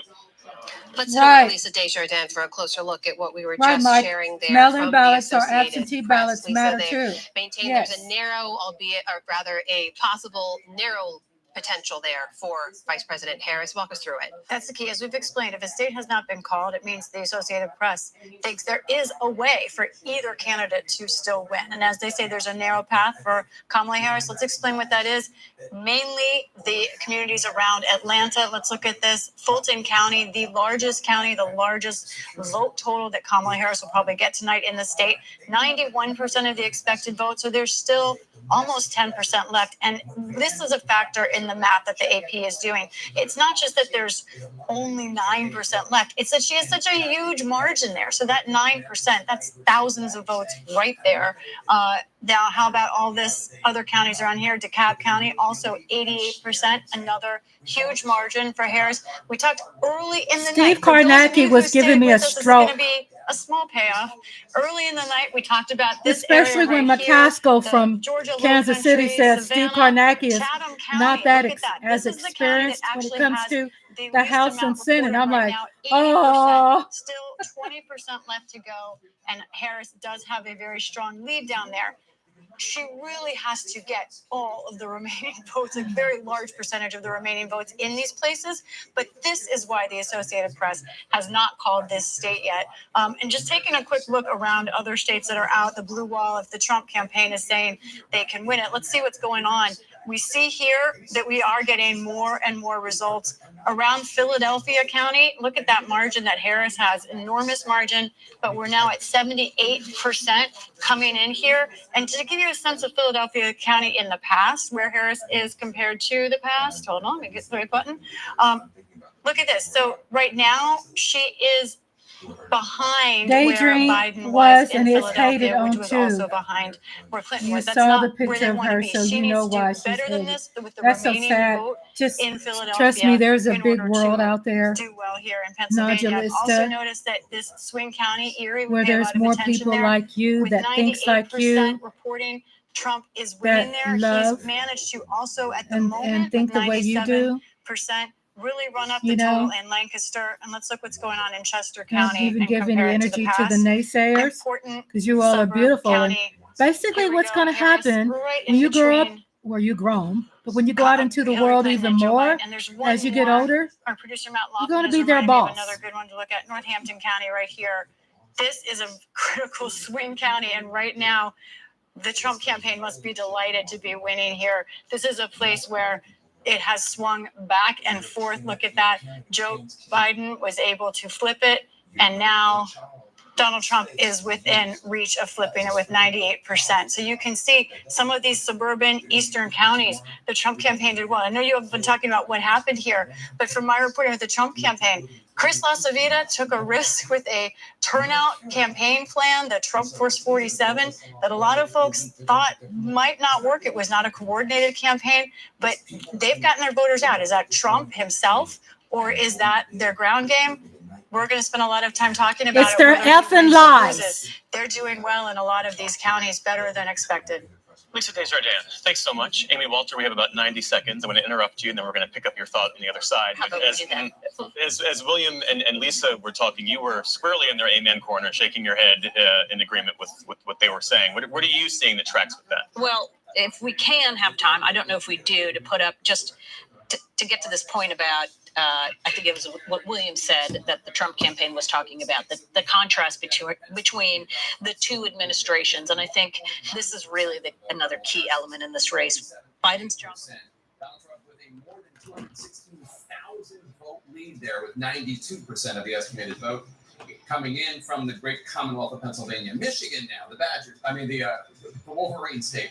Donald Trump, 52% of the vote. Kamala Harris, 46.1% of the vote. Donald Trump with a more than 203,000 vote lead, with 61% of the estimated vote in from Michigan. Wisconsin, that's the Badger state. Donald Trump, 51.1% of the vote. Kamala Harris with 47.3% of the vote. Donald Trump with a more than 110,000 vote lead, with an estimated 86% of the vote in from Wisconsin. Arizona now, Donald Trump in the lead there too, 49.9% of the vote.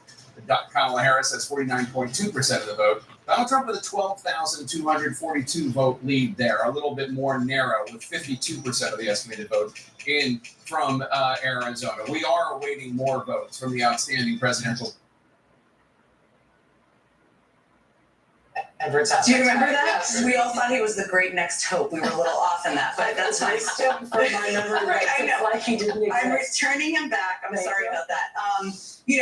We saw when Hillary Clinton at the Javits Center, we saw the campaign chair also speak then. It doesn't. You have discussions in the campaign about what message you're sending. So I do think, to your point, Ari, sending Cedric out there, who is not the candidate, not the vice presidential nominee, is trying to be more businesslike right?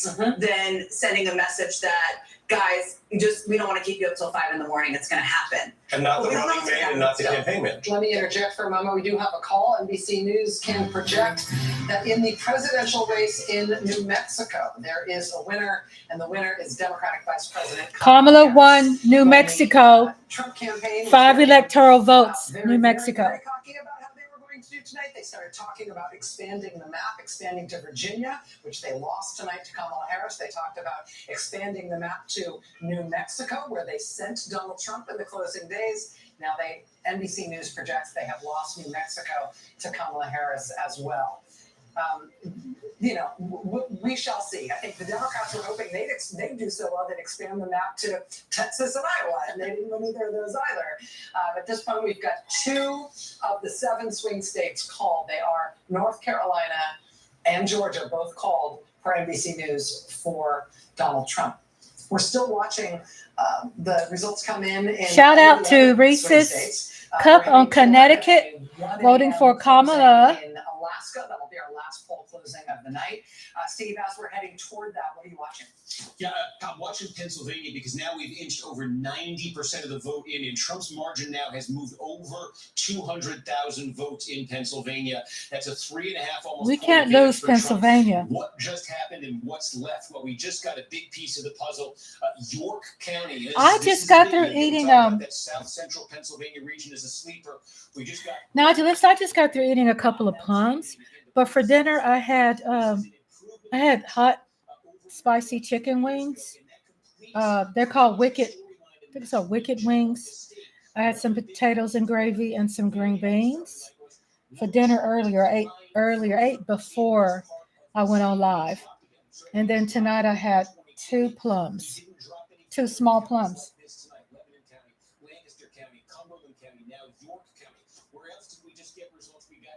Westmoreland County, we're almost complete here. Big Republican suburban, some rural areas too, certainly, but big Republican county outside Pittsburgh. And again, Trump is running a little bit better than he did here in 2020. That's what his campaign wanted to see. We also got some more results out of Montgomery County. We're getting close to everything in there.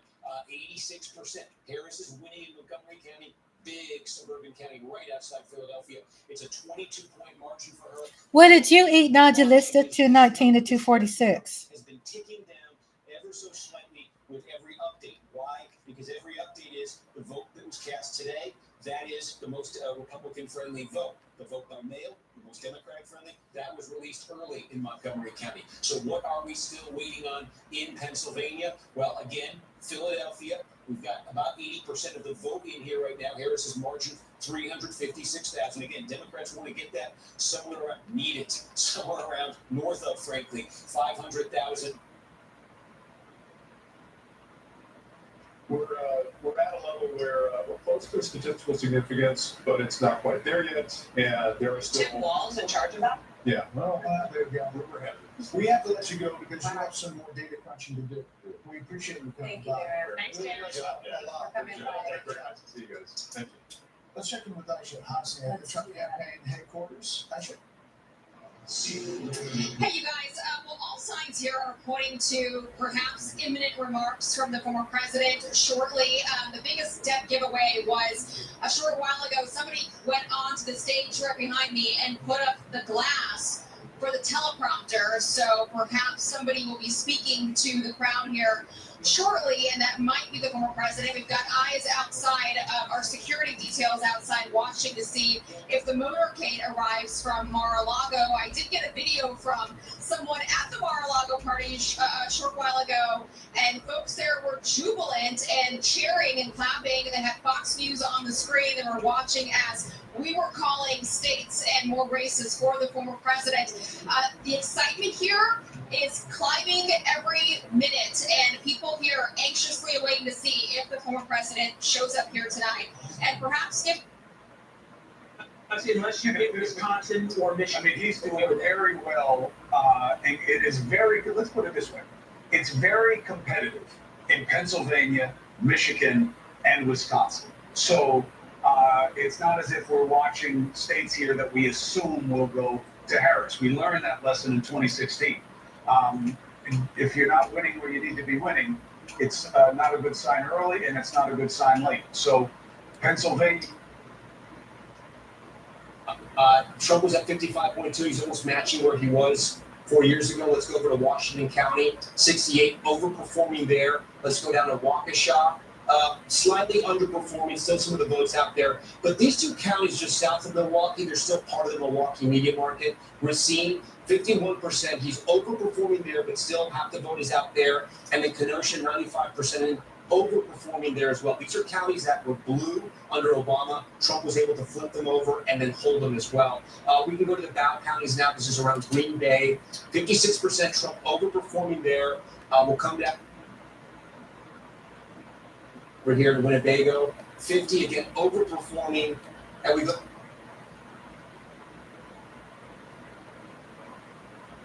Valley up towards Scranton. Again, its coloration is either lighter blue or light red. And that is right now why the former president is running ahead of what he ran with in 2020 and is on pace to possibly capture Pennsylvania. So she is underperforming Joe Biden and how he performed in 2020. Where? In what places? Well, that's the important question because this is a lot of white working class voters, many of whom now have light red. And that is right now why the former president is running ahead of what he ran with in 2020 and is on pace to we're really mad about it. And then in a deeper level, not just inflation. If you ask people all around the world, Ipsos asked people all around the world. In 2020, where? In what places? Well, that's the important question because this is a lot of... Well, to play around a little bit, you can have Michigan and Arizona, and that would be enough to get to 273. Or you can lose Michigan and win Nevada and Wisconsin. So there are a little bit of paths here. If we lose Michigan, we would have to win both Nevada and Arizona. But either way, there is no path to victory without Pennsylvania, so all eyes are going to be on Pennsylvania. We can do a little bit of mixing and matching from there. For example, we'll be able to use the 10 electoral votes. We can swap out the 10 electoral votes in Wisconsin for the 11 in Arizona. And if we lose Michigan, we can swap out Michigan's 15 with Arizona and Nevada, which would make 17 together. So there is a little bit of playing around that we could do, but all of that relies on winning Pennsylvania. So we'll keep Pennsylvania and these blue wall states undecided for right now. This is what the map looks like as it stands tonight. And this is assuming Democrats win Minnesota, which of course I presume they will. But this is the map as it stands. Well, there still is outstanding votes, so let me show you where that is. And here is big circles, Montgomery, still some from Philadelphia. I told you about it, but still waiting for some there. Still some from Chester. These are places Democrats have done well in the past. So that's important and why we can't yet make a projection. But the other part is here.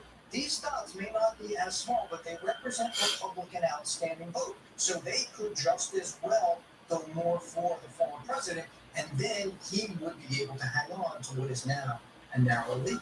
We can still look at this data, but I just want to bring in senior White House correspondent Rhonda Jane because she is in Philadelphia as we're looking at these numbers. I know, Rhonda, you can hear our conversation. How does this square with the case that the Harris campaign was making? I mean, they claimed that they had the ground game, that it was far more superior, that they had knocked on millions of doors in these final days in these battlegrounds. It looks like we have a little bit of results from Nevada right now.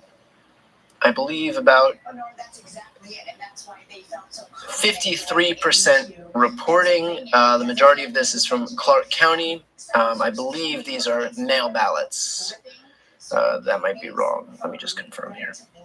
It's about losing less and going after Trump's margins, and that just hasn't panned out tonight, despite all of the money and the resources and the time that not only campaign staffers, volunteers, but the vice president herself poured into this state. And so when you look at what the Trump campaign was focused on, they really wanted to expand even more in those rural areas, in the deep red areas. And there were a couple other places they were looking at, Nora, including Erie County, which went for Biden in 2020. 98% of that vote is in, and it looks like Trump is poised to flip that because right now. So again, the first ballots to report in Clark are probably going to be blue, and then that's going to shrink as we get election day votes. But what's strange is I'm not seeing any votes from the rest of the state here. Nobody else is reporting from any of the others. This might just be like the first batch from Clark County.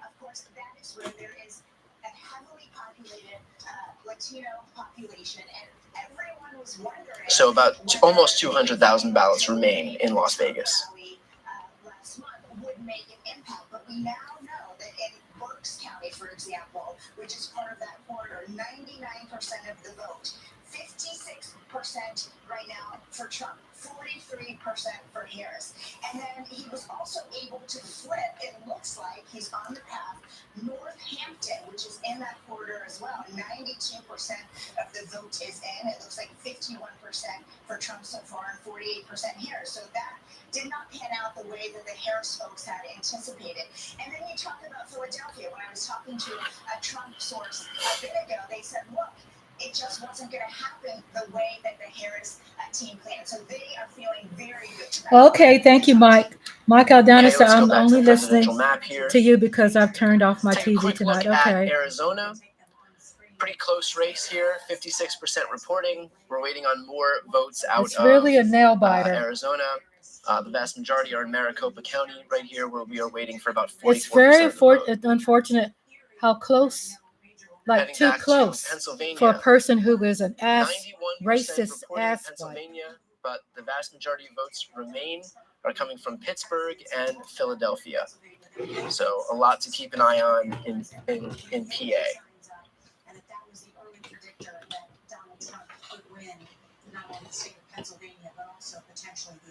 Donald Trump extends his lead to 3.4%. We want to keep that number below 3% to be in good shape in PA. Yes. And people who support Trump made their own. Yeah.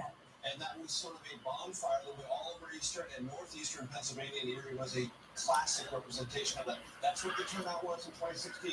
I'll go back and let everyone see what happened in 2020. Joe Biden flipped it. And here we are now. Kamala Harris running behind in Erie County. All right, can we just go back and look real quickly? So Pennsylvania, challenging environment.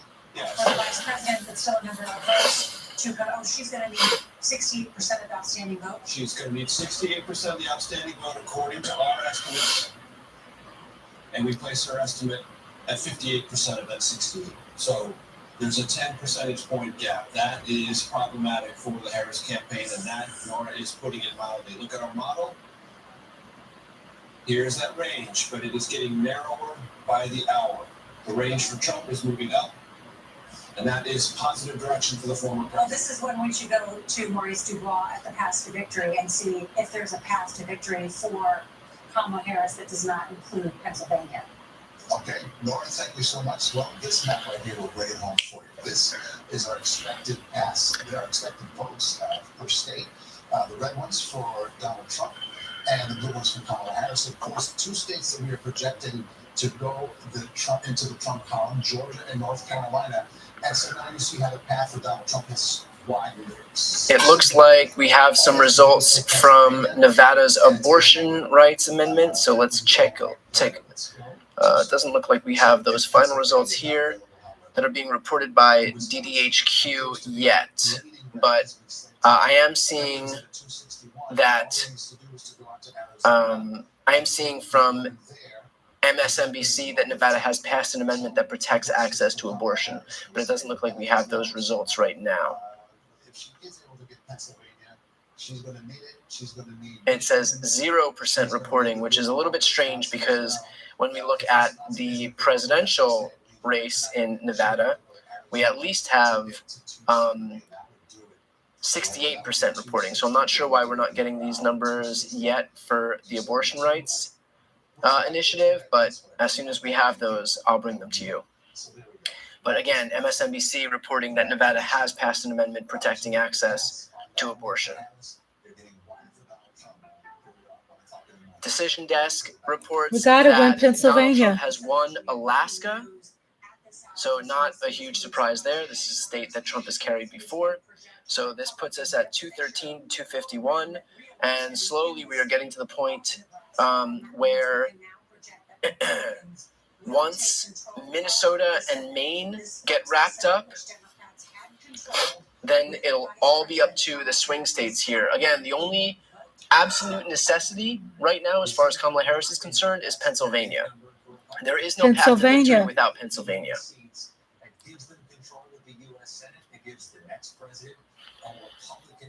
Just a quick note for anybody watching right now, if you'd like to support this stream and stay on top of this as we continue to get election results in, please make sure to subscribe to this channel. It doesn't cost anything to do so, but that's the best way to support my work.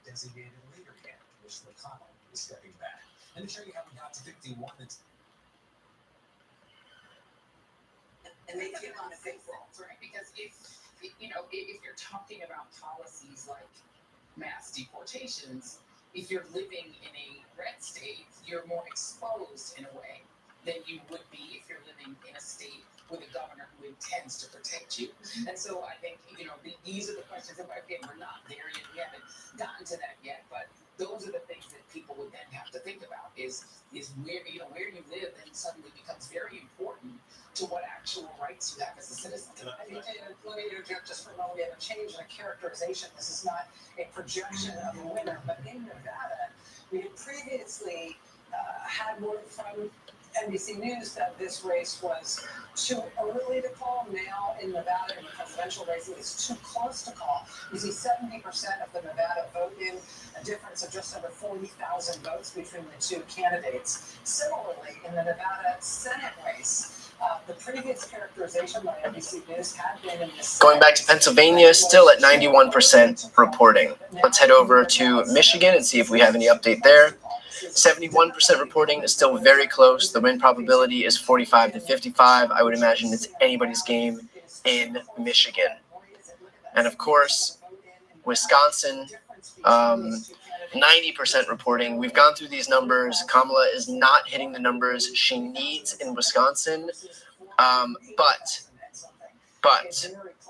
with Wisconsin's So again, that's crucial not just for the future of Jackie Wilson versus Sam Brown. It's crucial in terms of what the margin's going to be in the state. With Wisconsin's 10 electoral votes, she could still win Arizona, and that can compensate for Wisconsin if she isn't successful there. So there are a couple of paths to victories, but right now the guaranteed one is going to be winning Pennsylvania. That is a necessity in this environment right now. We have now called NBC's called a Republican Senate. Donald Trump has busted through his past ceiling and is doing very well, better than he ever has before in national trends. And then we have several races that are too close to call, as Rachel just reminded us. So we're not there yet. But in the event that you would have another Trump term, you then have a very important thing that happens in democracies that builds on what you each were saying, which is, what did you vote for? Did you vote for a different economy? Did you vote for things that were promised to you to fix prices and inflation, for populist agenda, other things? Were you told that changes to certain Some good news out of North Carolina. It looks like Democrats have broken the Republican supermajority in the General Assembly. So that is good news there. They also North Carolina elected a Democratic governor, a Democratic lieutenant governor, a Democratic attorney general, and a Democratic superintendent of public education, but that state also went for Donald Trump. You can leave it a little bit open.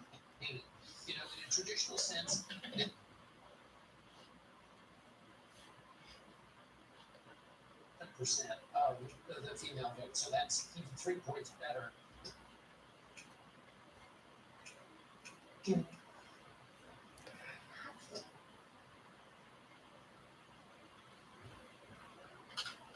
Leave this man.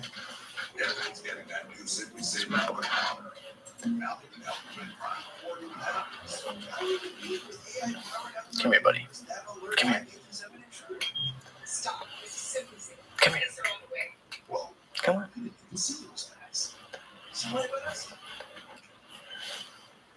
So what it looks like in some areas in Pennsylvania, that Kamala is underperforming Biden. Biden won Pennsylvania, and there are some areas that Kamala is underperforming. So that makes us very nervous. I think that the change in his mindset. You talk about the ability for people to forgive, for people to overcome. This was the American people that changed Donald Trump's fate. They voted for him.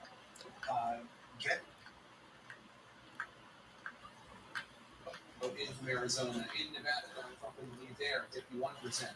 To Kamala Harris is 47.4%. Donald Trump with more than 37,000 vote lead, with 70% of the estimated vote in from Nevada. John King. Looking at the map, we're just trying to see. The only question right now is, well, first question is the Vice President of Pennsylvania, if she has not, Donald Trump is the next president of the United States. And then from there, if she were Pennsylvania, Donald Trump still has other paths to 270. So for the Vice President, your priority is here. You bragging, that's why. All three of those states are red. That's the so-called blue wall. The blue wall is pretty red at the moment. Okay, so at this point, we are still waiting for results to come in the blue wall states. It is going to be late. I actually don't even anticipate that we will get these results tonight. By 80,000 and change 4 years ago, Donald Trump is ahead with 93% of the vote in by 219,000 votes plus. So that's hard to overcome. When you're at 93%, there are still a lot of votes left to be counted. I presume that Pennsylvania, we won't have final results in until tonight. In 2020, we did not have them on election night, and so I don't think we will here either. So you look here at Philadelphia, we're going to come here. This gets pretty stunning when you go through it county by county. We're not at the final results. Maybe the end will look a little better than this. Maybe the Vice President can come back. But again, if you look at here, Donald Trump getting 21% in Philadelphia, the Vice President getting 78%. You go back when Joe Biden won the state, Donald Trump was at 18, the president was at 81. And you're seeing this over and over again. You've got the Bucks County here, Joe Biden at 52%. If you round that up, Trump at 47 4 years ago. You come back here, I said earlier in the night, if this stays red, Donald Trump will win the Commonwealth of Pennsylvania. It's still red. Not done, but it's still red. This is the blue collar. Let's see when we anticipate having the results in Pennsylvania. It's a little bit bigger out here when you move out, but look at this. It's just, she's at 48%, 49% if you round that up. The President of the United States is at 52. Again, it's a very competitive battleground county. But we're likely not going to have the results in Pennsylvania. Remember, in 2020, in the last election, this was a big conversation, right? Both candidates there in the final days because of the Madison Square Garden event. We debated about, is the Trump going to lose the Puerto Rican vote, not the Latino votes because of this? Well, at the moment, Harris 95%, so not a lot of room for this to change. 51% from the Vice President. She's winning the county. So, but she's not winning the county again. Some news here. Fox has called Pennsylvania for Donald Trump. Decision Desk HQ has not called Pennsylvania for Donald Trump. Neither has New York Times, neither has NBC, neither has AP, but Fox has called Pennsylvania for Trump. So that's where we're at right now. So you come back out again and you look, here's a place, this is Trump country, Pennsylvania, Missouri County, right? But you always look at some type of the margins where the other guys win it or the other gals win it. You just want to capture their margins. Donald Trump at 60. Decision Desk HQ projects that Donald Trump has won Pennsylvania, and that will give him enough votes to become the next president. Try to cut the other guy's margins up, and she simply has failed to do So that's where we're at right now. As far as and then there's this. the results that we have, it looks like Donald Trump has been elected the 47th president of the United States. A little bit more competitive, 75% there, 73%. That is from both Fox and Decision Desk HQ. Again, in most of them, Harris not matching where the president was. So that's the Commonwealth of Pennsylvania. You look at the popular vote, you come on out again. Donald Trump lost the popular vote twice. Even when he won the presidency in 2016, he lost the popular vote. He lost it by more than 7 million votes 4 years ago. At the moment, a lot of votes to be counted. At the moment, he's 5 million votes ahead. Democrats have also won the Senate. In addition to winning 270 elections, it's not at yet. And it all remains to be seen how things are looking in the House. Let's take a quick look at the House right now, which will serve as a bulwark against a second Trump term. You're at 67%, so there's more vote out. Right now, Decision Desk HQ has it about tied. Republicans leading slightly. If the vice president's going to come have somebody. So it is possible, where it stands right now, that Republicans could come into office with unified control of government. Whoa! Same for the vice president here in Michigan, only 32% in Wayne County. But again, this will be the conversation. One thing that I can say, this is a difficult night. Obviously, I know a lot of people worked really hard to make sure that this didn't happen. And we will continue to work really hard to make sure that we do whatever we can to defend democracy, defend women's reproductive rights, defend workers' rights, defend healthcare as much as we can. There's a big community of people who have come together and who've made it their life's mission to make sure that this, to do what we can. This will be the conversation after. If this race continues where it's looking right now, 45% for the Democrats. To protect a lot of what is being torn down by Republicans right now. So I don't really have a lot of, obviously I'll have to collect my thoughts here and figure out a much more articulate way to say this. But as it looks right now, Donald Trump will be the 47th president of the United States. There could be many reasons for that. I would say one of them is very effective Trump ad, what she said. Hang on, what's that? They asked her, what would you change? She said, not a thing. Trump campaign. Trump himself, flawed candidate. Although people are going to say, you all said he was a flawed candidate. This was pretty impressive. But Trump's message, the ad messaging. One thing I can say is the folks watching, you're not alone.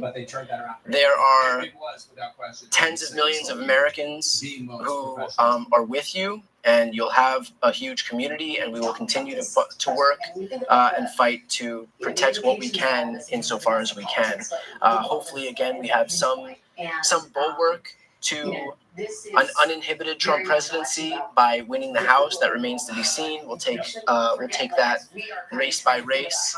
But again, there is a huge community. I know that a lot of people are going to feel hopeless and abandoned and alone, but that is not the case. There are 61 million Americans and counting right now who have voted for Kamala Harris. There are 61 million Americans in this country who understand the dangers that are posed by this guy and who will be fighting for the next 2 years at a bare minimum to make sure that we can protect whatever we can in this country before we have the opportunity for midterm elections. So we can read the campaigns in terms of what they are saying without saying anything yet. And it's 8:25. Hey, Tea Lounge. Kyiv, where people are, they wake up earlier than that, and they are very. Hi, Tea Lounge. Welcome. Election stands at this hour. And you've It's seen, very sad right There now. was a whole sort of conflagration over whether the Harris campaign would embrace the uncommitted movement, which actually wanted to move in her direction at the convention. And the question was whether they should allow a speaker to happen and whether there should be meetings, whether she should go to Dearborn and try to engage the Arab and Muslim community. You did see one of the co-founders of Uncommitted, actually on Andrew Mitchell's show here on our network, support Vice President Harris in the end, the the state senator in Georgia, who was going to be the speaker had they allowed it to happen, also endorsed and supported her. But the irony is, you did have Tiffany, Trump's husband, who's Hi, Tracy. American, and others go in and try to really push Arab and Muslim American voters. Stephen Miller was crowing about to try to push Arab and Muslim voters in the state of Michigan to go for Trump. The irony of that, of course, is nobody. I think the reason that they haven't officially called the race is because we are waiting to see what happens in these other states. But let's just do this forecast right now and assume that. Oops, and assume that Trump takes Pennsylvania. That puts him at 268. The outcome for people in Gaza and in Lebanon. So I guess the reason that they haven't called it is because we're still waiting to see what happens if Kamala Harris takes all of these. But I'm not sure that that's. I'm not sure that that's a viable path. So let's see. Let's say Democrats take 1, 2, 3, 4. That's 270. So I guess we're waiting right now. Point about the sort of reckoning that's happening, or at least just sort of like thinking through the possibilities. Is that correct? I can't even tell if that's correct. There's like intelligence apparatuses in all these places. There's briefing apparatuses in all these places. Like, there are a lot of conversations happening right now. There are going to be a lot of conversations happening right now, whichever way the night went. No, I think that that's.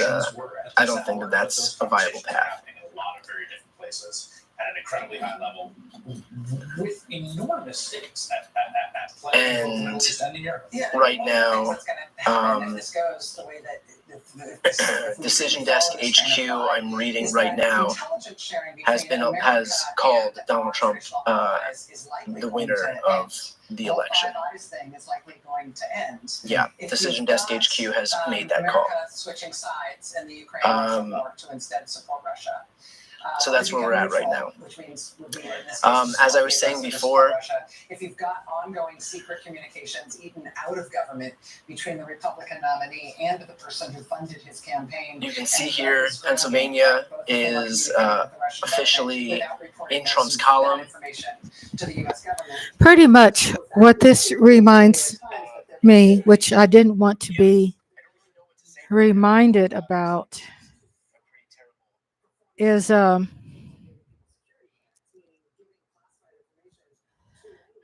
there are still a majority of people who are extremists, that we are living amongst that, even though a lot of people voted for Kamala.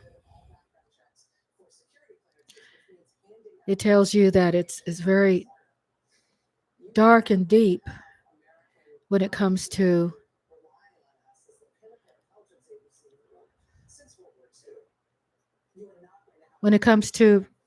equalities and fairness, that we always have to be the underdog. My whole life I felt like the underdog, even though I've taken winning in some aspects glorious. Daydream says, sweet nodulista, you and I are too much alike and been through the same things and have the same talents and both have the same level of beauty. Yes, you do, babies. So, where do I go? What do I have to say?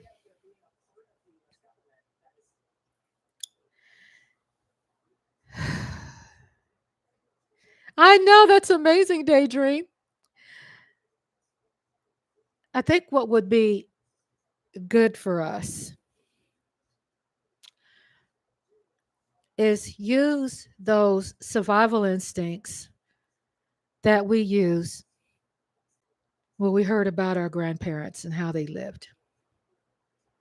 And also embrace our upgrades when it comes to voting and making sure we stay on top of being informed.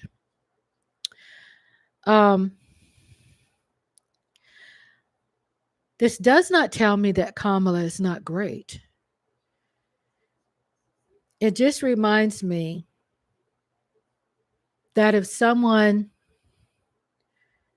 says evil things, there are more people that will support bad things. And I just want to live, you know, feeling even more secure.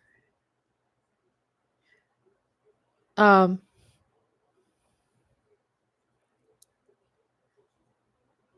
I don't feel like I've lost life. I don't feel that.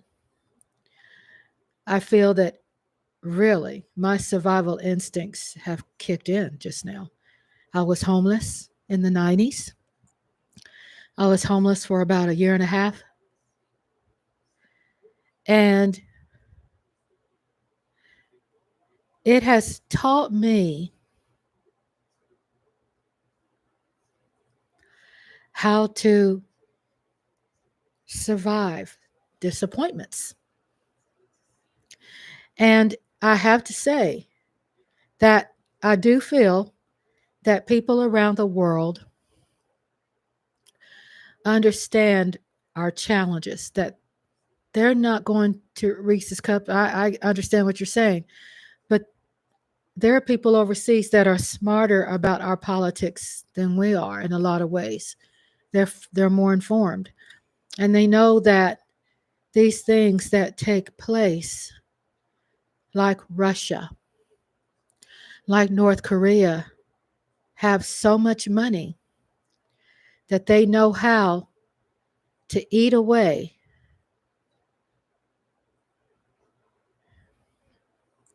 and to persuade the vote in their favor. Our elections, they know how. And what works, unfortunately, is persuasion.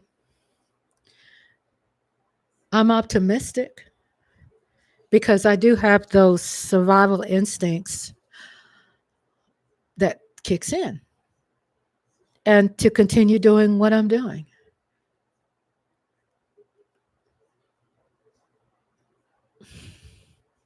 Mind my own business. Have to hold my breath for another 4 years. What has disappointed me gravely more than anything in this world, I'm going to be honest with you, is seeing Black people supporting a person like this.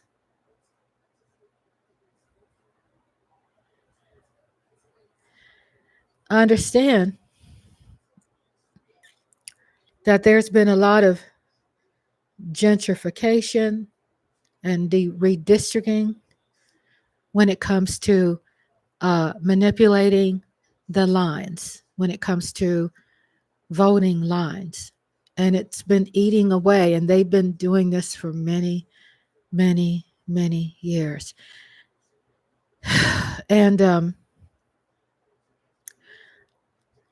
what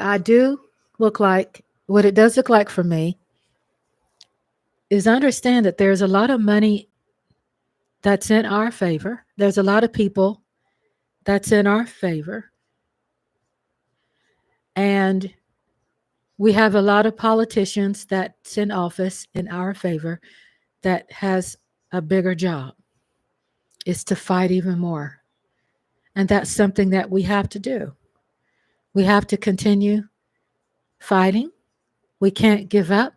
We have to be optimistic and go into tomorrow still feeling happy about the life we lead and the life that we have control of right now.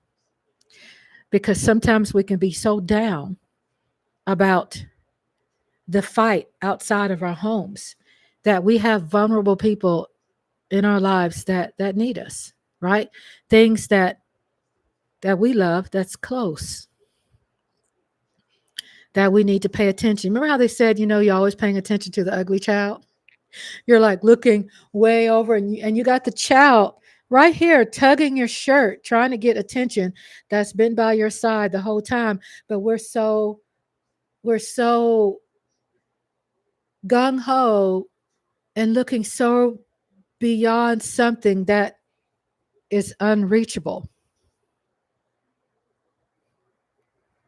Doesn't mean we're wrong.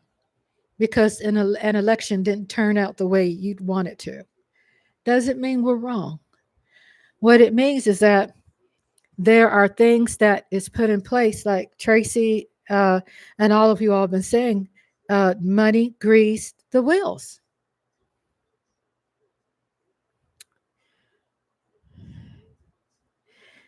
And I think it's really interesting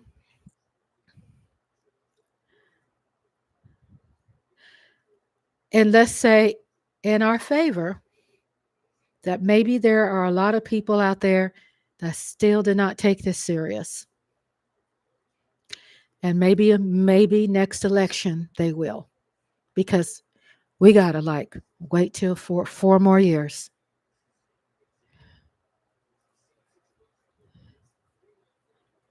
And just be smart. I feel that there's a lot of people out there, good people that we do have to give credit to, that is fighting for us. And let's don't get so down that we forget those. Because we're so caught up in our sadness, our disappointment, right? And let me share some optimism with you.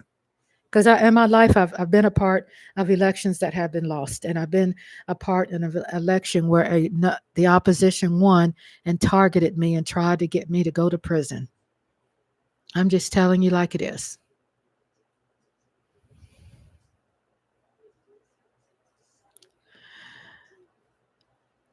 So I've overcome that. I had people and Democrats in Texas that represented me and helped me. And I won. So if that gives you some inspiration based upon what I went through, that what you have to do is recheck yourself, because we've been having this momentum of excitement and now we have disappointment. Okay? So what we do is regroup and just look around and see what you have right now and celebrate it right now. Build up, not tear down. Thank you, Tracy. I need a hug from you. Look at what you have right now and hone your faith into things that you do have control over and that love you back. What do you have control over?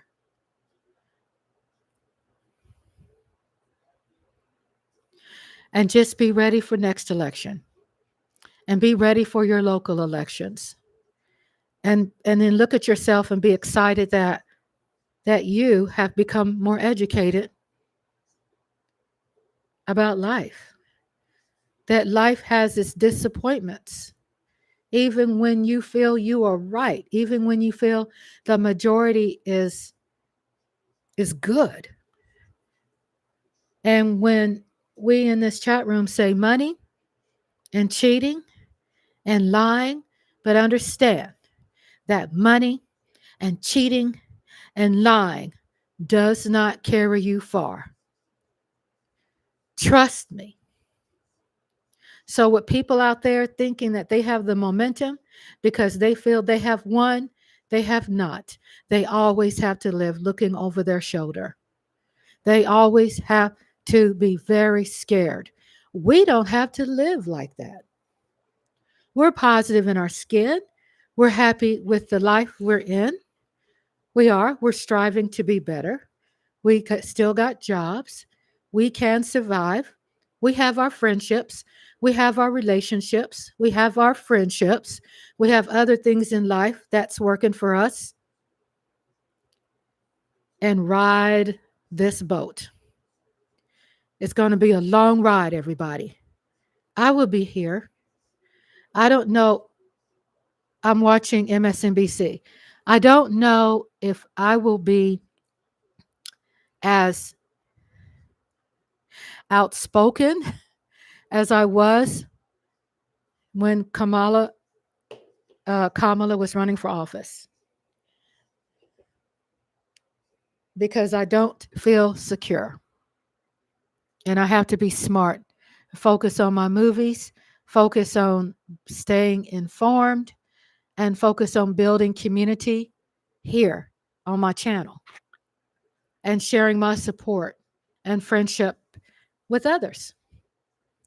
But as far as me being as open and in opposition and in disagreement, I do have to be cautious because that Project 2025 is dangerous. He's going to do his speech, but it hasn't been called yet, so I'm waiting on the real numbers. I'm just preparing myself, and you're right, Tracy. Tracy, and you're right, Reese's Cup. I'm listening to you. You're a strong person, and I know it still says still too close. And I'm still an optimistic person. It looks like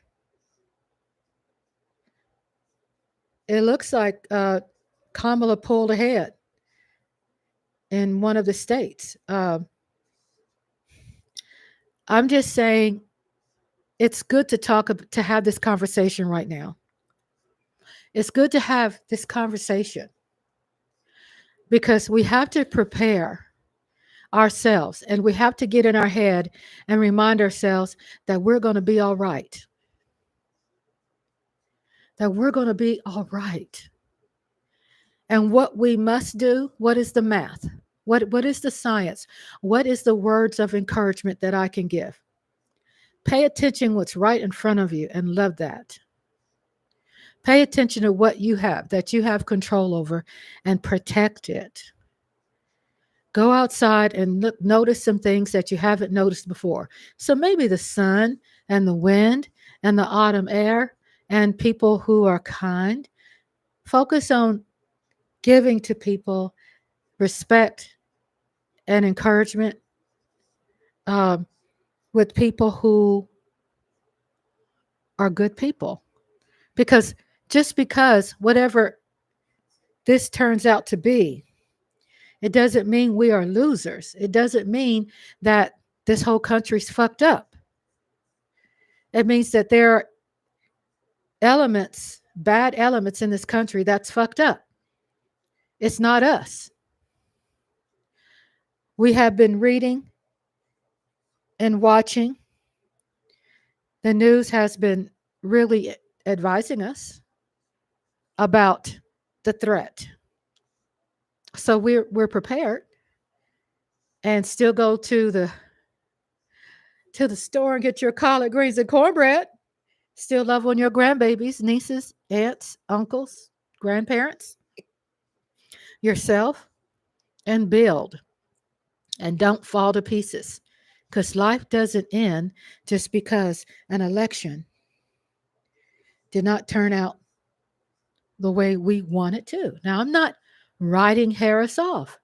I'm just trying to need a laugh. I'm trying to prepare my friends, subscribers, my friends, my family for something that could be possible and not in our favor. How about that?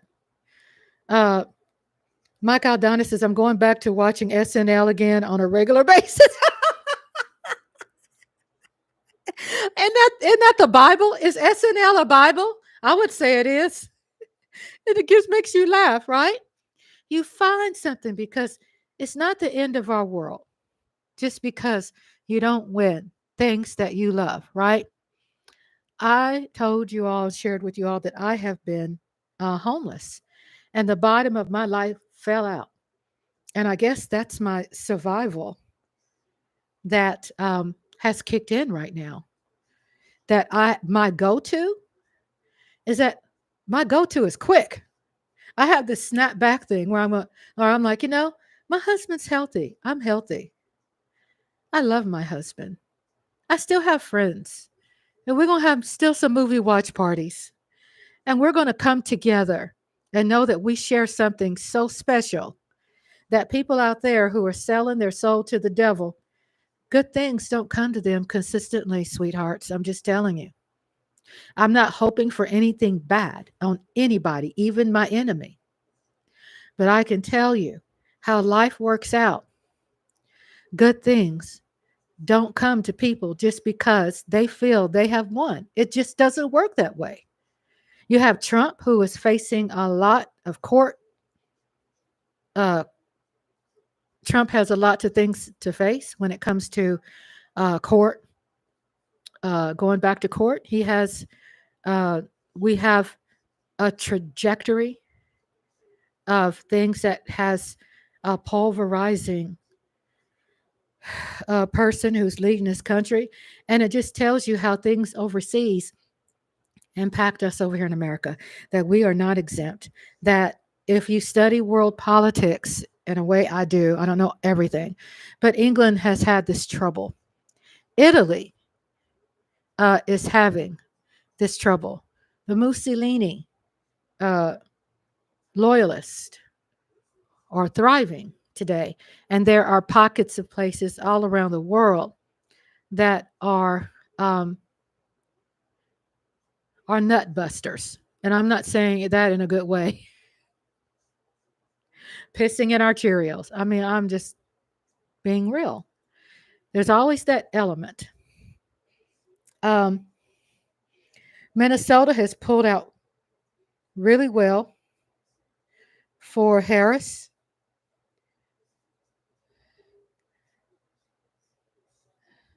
Mike Aldana says, a felon for POTUS and a couch humping vice president. We're going to continue have fun together. I'm going to still provide positivity on my channel. I'm not going to be feeling confident about politics, about talking about it, because I don't want to be someone's target. You see what I'm saying? However, I'm going to be about putting myself first, my husband first, my fur babies first, my friends, and continue to work in this channel and building community so we can all have a place to be together. Plus, I plan to be on here live more, because the local politics where I live is very dangerous. I'm just letting you know it's not in my favor. The local politics where I live is not in my favor. And I don't need anybody hacking into my machine and, finding information and targeting me, because I've already been targeted before. So I'm not acting like a scaredy cat. I'm just behaving in a way to protect my life, my husband's life, and my grandbabies and my family that come to my house. And I just know when to pick my battles. I know that I can build in the privacy of my home, right? There's a lot of things that we can learn.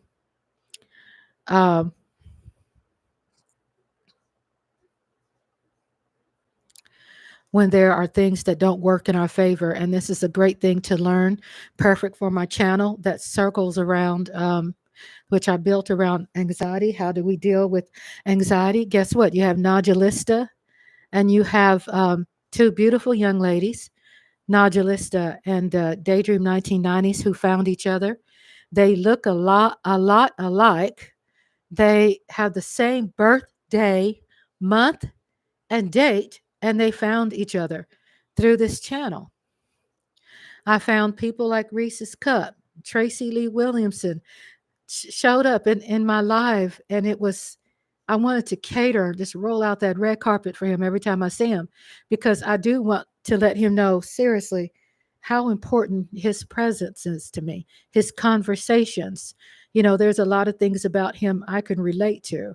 Mike Aldana always cares about me. He wants to make sure I take my medicine and I get hydrated, and he sends me emails, and they're so funny and they're encouraging, and I really feels he loves me. He's my brother, right? And I feel Mark Holmes, he comes here because he has a place to come to feel like if something could be falling apart in his life, that he could come here and feel safe, right? We have Lady Libra. We have my Lola. Oh, I call her my Lola. I took ownership of Lola. I just love her. And she, you all, if you all could please understand, William Williams, Reese's Cup, Tay Cowboys, Tracy Lee Williamson, and earlier Curtis Bergdorf. If you all could understand how much you all have made my life better, please understand that. Because I feel like if I didn't have this channel, to look forward to, even though I love my husband and he's the greatest support. You know, we always need more in our life, right? Yeah, I love my husband. He's all that in a bag of chips. I'm able to do everything because of him, right? But I'm just saying, in reality, too, we as human beings, it feels nice to have a little bit more, to thrive and have a little bit more independence of something extra. And this is what this channel has done for me. It gives me a reason to get up, or I'd probably be even more depressed. I have taken the challenges of this channel that has put me through some stuff, even my favorite football team, from being alone to friendships, slow as a turtle from being alone to friendships, and you need an outlet. Yes, I need an outlet. I have so much.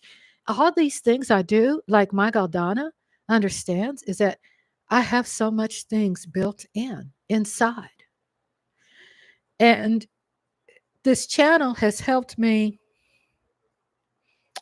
become it. Like I said, the spark. It's given me the spark when I see T Lounge comes in. It says, "Hi, Rhonda." Jeff Lee pops in. "Hi, Rhonda." You know what I'm saying? It's the most beautiful thing to be able to communicate with people. And, "Oh, I just made it home. Uh, I'm going to the store. Oh, I'm at work. Or I'm just getting off work." Or, "Rhonda, you have no idea how much your channel has touched me." You all are beautiful human beings. Let me see what Rachel Maddow's saying. Projected as having been won by Republican candidate Donald Trump. The Democratic side, the campaign that had posted up at Howard University in Washington, D.C., the alma mater of Democratic candidate Kamala Harris, the co-chair of the campaign, Cedric Richmond, came out and told the assembled crowd there, as our correspondent told us, as Michelle Morris told us, the increasingly somber crowd there told them basically to go home, that Vice President Harris would not be making any remarks tonight, that she will be speaking both to Howard University and... I'm listening to Rachel Maddow right now. Mike Aldana says we need all the rah-rah moments, but we need a sense of reality too. Yes, and I think that's what helps us reset ourselves, Mike. It's great to reset. To be forced, unfortunately, to face reality, but also to know that what we can control, be optimistic about that. Like me sitting here and seeing my grandson run down that hallway, and that little sweet boy, he puts me above the world. And it's like you find something in your life to live for. Friendships. I will be going on live. I want to give people an update on my channel too, just quickly. I don't know if I'll be having as much movie shows. I do guarantee and promise Saturday night double double feature. I'm glad we got Connecticut. We got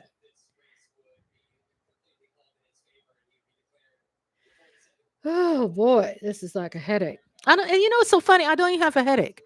I won't because I have to start from scratch. So I'm having to change, like start over and start from the bottom, and then work myself up through changing my descriptions and upgrading a lot of hashtags and deleting and removing a lot of stuff. And guess what? I have my computer guy came in today. He came to my house and he installed for me. I forgot what it's called. I don't have any paperwork. But it's a drive. And let me tell you some optimistic work. You ready to hear this? Remember, I told you all I've been working on that. I have a brand new mic. He installed a powerful drive. And let me tell you about that real quick. Let's navigate to something more positive, okay?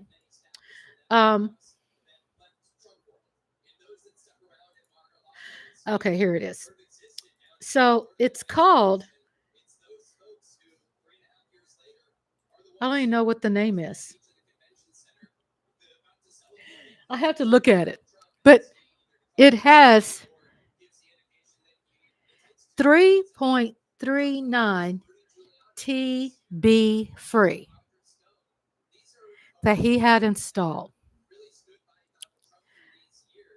3.39 2.39 TB.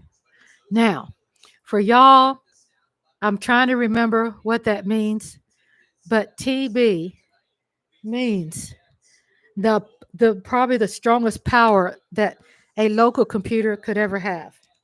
Let me find. You all know about TB. It's a TB is it's more than megabytes. Let's see, 3 point, and I'll tell you what that means in a minute. Is it terabytes? TB is terabytes. Okay. So what terabyte? Thank you, Tracy. So terabyte, I had installed 3 today. He came in today, right before my live, got 3.39 terabytes. Okay. So what I had before, I only had one. I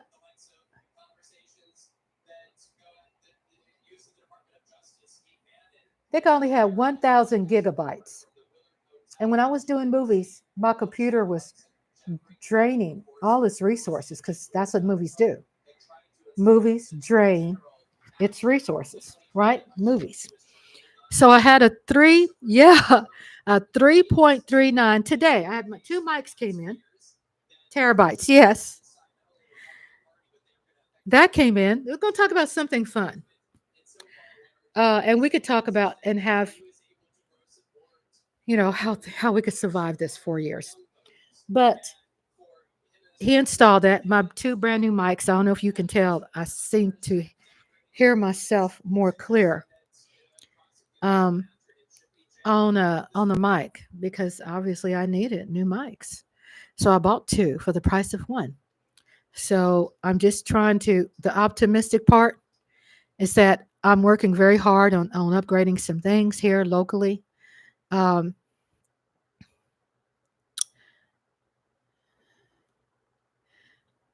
And I see that there's a lot of people leaning on me. And I love that. And I don't want other people to feel disenfranchised or not feel strong, right? But I think we can trust each other that we can lean on each other when we're not that strong. And it does look like my friend, I call him my brother, even though I know I flirt with him a lot. So I probably shouldn't call him that, but he's my brother, y'all. And I joke with him. And the point is that we have people around us and all of us together that have our moments where we're more human than what people think. I'm trying to check my lives here. Okay, yeah, my live sounds great.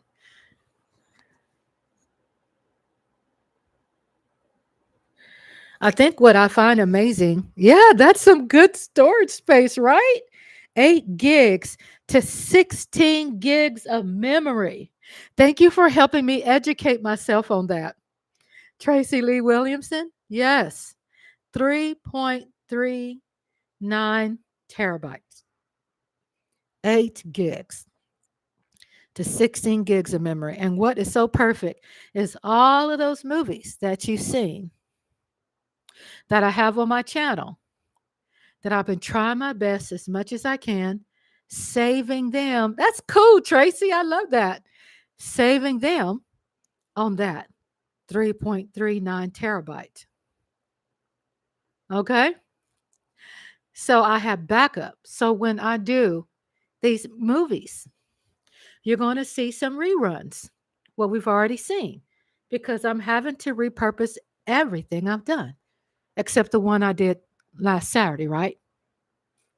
That's a good one. I had my commentary. I'm going to be posting my narration of it, my commentary, because it's required of me to do that, to make the movies look like I'm incorporating some me. And then after you go through 20 minutes of that, then we got, guess what?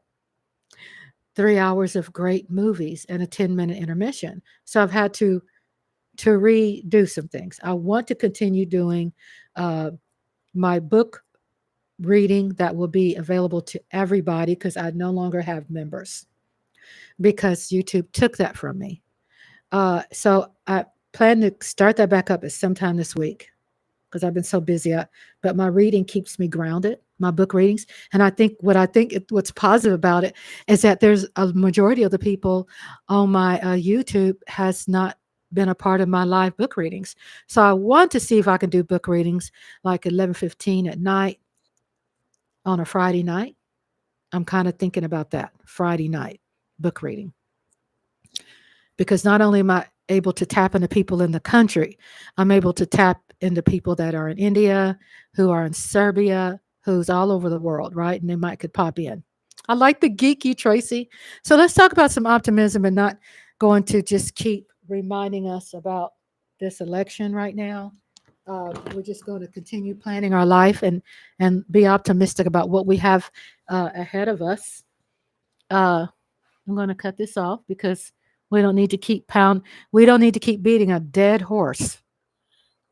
I'm from Texas, y'all. That's horrible. I've seen a dead horse before, and it ain't nothing to joke about. I'm sorry. So let's talk about that. What can I do to bring us even more together to make us feel good moving forward? My channel has been demonetized because, again, I had reused content, and reused content means they've identified reused content again. Before, they didn't identify it the way they're identifying it now. So what they're saying basically is, oh, well, we just need to see you more in these videos. So when I was playing the movies, I would play the intro, and I guess that wasn't enough. So it has to be me talking like I did before. You can replace politics with your book reading. Exactly. Exactly, Mike. Because, I love politics. I felt confident with Biden office. I don't feel confident with this. So I need to just not be so radical, even though I'm never radical. But Project 2025 really makes it clear and says that anybody that is against them will be targeted. So I got trust issues right now, but I've been feeling pretty strong.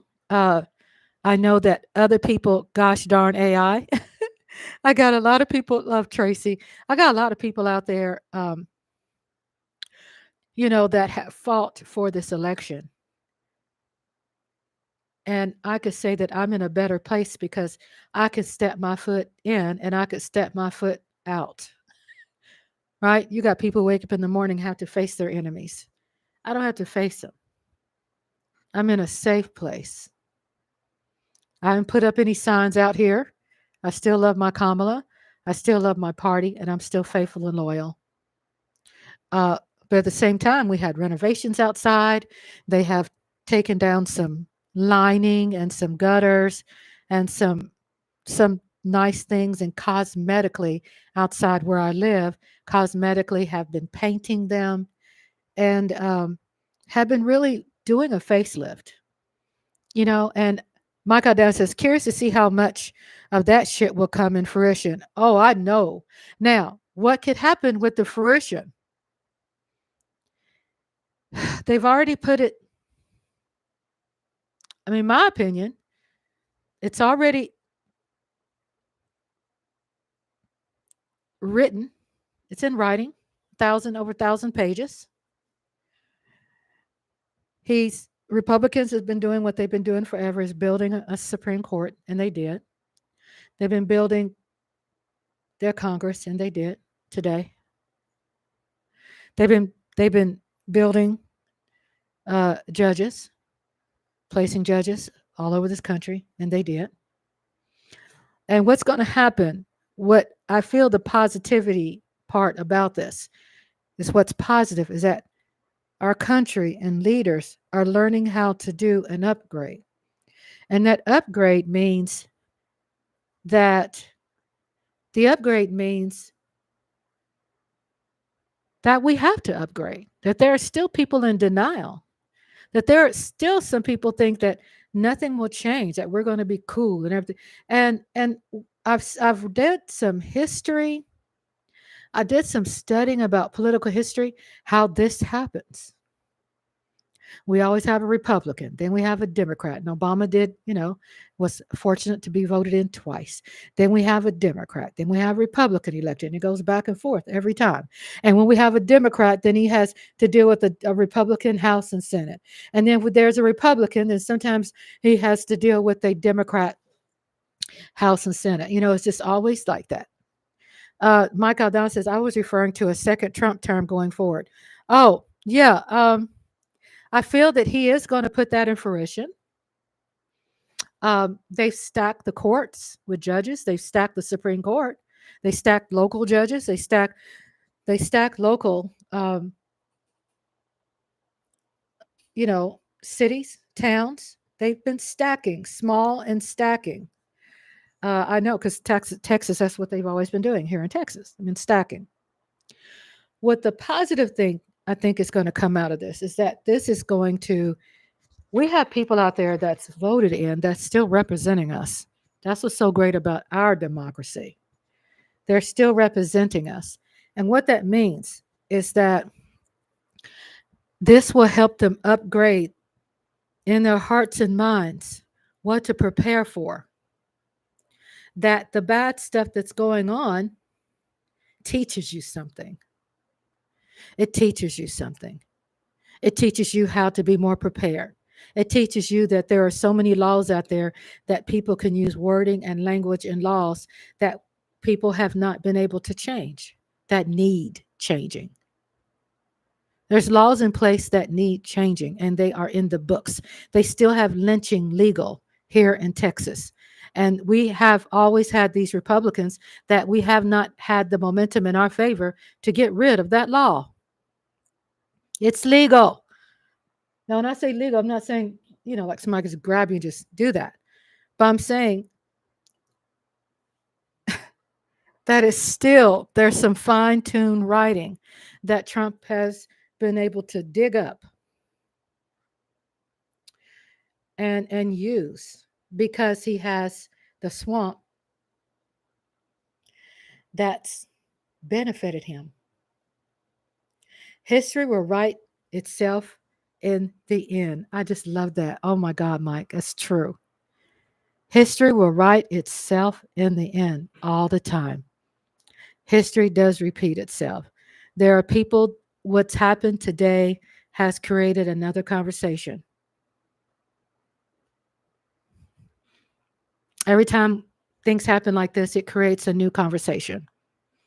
We end up building our arsenal with newer weapons, with something different. Let me share some with you. When you have people like Trump, people like Mitch McConnell, because he created this effing monster.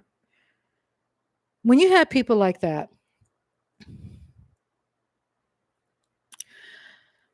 trying to get my train of thought. It's the people in the country that helps transform them. What do I think is going to happen with Trump? I think there's going to be a lot of inside fighting. He's got a lot of power. But when I say inside fighting, shit's going to hit and guess what? He's going to attack. He's not going to, I don't feel he's already going to eat away some things to Black people. But I feel his target is going to be anybody that has been against him. That's his first target. Anybody that's been against him. That's what I believe will be his first target. Right? And those people that's against him, that he has a long shit list of people that are attorneys and lawyers. Now, the thing is,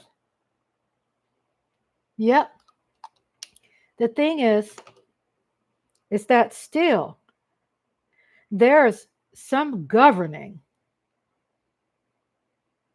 that we can still fight. And this is going to be, you think this is going to be crazy? These 4 years is going to be a hell of a ride. And trust me, you think it's going to be sad, but it's going to be fun as hell to watch because the Republican Party is so effing broken that they are going to unalive each other. I'm serious. people who are the old heads, the old elephants of the Republican Party, they're gone. But they're old. And they're going to retire anyway. They're going to give the country the finger and whisper in these young people's minds on how to be leaders and get such and such back. Because trust me, they've been planning on getting Trump back. So there's going to be a lot of infighting. That's something that we don't have to be a part of. There's going to be a lot of infighting amongst themselves. But if you notice, even though the Supreme Court has been stacked against Democrats, have you noticed Supreme Court hasn't always been 100%? Hasn't always been 100% for Trump. They haven't voted everything in his favor. MAGA Republicans are going to go cannibalistic on each other. Exactly. They're going to turn on each other because Trump is going to remind them it's going to be some separatism, and he knows that he has to get them and put them back in their place because he's given them so much confidence to vote for him that they've gotten too confident, and then they're going to be doing some shit, and then Trump is going to play president, and then he's going to have some infighting with his own people. I don't think it's going to affect us. People, when I say us, I'm talking about people who don't think like Trump. Unless we go out there and we do some big things like getting on the mic and welcome to the dark side of the force, right?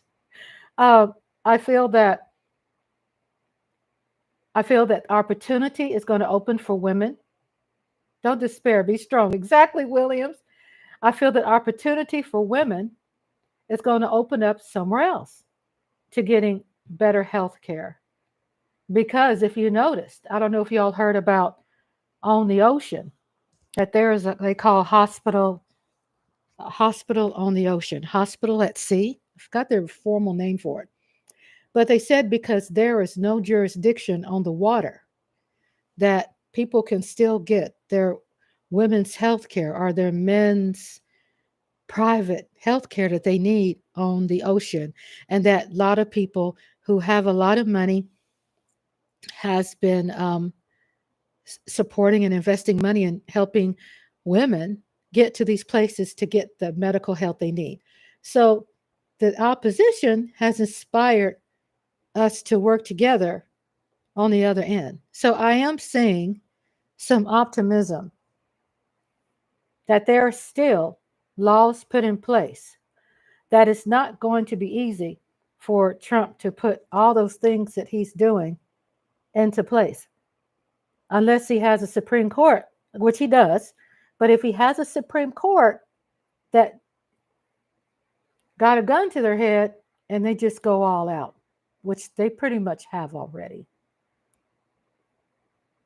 So there are some governing put in place. Sounds like an offshore floating hospital or clinic. Yes, Mike. Yeah, it's like a hospital on the sea. I forgot the name. It's a formal, beautiful name for it. And so there's no legislation. So they've been able to get some things done.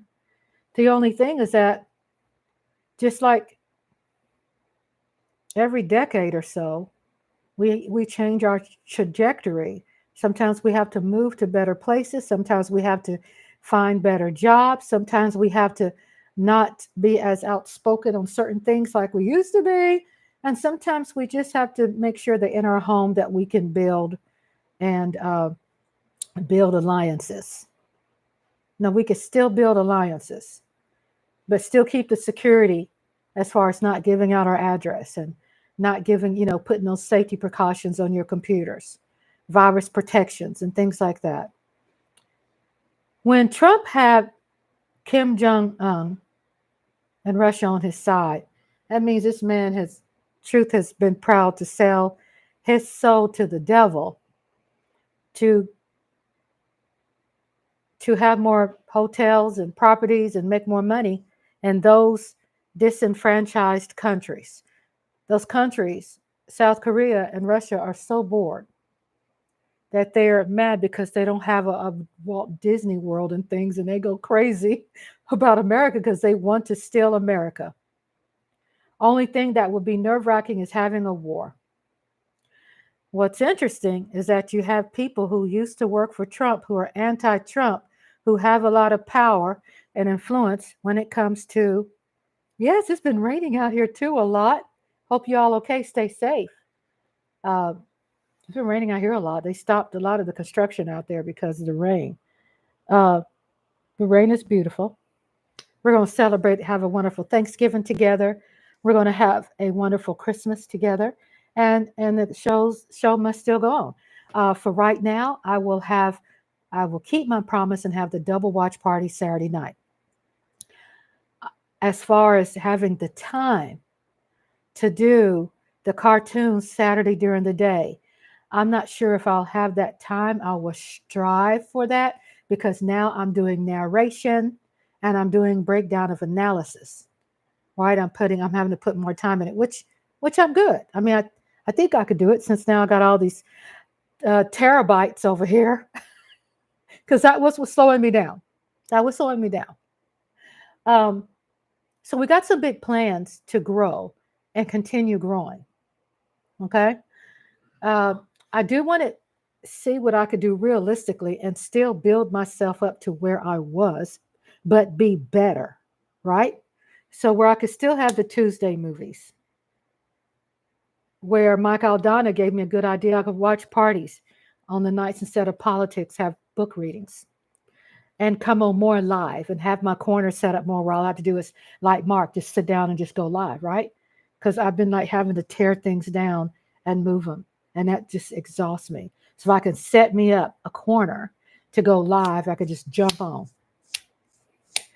and be more available for people, for my friends to be live, because I know there's no doubt that there are people who want me on live more. I know this. And I hear you. Also, I had we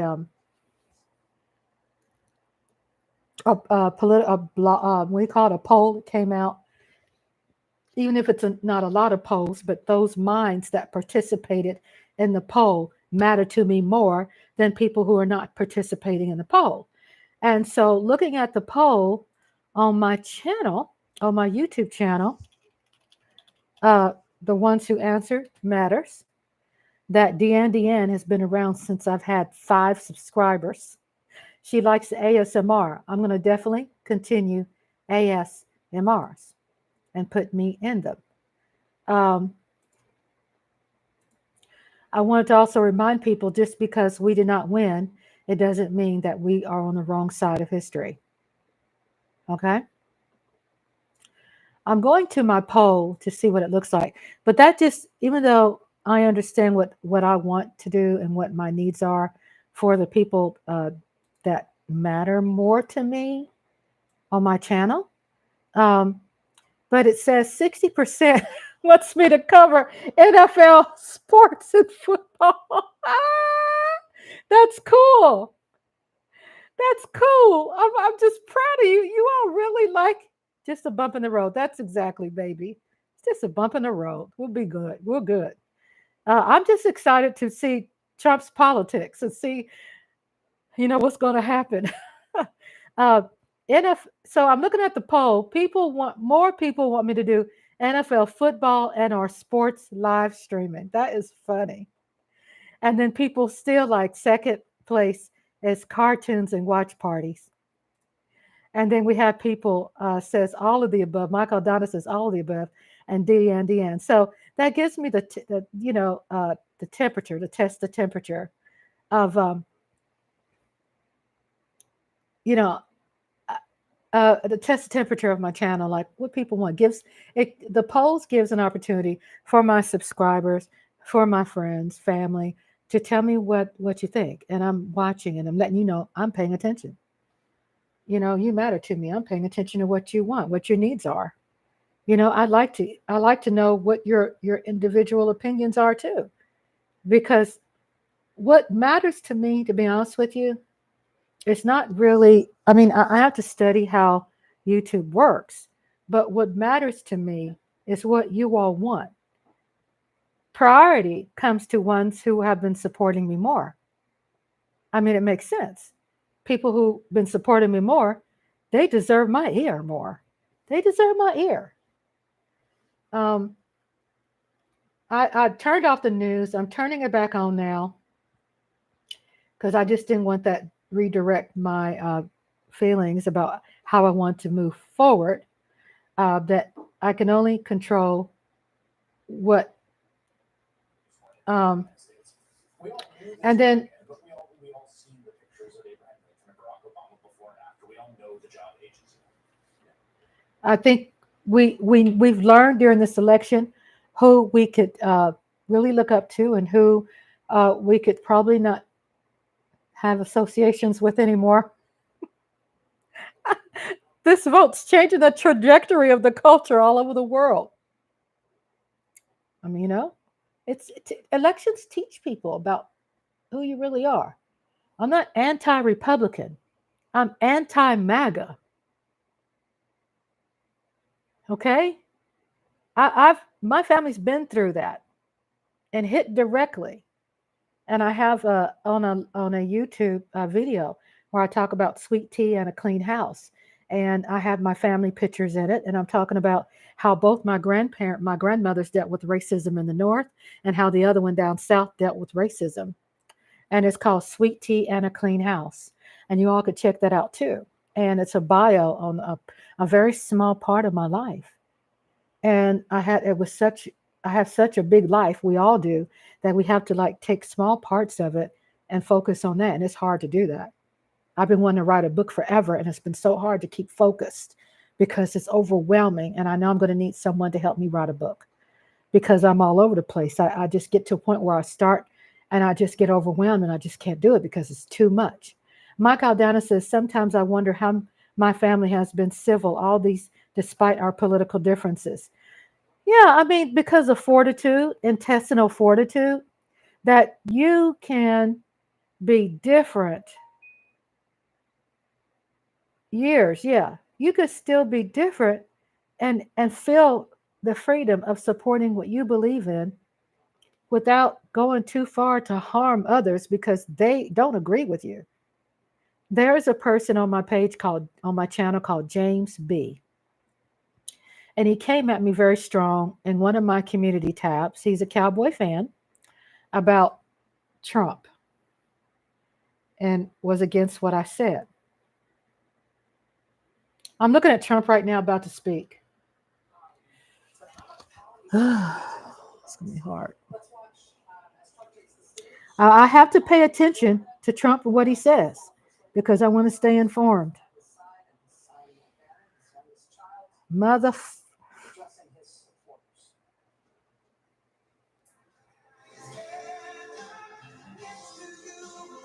Boy, he's going to go down in history being the most pulverized. Boy, his son is tall.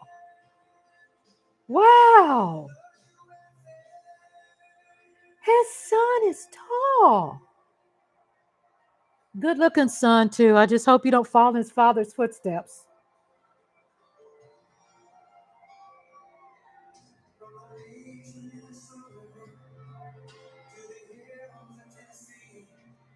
Gloating as we speak. I'm watching him right now about to speak.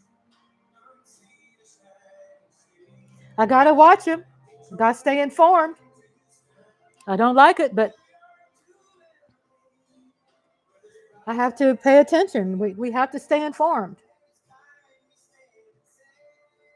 We can't just put ourselves in a hole and bury ourselves into darkness and be uninformed. That's the worst thing, is to be uninformed and having to deal with this. You want to know what's going on in your backyard. Okay?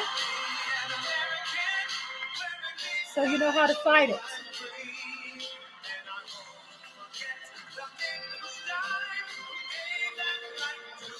It's okay, Reese's. We're going to be good, baby. We're going to be all good, Reese's.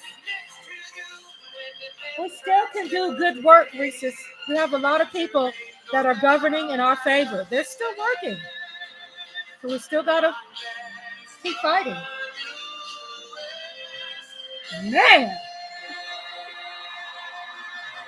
I'm kind of excited. Not excited for him, but I'm excited about watching this shit. Not happy.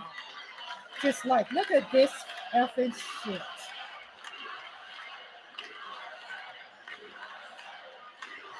Well, I want to thank you all very much. This is great. These are our friends. We have thousands of friends on this incredible. It's going to be funny. They're going to turn against each other, This right? is a movement like Especially the nobody's ever House and seen Senate. before. Marjorie Greene, they're gonna flush her ass down the toilet. Watch. They're gonna be infighting. That's gonna be exciting, Reese's Cup. There'll be a lot of infighting. There's never been anything like this in this country, and maybe beyond. And now it's going to reach a new level of importance because we're going to help our country heal. We're going to help our country heal. We have a country that needs help, and it needs help very badly. We're going to fix our borders. We're going to fix everything about our country. God bless. I want you to split. We made history. God bless the USA. The reason is going to be just It's wrong on so many. We overcame obstacles that We nobody have to thought laugh, possible. Reese's, okay? We're in this together. We'll be okay. Don't get mad at nobody out there, baby. Political thing. Look what We're gonna be happened. good. Is this crazy? We're gonna need each other to make it through this.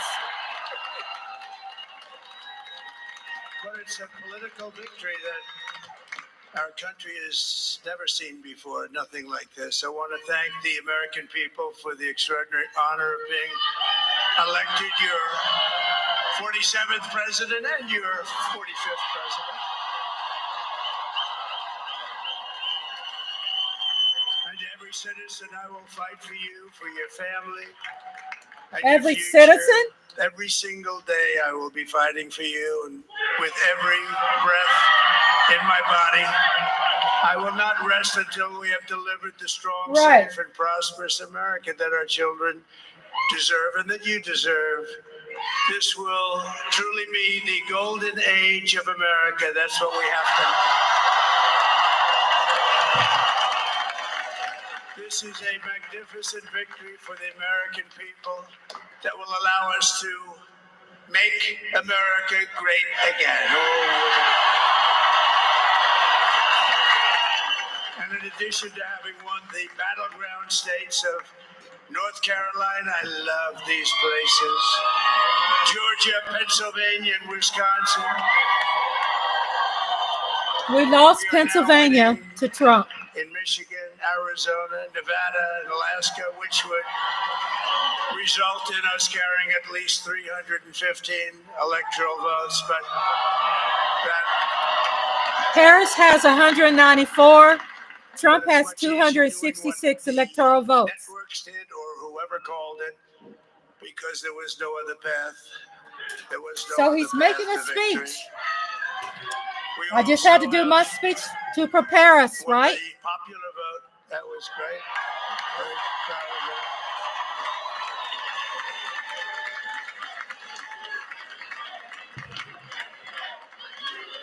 Gonna be infighting. It's gonna be juicy. They're gonna be pulling each other's hair out. Thank you very much. Thank you. Winning the popular vote was very nice. Very nice, I will tell you. It's a great feeling of love. We have People weren't, all these people weren't ready for a black woman either. with unbelievable people standing by my side. These people And they have been weren't ready for a woman, incredible. They've made the let journey alone with black. me, and Just we're gonna make you those very people happy. that voted for We're gonna Trump, make you you very know? proud of your vote. That scared them to I death. hope that you're going to be looking back someday and say that was one of the truly important moments of my life when I voted for this group Yep. of people. Beyond It the ain't gonna president, look this good, group of great Mike. people. You know that, right? It's gonna be some drama, and it's gonna be. Given You us said an sooner or later, God's unprecedented gonna get Trump in the end. and powerful Man, mandate. it. We have taken back control. Now I of the gotta go Senate. talk to my husband too in a minute and try to get him optimistic. And the Senate He's races not gonna be happy. in Montana, Nevada, Texas, Ohio, Going to go. Wi-Fi getting wet. Okay, Tracy, I love you. We'll probably be on live tomorrow. Okay? So I'll try to see if I can be on live more. Love you so much. Tracy, thank you so much for being here and all of us together supporting one another. Appreciate you. Every one of them we worked with the senators. Yeah, don't wake him up and tell him. You know, when I go in there, Mike, he's going to ask me. Victories in the Senate was absolutely incredible. And we did tele-rallies with each one of them. And I have to talk to him and get him looking positive and give him some optimism. You know. Nobody expected that. Nobody. So I just wanted to thank you very much for that. And you have some great senators and some great new senators. And it also looks like we'll be keeping control of the House of Representatives.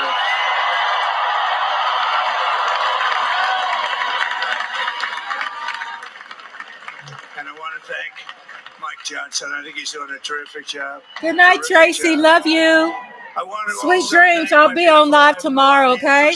Because I have responsibility. I have to come back and let us talk about it and stick together.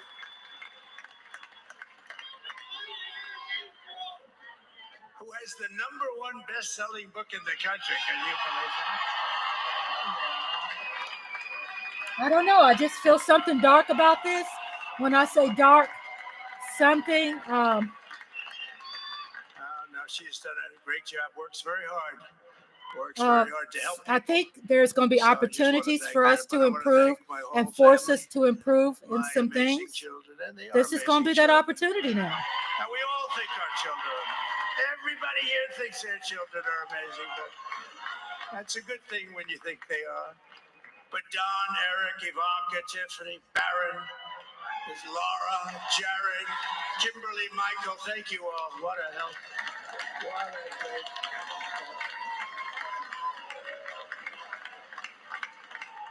He will. My father. I want him to have a heart attack over that because if I kind of very much Melania's mother. Be there for him and be positive, I could try to walk him through, you know, looking at what's going to come out of this, because I was able to do that with him when I talked about Hillary losing, and he saw what I was saying. I was right, and I said it's going to make this country better when there's opposition, because it teaches people who are sitting on their ass or really not taking things serious, not through him, but because of him again.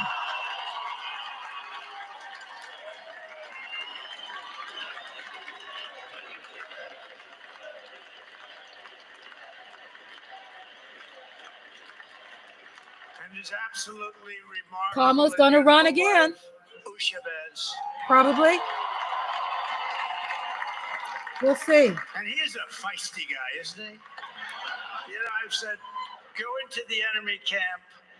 And you know, the enemy camp is certain networks. And a lot of people don't like to, sir, do I have to do that? At least we won't have to see Trump after these 4 years. CNN, Can't seek a MSNBC, third term. Yeah, that's right. Thank you, Mike. That's a good one. He actually looks like he's like the only guy I've ever seen. He really looks Oh my God, that's a good one. We got him out the way. Say a couple of words, sir.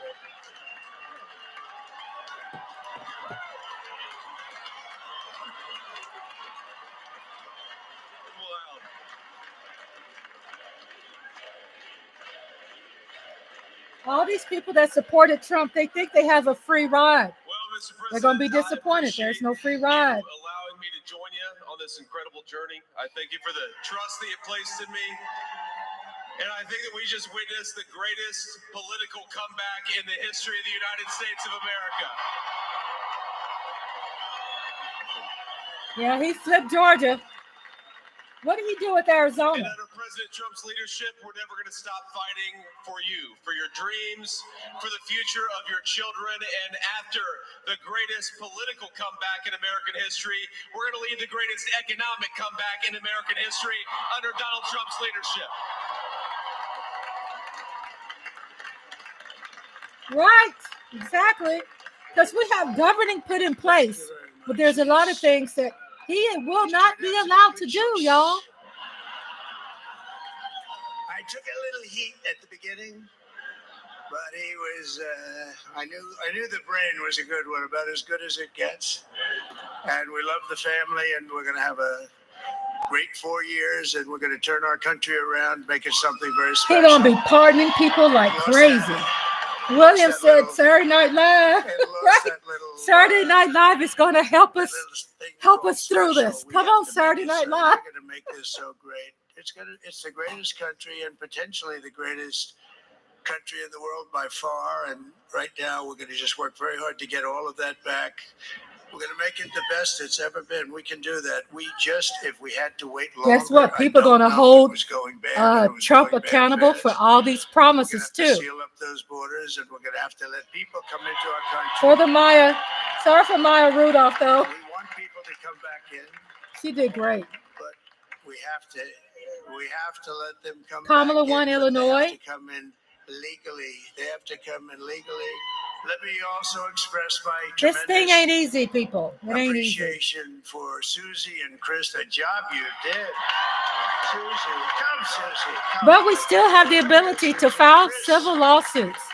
If there are people that go against our rights when it comes to health care, we can still, on a local level,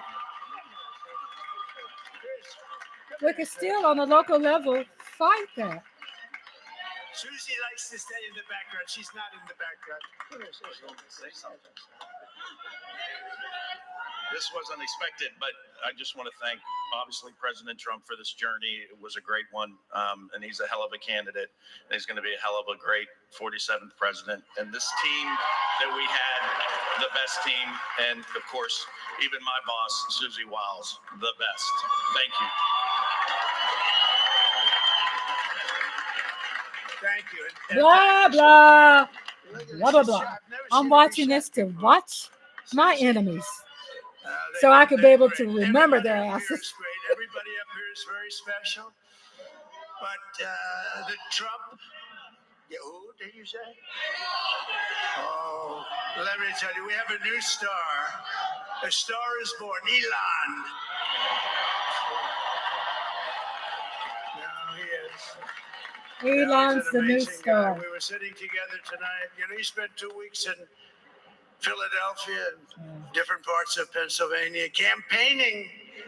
He sent the rocket up 2 weeks ago. Wouldn't that be funny? We wake up in the morning and see Kamala won. I saw it.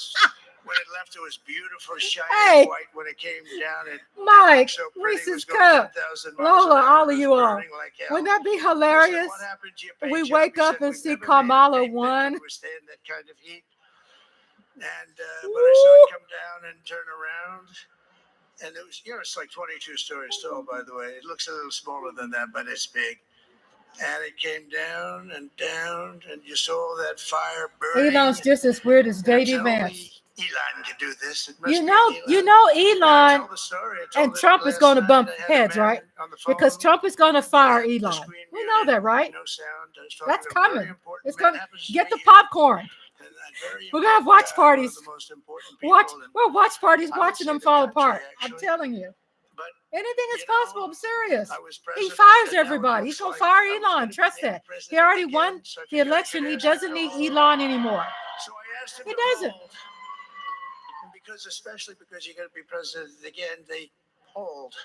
So I took the phone down and I'm looking at the screen. I'm seeing this crazy thing that's going around and coming down. It looks like it's going to crash into the gantry. And I said, oh no. And I said, do me a favor, do you mind holding for a couple of minutes? I want to see this. I just don't want to see him during the oral thing with the freaking mic. Didn't pick it up for 45 minutes and he was holding.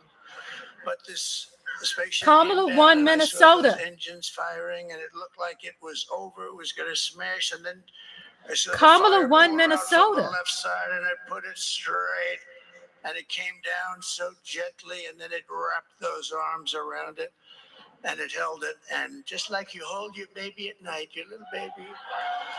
And we lost Pennsylvania, so I think that's the nail in the coffin. Was that you? He said, yes, it was. I said, who else can do that? Can Russia do it? No. Can China do it? No. Can the United States do it other than you? No. Nobody can do that. I said, that's why I love you, Elon. That's great. And you know, when we had the tragic Hurricane Helene, and it hit. It does look like if we can North win, Carolina, they were really devastated. The water. This was 4 more states. as big as we've ever seen. Water hurricane. It built lakes. She'll have to blow it out. Nothing. Fields became lakes, and wouldn't that be funny? The danger was unbelievable. We get up in the morning and the votes flip some shit around. They said, would it be possible, at all possible, for you to speak to Elon Musk? We need Starlink. I said, what's Starlink? It's a form of communication. So I called Elon. Oh boy, he's talking about Starlink. It's tied into Ukraine war. That's not good for Ukraine. I said, Elon, you have something called Starlink. Is that right? Deja vu. What the hell is it? He said, it's a communication system that's very good. I said, Elon, they need it really, really badly in North Carolina. Can you get it? He had that there so fast. It was incredible. So, and it was great. It saved a lot of lives. He saved a lot of lives. But he's a character. He's a special guy. He's a super genius. We have to protect our geniuses. We don't have that many of them. We have to protect our super geniuses. I want to thank Kamala won New Hampshire. Up here today, the U.S. Open champion. He's fantastic golfer, slightly longer That's than why me. she It's said a she's little not bit going to longer speak than me. until tomorrow. Just a little Till bit. the votes Bryson keep coming in. DeChambeau is up here someplace. What happened to Bryson? Where is he? I know, Mike. He rambles and. Oh, he was shot. What did Bryson do? Go to the bathroom? He's hitting balls.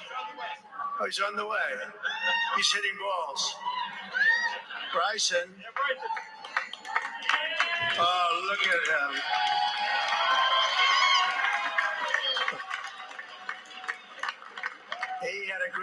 He's got a great career going. Great U.S. Open, Bryson. That's a fantastic job. And we also have a Mandana White who has done some. Who's Bryson? He's a tough guy.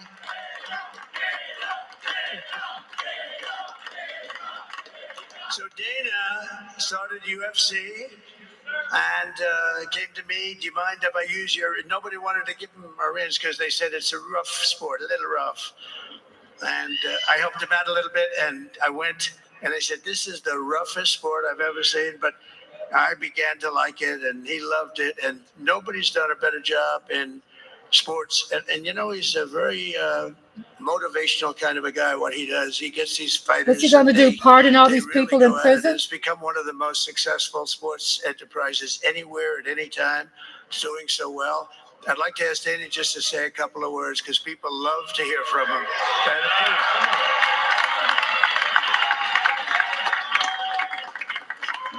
Where are we with Arizona?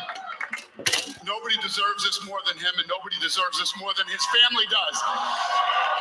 This is what happens when the machine comes after you. What you've seen over the last several years, this is what it looks like.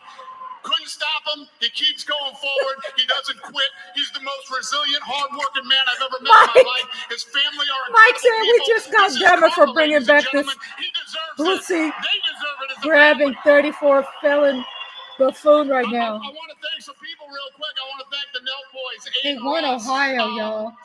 That mother humper won Ohio. The boys, and last but not least, the mighty and powerful Joe Rogan. And thank you, America. Thank you. Have a good night.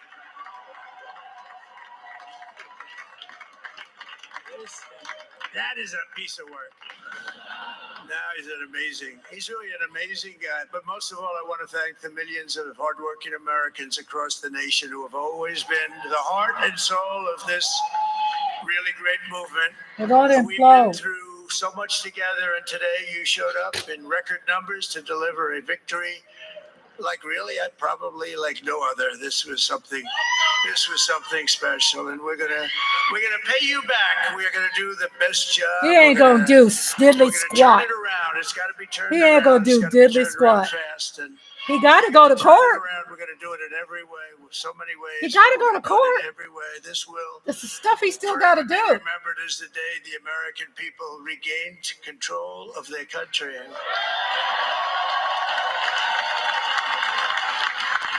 So I just want to say that on behalf of this great group of people, these are hardworking people. These are fantastic people, and we can And I have to add, talk to my daughters because they're going to be names like disappointed. Robert F. Kennedy Jr. He came It's okay. and You he's just going gotta, to help make it's a part of, America healthy unfortunately, the again. process.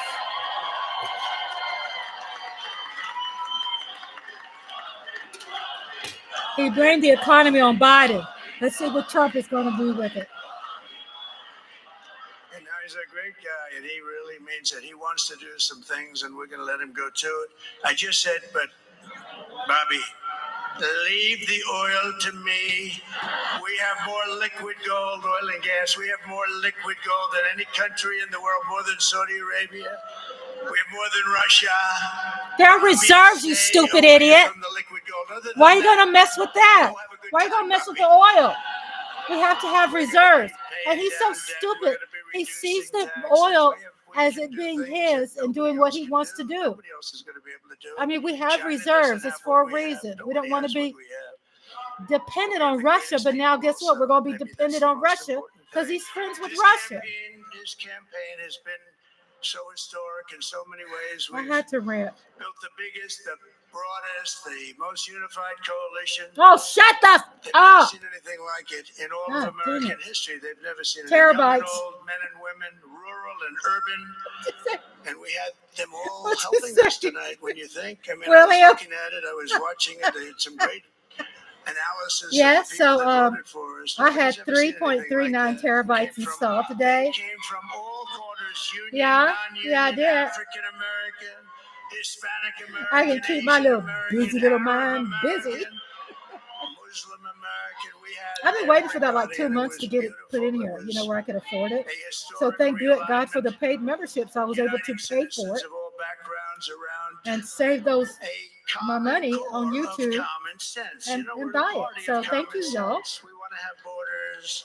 We want to have security. We want to have things be good, safe. We want great Thank education. you, Reese's We Cup. want a strong and powerful military, and ideally we don't Saudi have to use Arabia it. You know, and we the had no MBS wars. smiling 4 years. to We had no Allah wars, that Trump's except back we in office, defeated easily ISIS. manipulated. We You defeated know what, ISIS y'all? If we in think record that we were time. almost in war before, But we had no wars. this is going to be a They hot said, effing mess, start a okay? war. I'm not going to start a war. I'm going to stop wars. It's going to be, But this is I hope also it's not a war. massive victory for democracy. But it's and not for going to be a freedom. war like Together we're started going to from unlock what you think. America's glorious destiny. I could We're see going Russia to achieve the most incredible future for our people. bending Trump over and taking Yesterday, America. as I stood at my last Huh? stop on the campaign trail, I'll never be I doing don't a trust rally Russia. again. Can you believe it?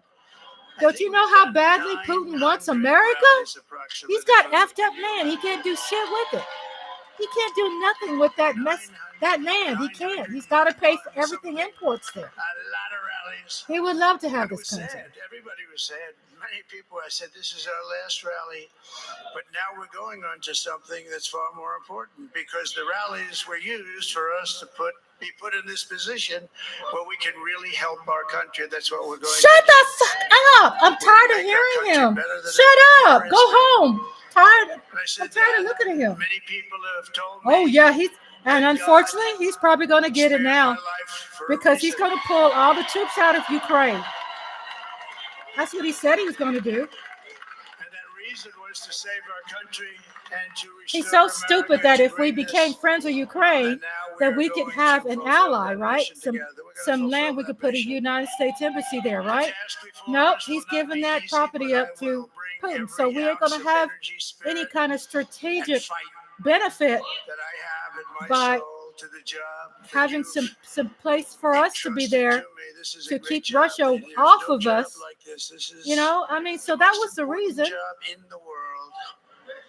Just as I did in my first term, we had a great first term, a great first term. I will govern by a simple motto: promises made, promises kept. We're going to keep our promises. Nothing will stop me from keeping my word to you, the people. We will make America safe, strong, prosperous, powerful, and free again. And I'm asking every citizen all across our You're going land to join sell me in America this to noble Putin. and righteous endeavor. That's what it is.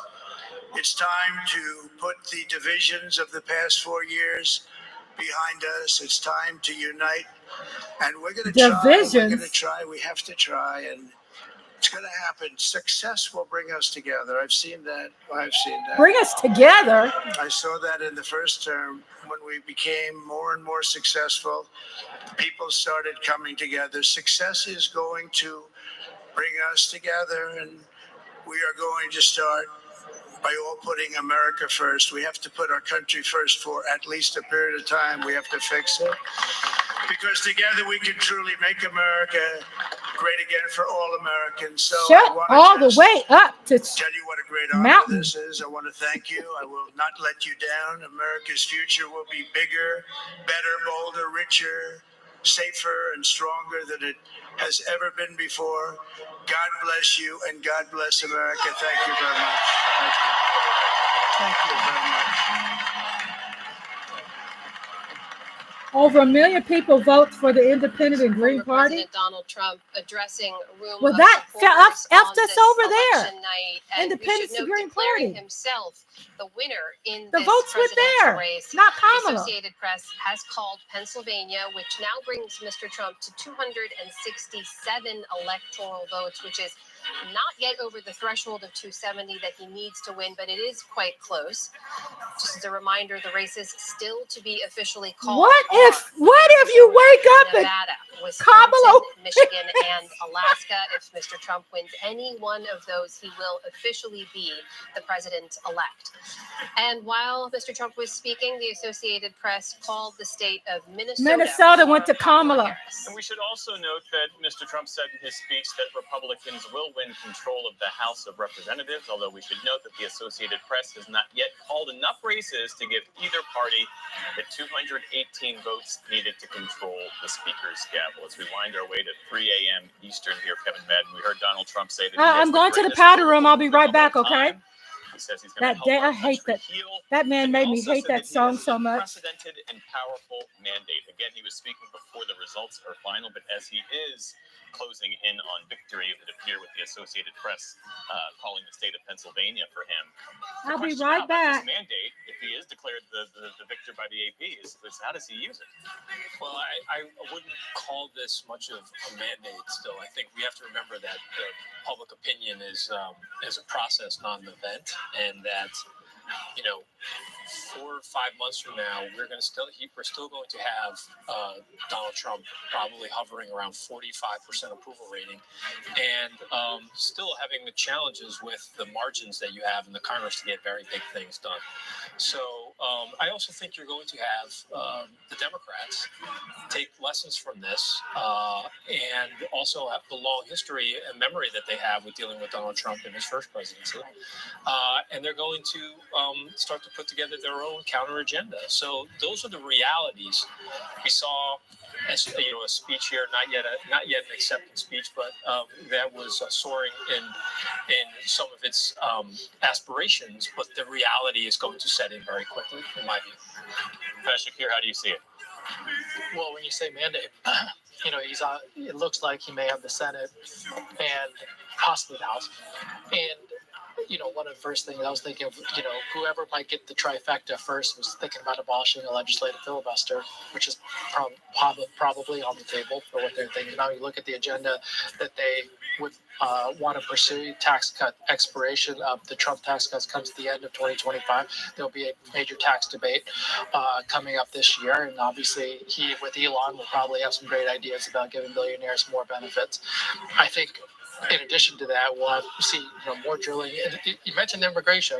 I don't know if you caught it. The way you mentioned immigration was, we want people to come back legally. So the suggestion and the implication being that deportations will begin. They can come back legally. So we'll see how he executes on that. But he's laid out, I think, for many people what would be tariffs, immigration, drilling, and taxes that I think Democrats are going to have a very strong agenda to counter on, because I don't think they're popular. Yeah, well, can I say, one thing I did hear from Democrats was the sort of divide within the party about whether Harris should have gone harder on this issue of deportations. And if you are struggling to make the case that a Trump a next Trump term would be dangerous for America, why talk about it in the theoretical and throw out the term fascist instead of saying, no, this is actually what he's proposing? Should she have done more with that? Polling on it was very difficult, and Kevin can probably speak to a little bit of that too. I mean, even we were doing some polling late in the game about mass deportations. Even used some of the most strident language Trump was using. It was over 55% favorable. Yeah, for his side. And what we'll probably learn in the intervening weeks too is just how complex the Latino vote is in this country. And so the idea of deportations at a time where you're trying to advance an economic agenda, at the time you're trying to unite the country and grow your sort of political power base here, that will become fraught with peril for Republicans over the next few weeks. So these are many of the very complex challenges that are in front of us over the next couple of months. Let's go to our William Brangham. Forgive me, who's still at the Trump campaign headquarters. William, your final observations, as I understand, the folks are exiting out of the room, and I think we're about to lose you soon.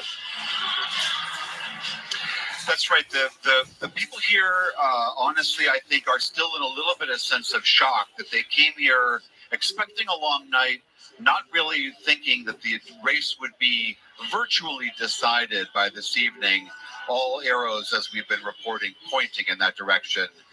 And for those people who are celebrating, many of them are still dancing on the floor behind me, this message about dealing with the economy and dealing with immigration resonated enormously to them, obviously. I can only also imagine, though, that for the other half of the country who is watching this, the people who are aghast at the idea that we are on the cusp of electing someone who waged a violent riot against our democratic process, who calls climate change a hoax, who spread racist lies about immigrants throughout this campaign, who has emulated dictators and says he would like to perhaps be one. I imagine those people watching this have to be equally in shock as the supporters of Donald Trump are. I mean, a lot of people didn't vote too. Things turned out for them this evening here in Florida. William Brangham reporting for us tonight from Florida at the Trump campaign headquarters. William, thank you so much. Back here with our panel, David, we heard former President Trump there talk about helping the country to heal, about being a good leader for all Americans. Forgive my skepticism, but when in the many years we've seen him on the national political stage, have we ever seen anything other than an incredibly divisive political figure? Yeah, that wasn't changed. Trump doesn't change. He doesn't really grow as a person. But I do, in my experience, there's a big difference between MAGA Trump people the people who know who Steve Bannon is, who are like on board for the whole deal, and a lot of the Trump voters who they just want the 2019 election or economy back. And those voters, I think, will impose some discipline on Trump. Did she not get Michigan probably? And he cares most about his popularity than any ideological agenda. And so if I wanted to tell a comforting story to any viewers who might be upset, I do think, as Kevin said, there are Kamala wins New Jersey, 14 electoral votes. Particularly at the deportations. It's true that people say they want deportations, but they're used to the deportations of the Obama era when it's people who are just close to the border, not people who've been living here for decades. That's a totally different ballgame. That's right. And so tariffs, I think there's going to be a surprising amount of resistance. Numbers to are still coming in the Senate and in the House to boost the tariffs as high as he's promising. And then on Ukraine, I think there's going to be some resistance among Republicans on the Hill to that. So he'll find himself with, I think, some more resistance among his own base and among Republicans that will, I think, hem him a little. You know, on immigration, though, I think it's worth remembering, like, in his first term, he implemented and oversaw what has to be one of the darkest chapters in modern American history, and that was separating children from their parents forcibly for the purpose of separation as a deterrence.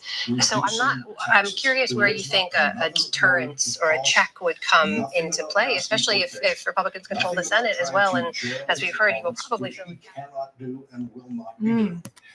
none of that kind of political terrorism language that he was including in his rallies. That's gone from the person who stepped up to that microphone tonight. And remember, I'm listening to Lawrence that's a O'Donnell staff talking written right speech. now That's a on consensus MSNBC. written speech.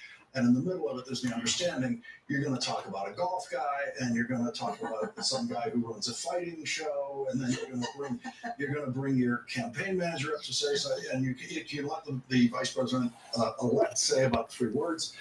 But it's an extremely modest speech. That's the state of the Trump policy going forward, and I think it's probably extremely accurate that, like the first term that he was president, reducing taxes was literally the only thing he did. And it's the reason that he was supporting. Dark Brandon, the resistance has begun. Right, Mike? Right. The thing that he leads with is his neediness, his need for adulation, his need for adoration, his need, it's the reason that he's enjoyed cultivating as a cult of personality. He needs the world to think of him as this amazingly powerful and smart and brilliant and whatever. That's what he wants. And so I am watching to me that this is a very MSNBC. Joy Reid is talking right now. He wants to be president because he believes that Trump, me. respect and love and adulation of the country, and particularly of the very immediate elites that he used as a cudgel to get himself back in. And the threatening language, it's interesting that most of the threat that he made was directed squarely at Latinos, at people who the right fears will sort of outproduce them in terms of children. But that is where he did the best. That's where he gained the most among the people who voted, despite having directly insulted them. And he held steady, it seems, with white American women, despite having really insulted them in J.D. Vance. So he didn't lose much for being insulting and cruel. Stephanie Earle? Well, then I guess, who he's going to be, we're going to see who he's going to choose. Because we noted his family members, we saw Dana White. I didn't Latinos must not got the message. When the last time he won, we saw Steve Bannon up there. We saw Stephen Miller. So it'll be interesting to see who his cabinet choices are. Howard Lutnick, his new favorite transition. When Fitzgerald was there. So yes, for Trump, it was quite moderate. he's, I always say this. I know y'all hear me saying it again. He spoke a language that they liked. They feel that he's not speaking to them when he's insulting people. He feels that Trump is only speaking to those people over there, somebody over there, not me. Because they feel, they say, well, I'm not that. I'm not that kind of person he's speaking about. Side note, Democrats cannot control the weather. And good luck to you, sir, with your sales tax that's going to raise taxes, a tariff that's going to raise taxes on fear-mongering. Class income Americans. Good luck to you And all of it. It feels like that's how they're able to move the emotions of the country through fear, emotions. And the people who are scared the most, they have the numbers. The future is unwritten. And the thing that we often do analytically is we see a dot here and a dot here, and we draw the line up through like that. And I have never felt more of wide openness about what era we are entering into than I feel right now, even particularly watching that speech. Because I don't know what we're about to step into. The only thing I'll say is that I do know that, like, the country that existed before tonight is the country that we have right now. And that's what matters, is all the other stuff that isn't Donald Trump and which group of his homies are up on stage at any given moment. And that's what we had on Tuesday, and it's what we have now on Wednesday. I went to DD for coffee, Maine, light blue, As a choice between different forms Nevada, Arizona, Wisconsin, and Arkansas left. Whatever it is that Trump is promising to do instead, and Trump is promising to turn us into instead, well, the way that you fought to keep the U.S. system of government is that you fought to try to get the outcome that you wanted in this election. And now as this election What's comes to a DD? close, you have to figure out how else you're going to fight. Yep. Because your country's Dark days are among us again. We're going to take a quick break. Our coverage of this election. Watch you, Ted Cruz.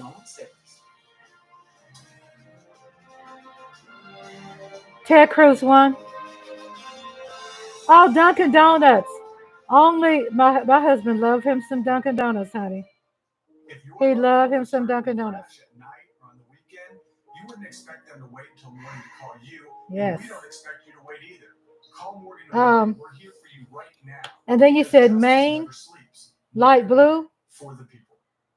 Oh, okay. And you said Nevada, Arizona, Wisconsin. Okay. Thank you, Reese's. I'm trying to break it down. Okay, what'd she say? Am I supposed to know what that means? DD's better than Starbucks. Are you serious? You think so? Reese's cup. Thanks, Mike. Hubby loves him some Dunkin' Donuts. So fast, so strong, and so convenient. It's like putting the power Man, people got off the couch and voted for him. And people who were educated and women. Smart pressure digital sensor that gauges and automatically stops when the set tire pressure is reached. Hi, baby. Oh, I see my cat. Hi. Hi, baby. Here's chocolate chip, everybody. Here's chocolate chip. It's chocolate chip. Hey, this is chocolate chip. Yes. This is chocolate chip, everybody. Chocolate chip. Just love her. Oh, she feels so soft. She feels so soft, little sweet baby. Leave me alone. That's what she's saying. Leave me alone.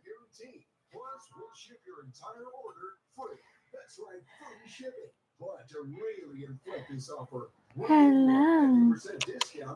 Hello, sweetie. I need emotional support.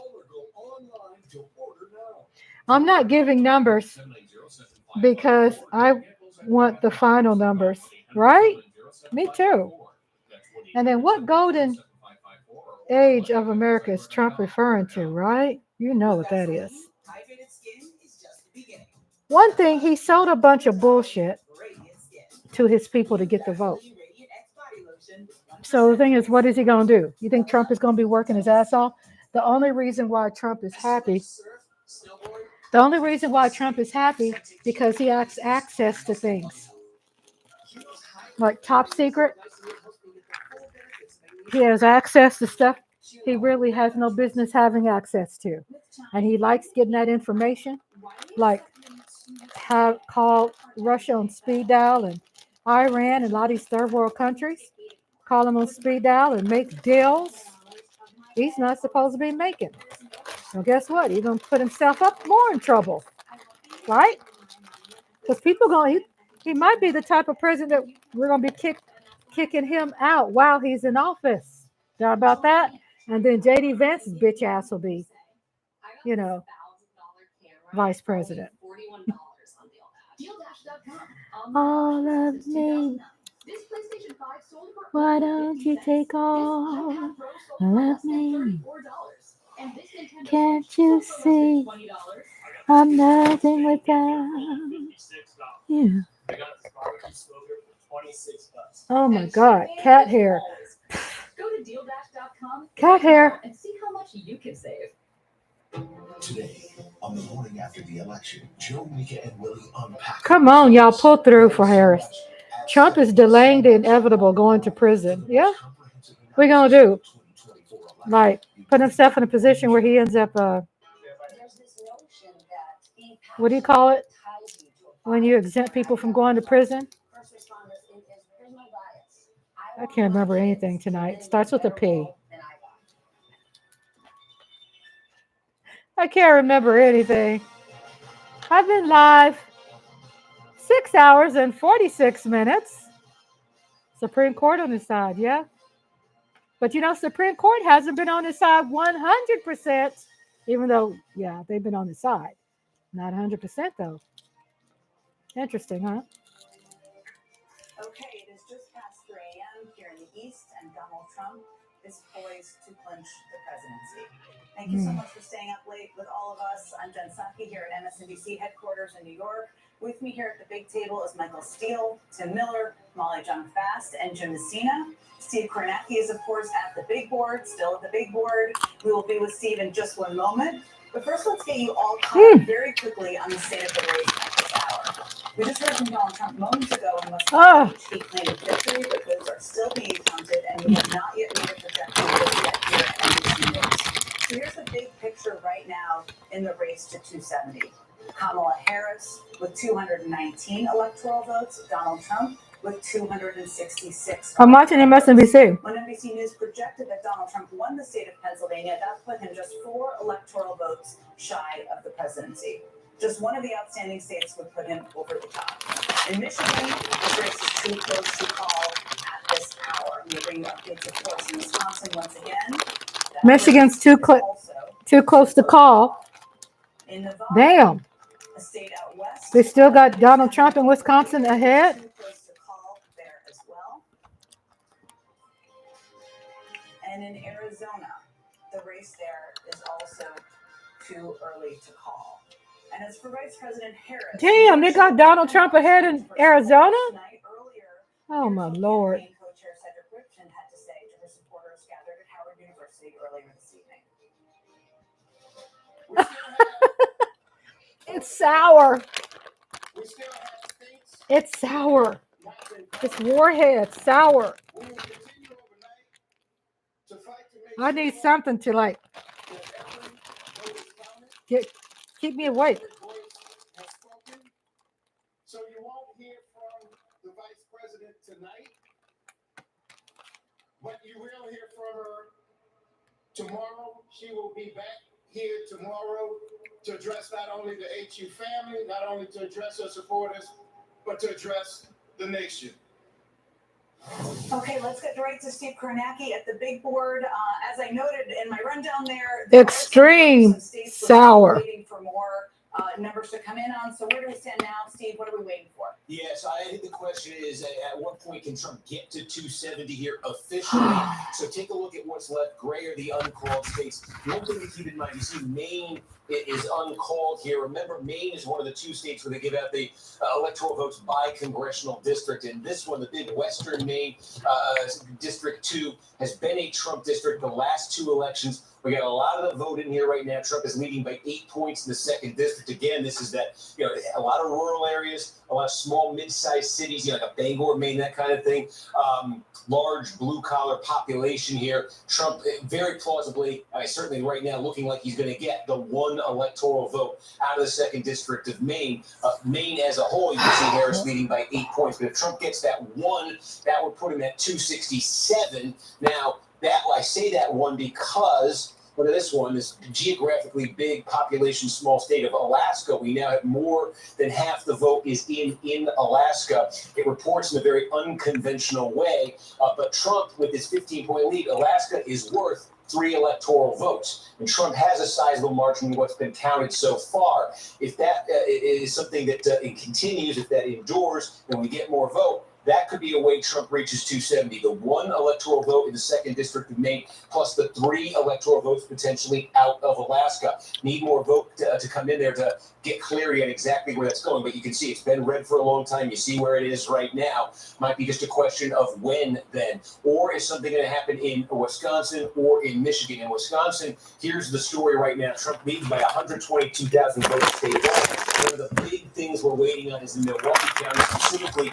the city of Milwaukee. They have their absentee vote in one place, or they release the results of it from one place hours after they count everything else out. Now, there's more than 100,000 votes at that facility. They call it the Central Count Facility. More than 100,000 votes, and we're expecting this to be something like, an 80% Democratic block of votes. So we want to see from that. That's the best single chance. If you open this up, that's the best single chance Harris and the Democrats have of eliminating that Trump margin. They usually win Alaska, don't they? Yeah. County, This is what Green Bay is.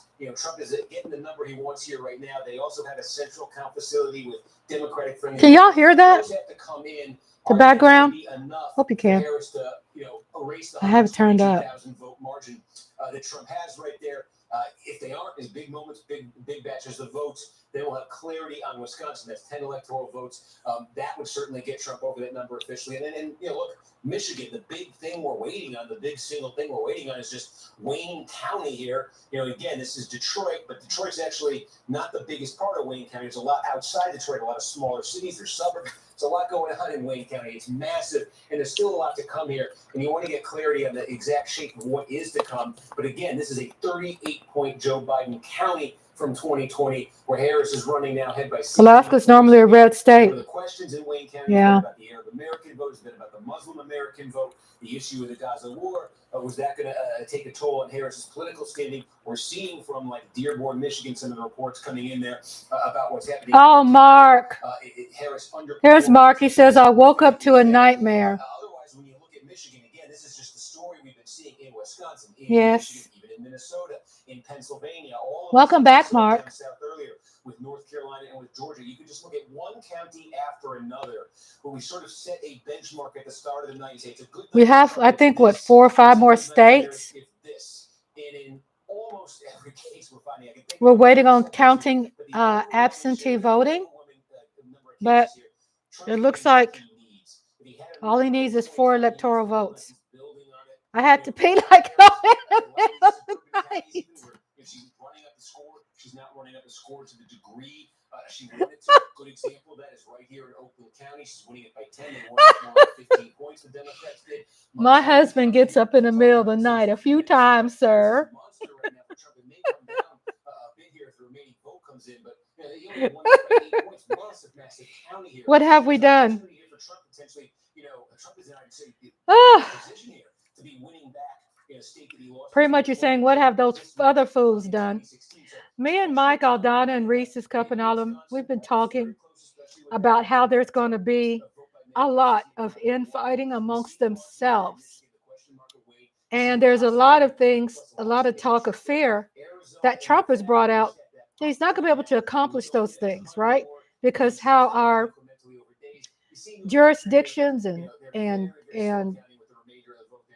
the laws are created in different jurisdictions. He ain't gonna be able to do a lot of the extreme stuff. However, it's still very threatening. And I'm not denying that he can. I feel that he can. He's gonna do a lot of things. And I think the biggest threat with him they got the Senate and the House. But they got the House too.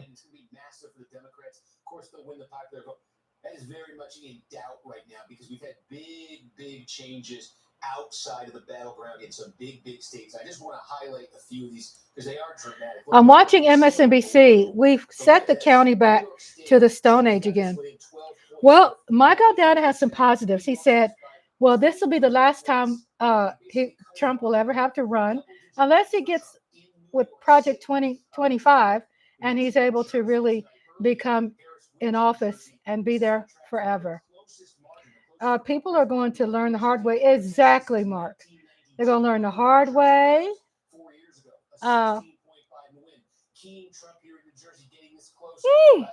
Sour candy. Warheads. It's upside down. 4 points for Harris, 17 points for Biden 4 years ago. Extremely Trump not winning it, but look at sour. The margin that he's cutting into there. I mean, we didn't talk anything about tonight. It's not close. During Obama, during Trump first election, during Biden, there's a lot of Trump supporters that sat on the couch. He was able to ignite that base. Don't go back and cry, Mark. I played your video on here. You're talking about what's this called? Dan Celia, whatever his name is. And I'm looking forward to seeing your show tomorrow. With Bet USA and Philly 500. So I'm looking forward to you doing that. So we got some optimistic things going on, Mark, okay? And sweet dreams, and don't cry, honey. Don't cry. Don't want you to be sad. Tell us a little bit more about that, and Oh, the margins and what are the go back to bed. what it could be, because if it's not Mike Aldana said these new voters don't remember what it's like in 2016. Yeah. And they sure don't give a damn about what happened in the 60s either. You know what I'm saying? They don't give a damn about that. They think that's impossible. Not all of them. We're going to find out that Gen Z probably carried a lot of the vote. No, we don't see that. Well, yeah, Taylor Swift and all of them, inspiring a lot of people. So something just don't smell right. Whatever happens there, Harris is going to net tens of thousands of votes. They did forget. They forgot how he handled COVID. They forgot easily because we come from a culture that forgets. They forget really fast. Things get old fast. For Trump statewide, that's difficult. It's not impossible for her, but that'd be very difficult right now. But to come down and land back in that, really tight zone we know Wisconsin likes to be in, that's very possible. In terms of the big story you see at Wisconsin, Steve Karnacki's talking about Wisconsin and the probability of Harris, what she would need to do to win it, because you have 51.1% Trump and 47.3% Harris. He said, can she get 120,000 votes to beat him? He said it's not impossible, but maybe impossible. I know my husband, I hear the TV on. So like Mark said, he's doing the old man thing where he's having to get up to pee in the middle of the night. 2-3 points in those places. We called it the start of the night, to look at Allegheny County. I was looking at the time. I was like, is it 6 o'clock? Is he up? I go, it's not 6 o'clock. It's 2 something. Hubby's up. I hear the TV on. I know he's looking at the stats. I know he is like, ugh. Look, they did get ahead here in Dane County, where Madison is. That 188,000 does. Cat hair, y'all. Sorry about my eyes.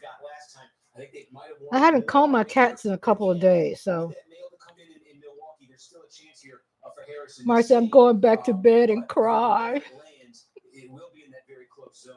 And again, we just see this Michigan and Wisconsin, even Minnesota earlier, just those rural blue-collar counties.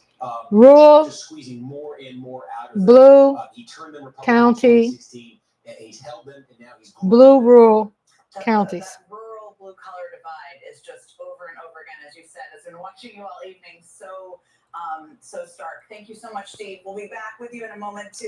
Let's bring in NBC News correspondent Vaughn Hilliard, who is standing by at Trump HQ in Florida. Vaughn, we all just listened to Donald Trump speak earlier. Tell us what it was like in the room and what you're hearing from his team at this point in time. It was straightforward, Jen. It kind of felt like a end of a Trump rally, actually. It was similar riffs, including about Elon Musk's rocket that was landing. Of course, he noted that this was a great American company. I'm watching MSNBC. Vaughn Hilliard, NBC News correspondent right now. But for the room here, this was a confident crowd that thought that Donald Trump was going to win, and he did exactly that. I think last night I was talking with the producer colleague Dan, who I traveled with the last 2 years on the road. We were talking about the extent to which we didn't even understand. Cat dander's the worst. Traveling to all 50 states and back here. Cat hair. I need to comb them. I have a cat comb. I haven't combed them in 2 days, and they're shedding, and it's so funny because it's wintertime, but it's warmer in the house, right? 70 to call for the Senate. His proposals that an American government under his type of executive power would be able to benefit. Wouldn't it be nice, y'all, that Harris can win the rest of those states and blow him out? That would be something I'd be so excited to see how they're going to play that shit back. Did William go to bed? I know William gets up like 3, 4 o'clock in the morning to work out. A rather small campaign brass of Chris Lasvidens, Rigged. 2 co-campaign managers who were with him. Now we need to throw. The results aren't official yet. Not official, but it's swaying Trump's way. That left the White House in 2021 with him after the January 6th attack, moved down to Palm Beach, and were loyal to Donald Trump, even at a moment in which he was isolated even from his own party. And it was those very I need some sour candy to wake me up a little bit. Even though this is my night, y'all. You know, I'll be staying up all night long. One that included name calling, no apologizing, proposals that Thank you, Reese's. Reese's said no. tariffs on all goods coming to the United States, having Elon Musk come in and cut 1/3 of the federal budget. They all is going to have all this stuff, right, at their access. And they're not going to know how to handle it correctly. They're all nincompoops. They'll have all these assets in their hands. And they're not going to run it. They're not going to run it correctly. What's it called when you give someone something to get them a free pass to not go to prison?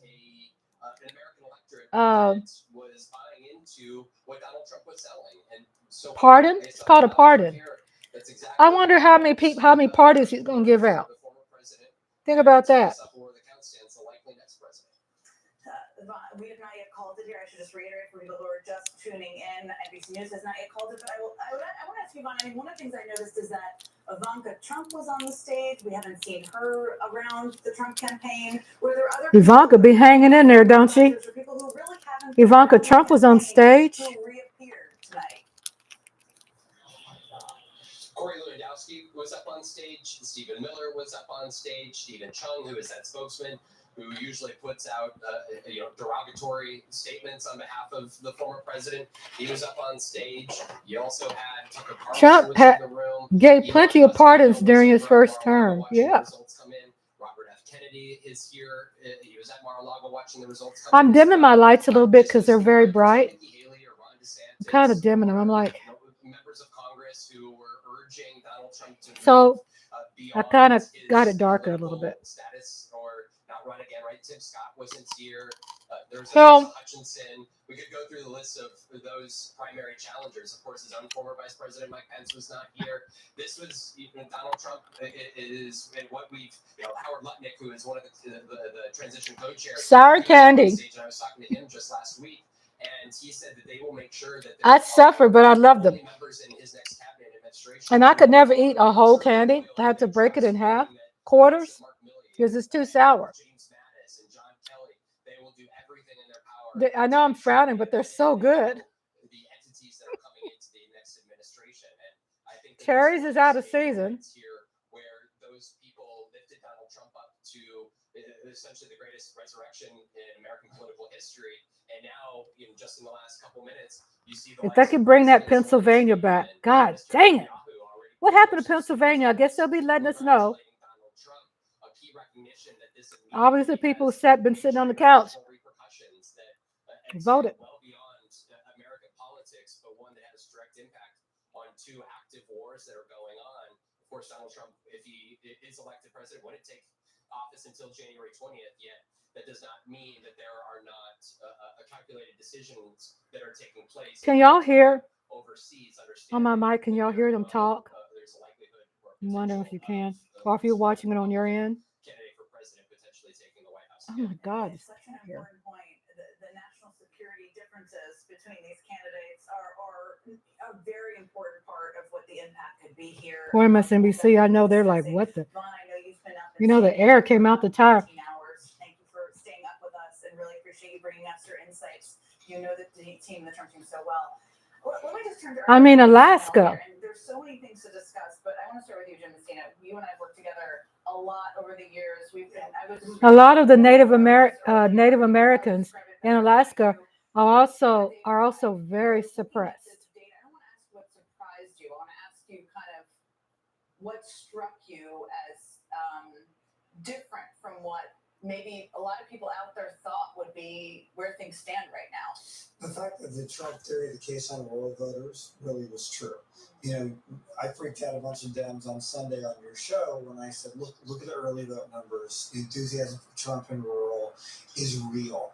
And that's The exactly early what we vote. saw, Kornacki was just The going early over. vote He's just doing in better rural than he's ever areas done before, and reigned just true these things. And the other thing in is, folks, favor remember, for Trump. it's just you cannot look at those exit polls and not think that is amazing.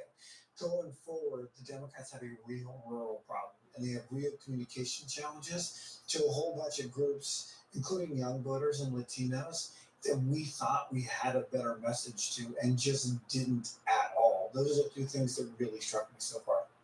The rural city divide is one that struck me earlier. The rural city divide is huge. 8 years ago, a lot of the focus was on education. Is education a part of that as well, or is it more community cultural and kind of you're living in a rural area, you're living in a city? I think it's cultural, right? I think the Democrats no longer speak to a whole group of people in these places. They were just laying it out. Barack Obama did 40 points better than Kamala Harris in some of these precincts just 12 years ago. Trump, Obama kicked ass in those areas that Kamala is struggling in. No longer feel seen by the Democratic Party. And that is a challenge going forward. I hope we don't all rush. I hope we all take some time. What really blew my mind is that when people didn't want to vote for Harris because their excuse was, oh, she's a liar, she's not black. What the fuck does that have to do with anything? Her blackness, or she's not. She's a human being. What does that have to do with anything? I ain't vote for her because she said she black. She ain't black.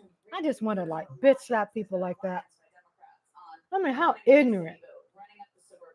I mean, dumb as hell. You've actually worked in Republican circles. What is going wrong? SNL is going to bring Dave Chappelle back. Michael Donna says back live. They did when Trump won in 2016.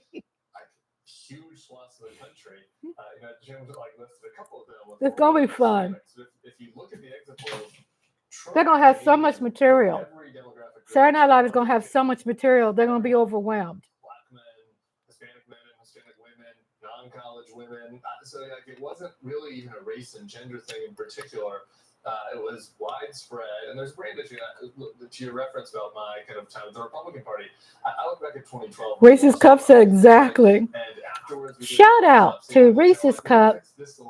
Thank you so much for staying up late. Thank you, Mike Aldana, for staying up late. William Williams, he might have went to bed because he gets up early in the morning, like 3:30, 4 o'clock in the morning to work out, I think. Shout out to Mark Holmes, my buddy, my brother, coming in. I'm definitely going to support him tomorrow. He has a live show tomorrow, a live stream. I want to be there to support him. Democrats have to think about how their brand is resonating outside of college-educated, urban and suburban, white America. Yeah, that's what I mean. It's bigger. College-educated, white suburban, white America. They show the Democrats are having problems with. I just want to ask you a big open-ended question about how you're taking in what we know now. We don't know everything. There's still more votes to come in, but based on what we know now. So, there's a lot of stuff inside of my head that wants to rage at this, but then I really kind of went back to what I wanted to do in 2010. And that's, what could I say? People just wasn't ready for a black woman to be president. I mean, she still got a lot of votes. But I really feel that's not it. I think there's just a large population of people are stuck in their ways, and no matter what, they're not going to change. And obviously that population overruns everybody else, right? I don't think it has anything to do with that. Like Kamala got a hell of a lot of votes. But that population for MAGA, the kind of language that Trump spoke to them, they liked it. They voted for it and they loved it. And they didn't see not any way that Trump was being insulting. They probably, have family members like him. You know what I'm saying? That they just don't take serious. Ever thought about that? Rhonda, I'm third shift. But I took tonight off. Oh, you did? I didn't want my coworker to see my reaction tonight either way. Oh, you did? I thought you was at work, honey. Rhonda, you know I'm third shift. Yeah. But I took tonight off. I'm glad you took off tonight, my love. I didn't want my coworkers to see my reaction tonight. Yeah, because you know they're staring at you. That's why I'm so glad I'm not working anymore. I'm so glad I'm retired.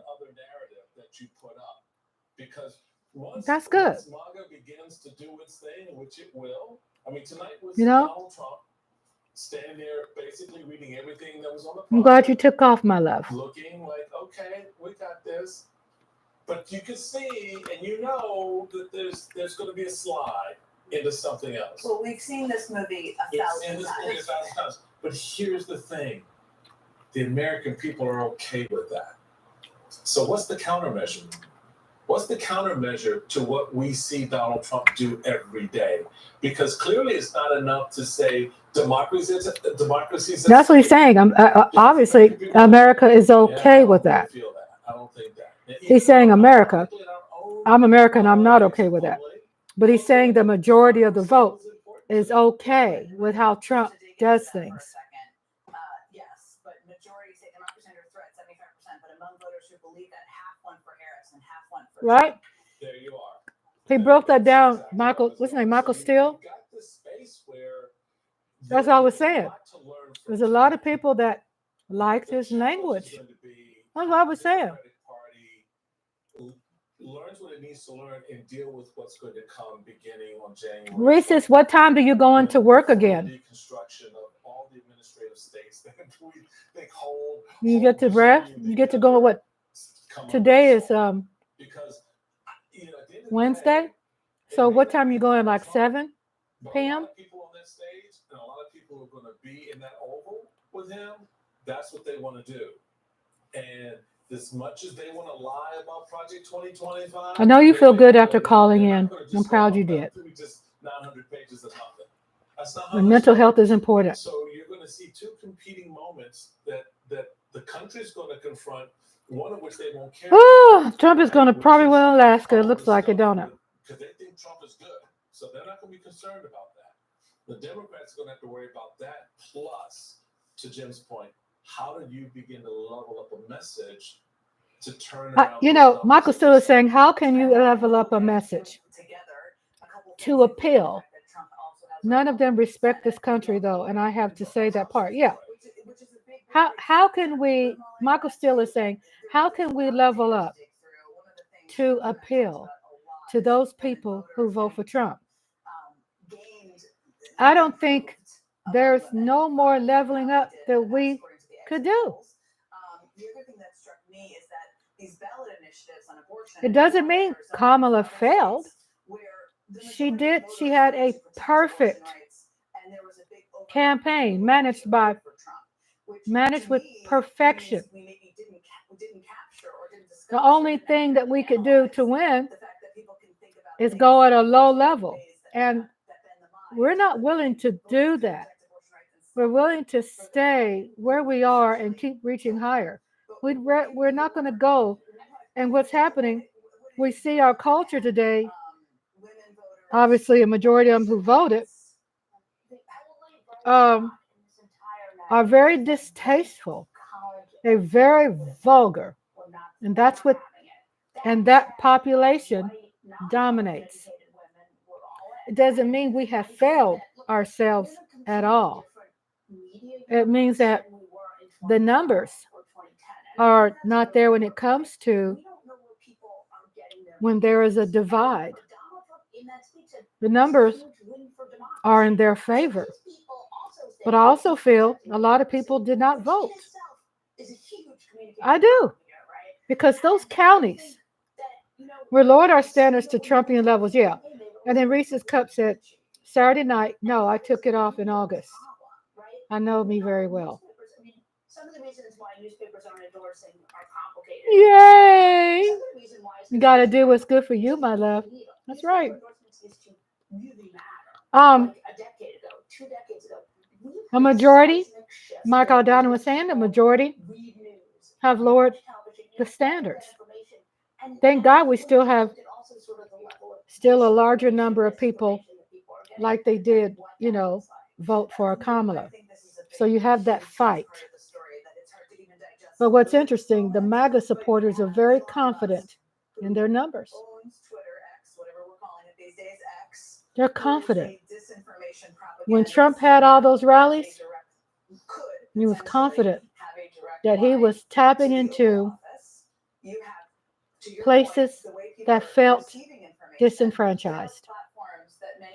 Trump has been running for president way before he was president the first term.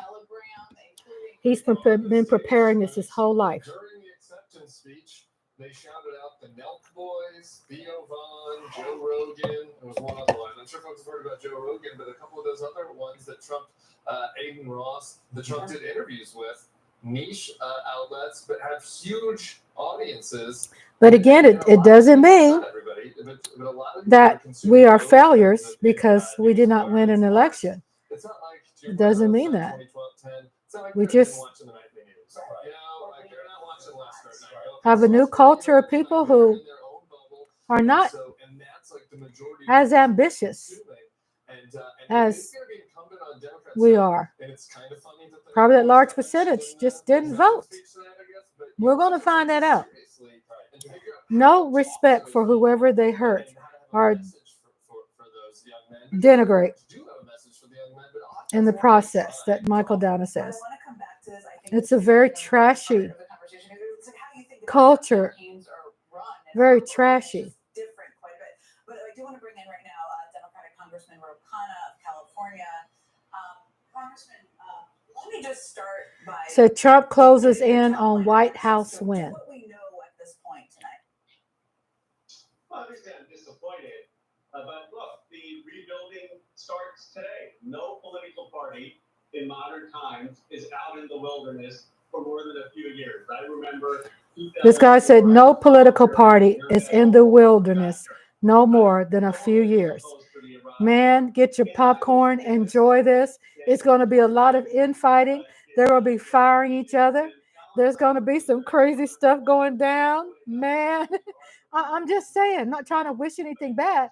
I'm just saying they all are a bunch of tyrants. And you put a bunch of tyrants in a small space. That's going to look ugly. It's going to be ugly.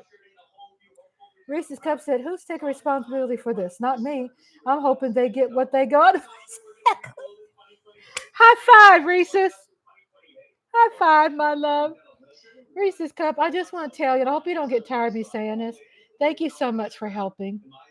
You know, I sent you an email saying, you know, if you want to keep that private or something, and if you want me to say something about it, I will. But if not, I respect you, right? Because I just want to go and follow your lead, what you want me to do. But I just want to thank you because it made a big difference, sweetheart. It made a big, big, big, big difference. Oh, my God. 63 uncalled for.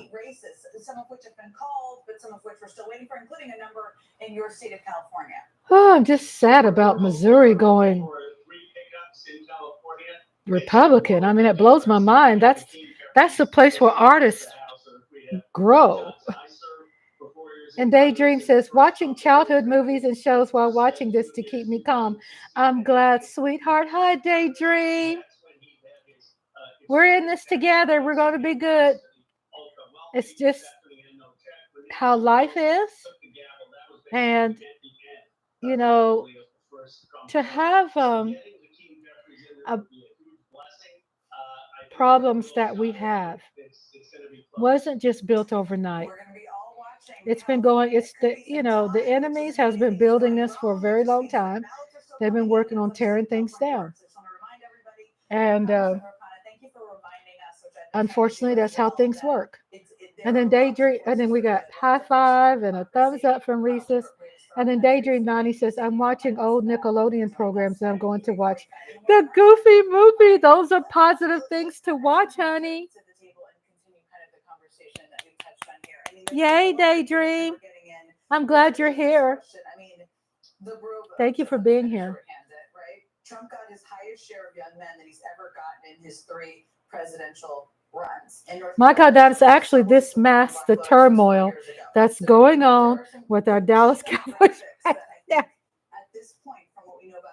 It makes that look easy, don't it?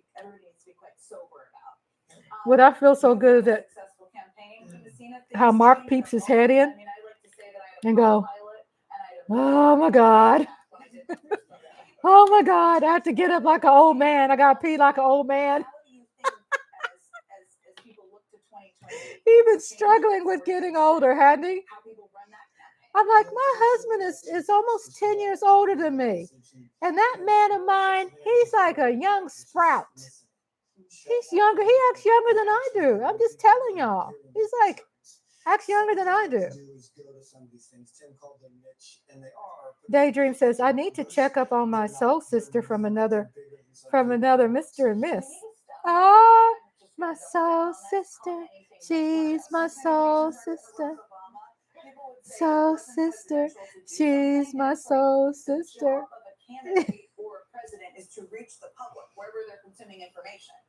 Reese is laughing. She's my soul sister.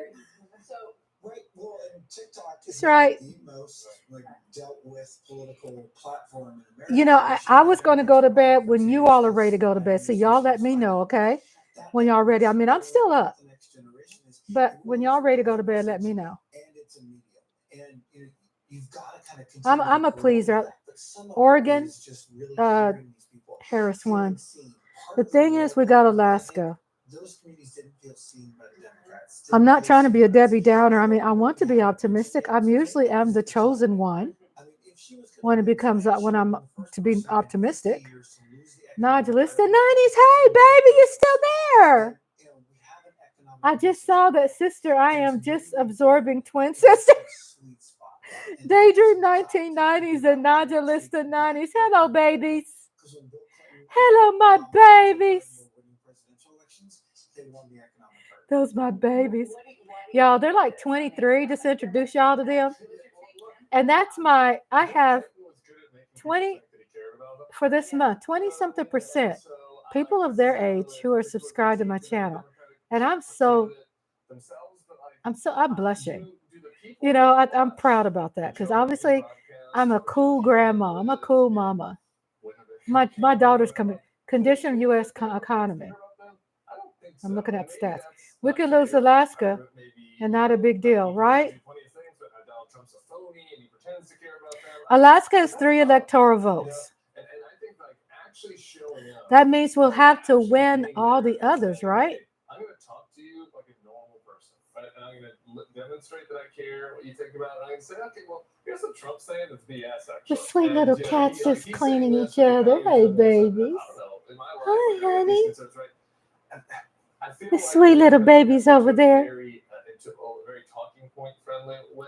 Y'all, so it's not really about like me giving them look forward to us taking this ride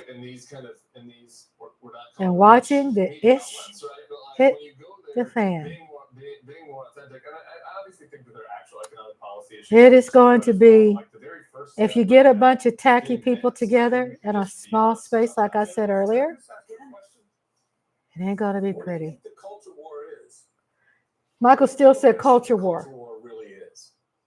I mean, because it is economics. It's not just transgenderism. It's not just some, religious piece. For a lot of middle America, it's all of that for them. Right. And Michael Steele is very intelligent. He's Republican. They mistreated him really bad when he was, what was he, leader? Was he leader of and really connect with people. I mean, he was leader of the RNC, right? Michael Steele. And those Republicans treat him so bad. And, only 55% in Wisconsin in. And yes, we do have to win the rest. Thank you, Reese's. Reese says she has Maine. That's only 2. Right? So why do you like Trump? Because he's just like me. And so I think for a lot of, I think this is a I like how Michael Steele is breaking it down. Challenging you to think, right? Those underlying threads have still never been fully understood by the political class, by the media class, and meanwhile, middle Americans go, y'all don't even see me, do you? Here's what, and I'm going to point this question back to Michael Steele, be our translator, because you referenced transgender rights in this ad that the Trump campaign put tens of millions of dollars behind. This is not an issue. To me, this is just to put my cards on the table here. Very much a morality issue where young people are born one gender and are another gender, and that they have made it into a wedge issue, a cruelty issue. But they've successfully brought people to their side by suggesting, which is ludicrous, that people are going to be sent to school and their teachers are going to change their gender and send them home. And that's where you see a lot of the black people too, when Republicans are putting out, our MAGA Republicans are putting out about transgender and the lies and bringing this fear to ignorant people who have not been interested in breaking down the science of what transgender means. Transgender, because they want to throw that away. They don't want to talk about it. Transgender is basically a person, and it's possible because it happens, where people can be born of both sexes. People today, you can get hormonal tests of your hormones, and you could look like a boy and have female genitalia and vice versa. So who's to say someone, like one person got all female and one person is all male? It's these kind of wonderful people have been swept under the carpet and hidden and shamed and ignored or in hiding. But we can't believe that when it comes to hormones, that there's just all man and all woman. That it's always been these kind of wonderful people, unfortunately, in the early days where they utilized them in circuses. Another form of separatism, racism, disenfranchising people just because you are different. My God, do you realize how many people have published books, former Trump staffers, political operatives, and journalists during and after Trump's first term? I know. I've even bought one of the books that's anti-Trump over here. I can't read it in my book rating because it's not public domain. But I bought one.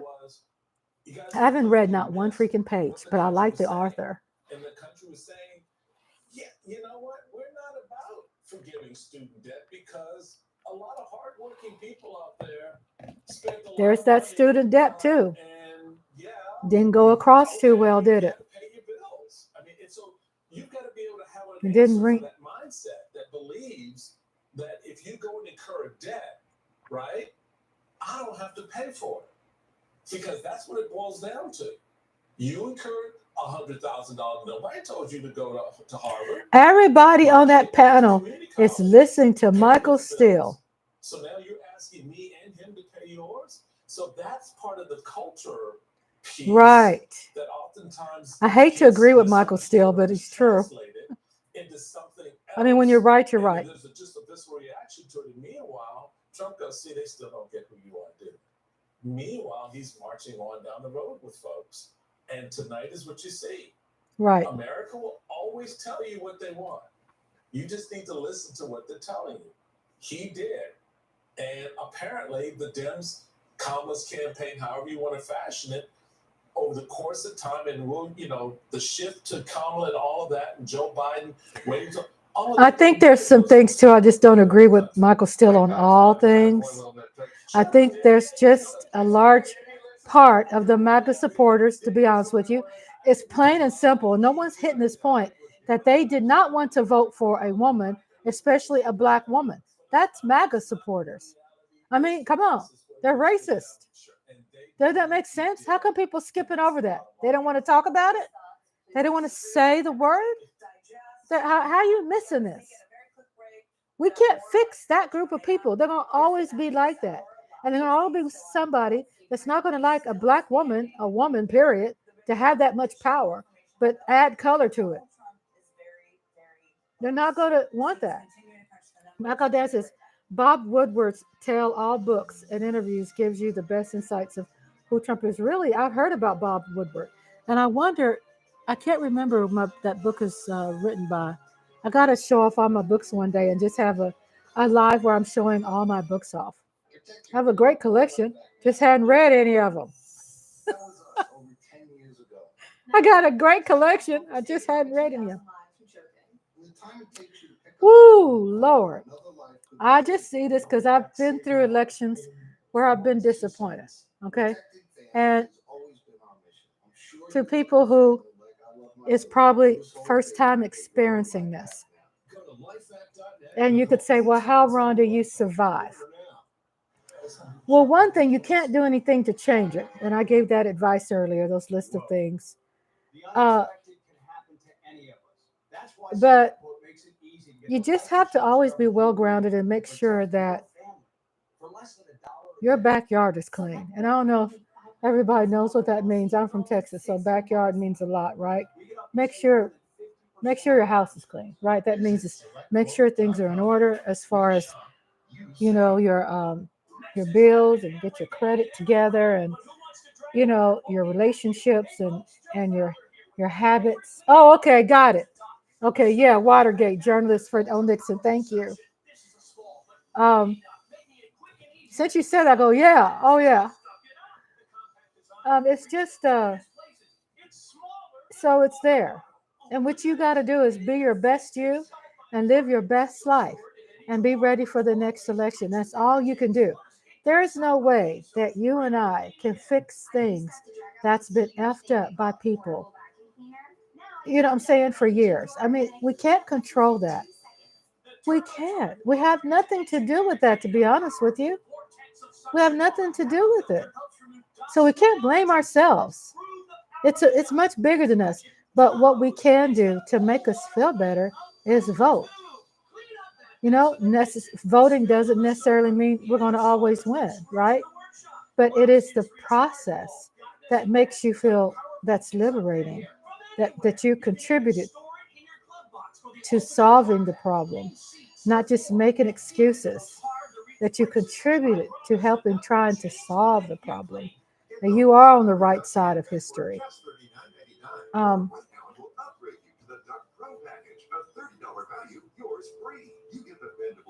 looking at this commercial. What's going on? I have all these cords around here that I need to organize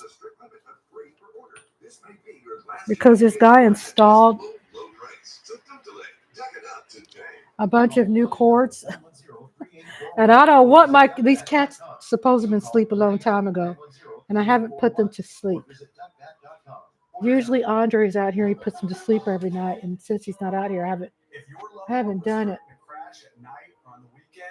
You wouldn't expect them to wait until morning to call you, and we don't expect you to wait either. Well, that's the thing you do. You just got to keep maintaining your sanity, continue living the life that you're living. And if you have jobs you don't like, work on changing your job. You know what I'm saying? Work on applying for other jobs, work on moving if you want, go to a better place. Work on making some positive changes that you feel that you have control over. And just survive another day. I like your earrings, especially the color. Thank you, honey. I fell in love with them because I really don't like big giant loops, even though they look great on other people. But because I don't have a long neck, I don't probably look good with big loop, even though I love loop earrings. So it's a short. See how it's short. And it doesn't make me look too gaudy looking. You know what I'm saying? I don't want to look like a grandma that has a gambling addiction going to Vegas. Those grandma, they make up their face a lot, got big earrings, and they got a whole bunch of chains and stuff. And I just never want, I always like simplicity. So I thought, well, I got this, and I have the shimmering. I have this shirt that's busy, and just get it plain and simple. I was hoping to utilize Kamala's home buyers plan. Now I know. I like earrings. Thank you. And that was a lot. That was a lot of visual. See? We still do not have a winner. But Donald Trump is on the brink of securing presidency. Donald Trump is on the way of securing the presidency, but we still don't have a winner. But he's on the way of securing the presidency. I knew it was going to be close, but I'm not going to lie. I had no idea it was going to be this close.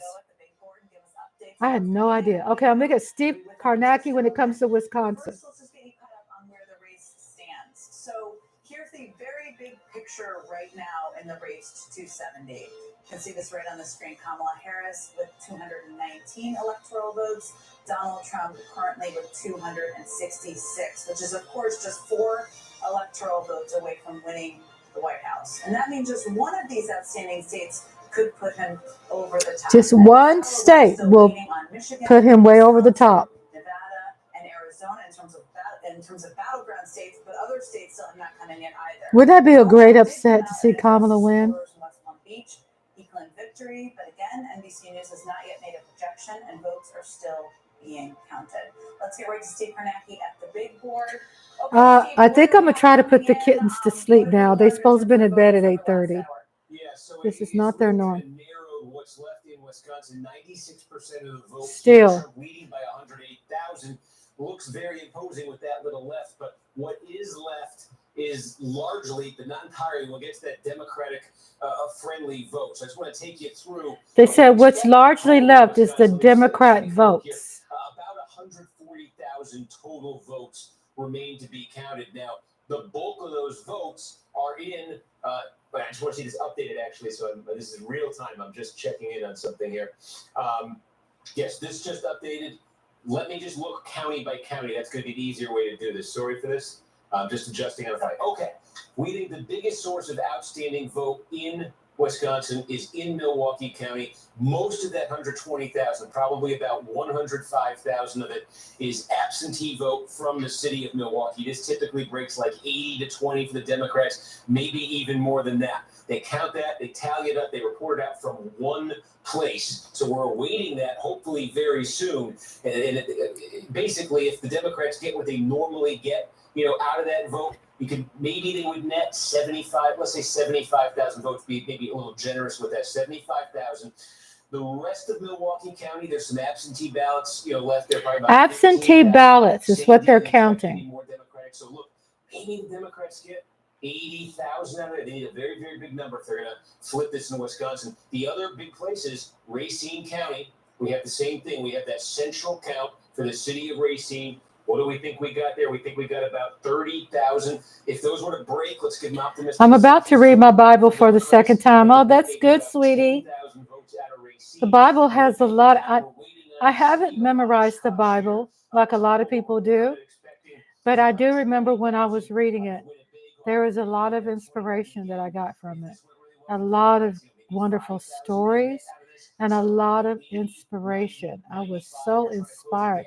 It's one of the most inspirational books you could ever read that gives you some kind of map about life without being over religious or overzealous or, just kind of.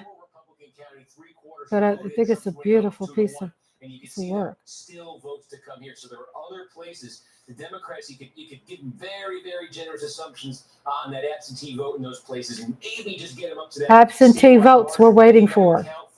There's a handful of places like this where Trump can still net more. So waiting to see those numbers that have to be. I'll be right back. I am going to put my kittens. They have a sleeping quarters, and I have taken them out of their element today. Usually, hubby puts them to bed every day they want to go to bed at 9:30. It's not like we put them to bed, but they have a time. And they're out here running loose and everything, and you could tell they're just like disoriented. They're like, I'm off my thing. So in Michigan, we've been talking about Wayne County, and we did just get a pretty big report out of Wayne County that takes us over to half the vote in Wayne County here. And again, you might have looked earlier, Harris was running under 60% before. Now she's getting closer to where Democrats want to be here. Again, compare this to 2020. Joe Biden won here by 38 points. Now Wouldn't that be a great upset? This needs to be higher for the Democrats. Trying to piece together exactly where in Wayne County it's left, because again, there's all sorts of different suburbs, small cities. Detroit is in here as well, so we're trying to get a full sense of that. But again, that what we just got in there from Wayne County was heavily Democratic, and it brought that Trump margin. Remember, that was north of 300,000 the last time we looked in. It should influence. Look, I mean, people who follow the markets and the economy would say that the Federal Reserve shares is far more powerful than the President of the United States when it comes to influencing the global economy. And Donald Trump is saying, I'm going to be the guy telling him what to do. Now, will the Fed actually do that? They're pretty, maybe that's next to the courts, one of the few places that has tried to really. I'll be right back. I'm going to put the cast to sleep. I'm coming right back. Although that's tricky because, of course, they have to deal with the expectations. Could a handpicked successor to Jerome Powell quickly lower interest rates? Well, they'd have to go to like tomorrow or today, Wednesday, when the Fed meets, they actually have to go in conference. So you can't unilaterally decide. So, but to your point, who do you appoint as governors and presidents, you can influence it over time. Right. The wild thing about this margin in the Senate, too, is not only will they get confirmed, but some Republicans will be able to afford to vote no if they need to. And there may still be enough Republican votes there for them. I mean, the party has total domination now and space for its most vulnerable members going into the 2026 cycle. Yeah. I think one of the concerns that Democrats or people who oppose Donald Trump or who are concerned about a Donald Trump presidency will have That's questions right, about is what about Najalisa, these about criminal it bringing you cases calmness. that he faces. Scott, you follow them so closely. Give us a look ahead. I mean, there is a sentencing coming up. There's a sentencing in that local prosecution in Manhattan, those 34 felonies for which he was convicted. Later this month in November. It's always possible. His team has been pretty adroit in getting delays and getting things pushed back. They could try to do that, get it pushed back to January 20th. And This isn't the hush money Stormy Daniels case. That's right. The federal prosecution, the one in Florida that was dismissed by the judge, appointed by Trump, Eileen Cannon, is in the appeals process. The special counsel is trying to resuscitate it. No firm deadlines there. The Washington, D.C. case for election subversion for 2020 is not in a holding pattern, but not supposed to come to fruition until 2025 or 2026. That case is going to be cut off January 20th, 2025, based on what Trump has said. But all that's there. All of that is in a particularly fragile position. Could the New York judge, does he have to factor in the fact that the guy just won the White House? So could he, even without his lawyers motioning, could he just go, well, can't really do anything about this now because, there's other circumstances arisen. You can see any number of ways the Trump defense team could try to mechanize this towards getting a delay or getting some type of pushback until after the presidential term, making an argument that there's going to be issues of constitutionality. Also, I'm going to be a little busy in November and December keeping this transition going, keeping the country safe. Do you really want to lock me up? And it could become a serious constitutional crisis that the Supreme Court would ultimately have to weigh in. Are you going to allow a local judge to imprison the president-elect of the United States? Doesn't seem like something the local judge would have full say over, constitutionally speaking. Also, politically speaking, I covered that entire trial. Two things I noticed. One, almost nobody showed up to that trial outside. I was there every time. Trump was there.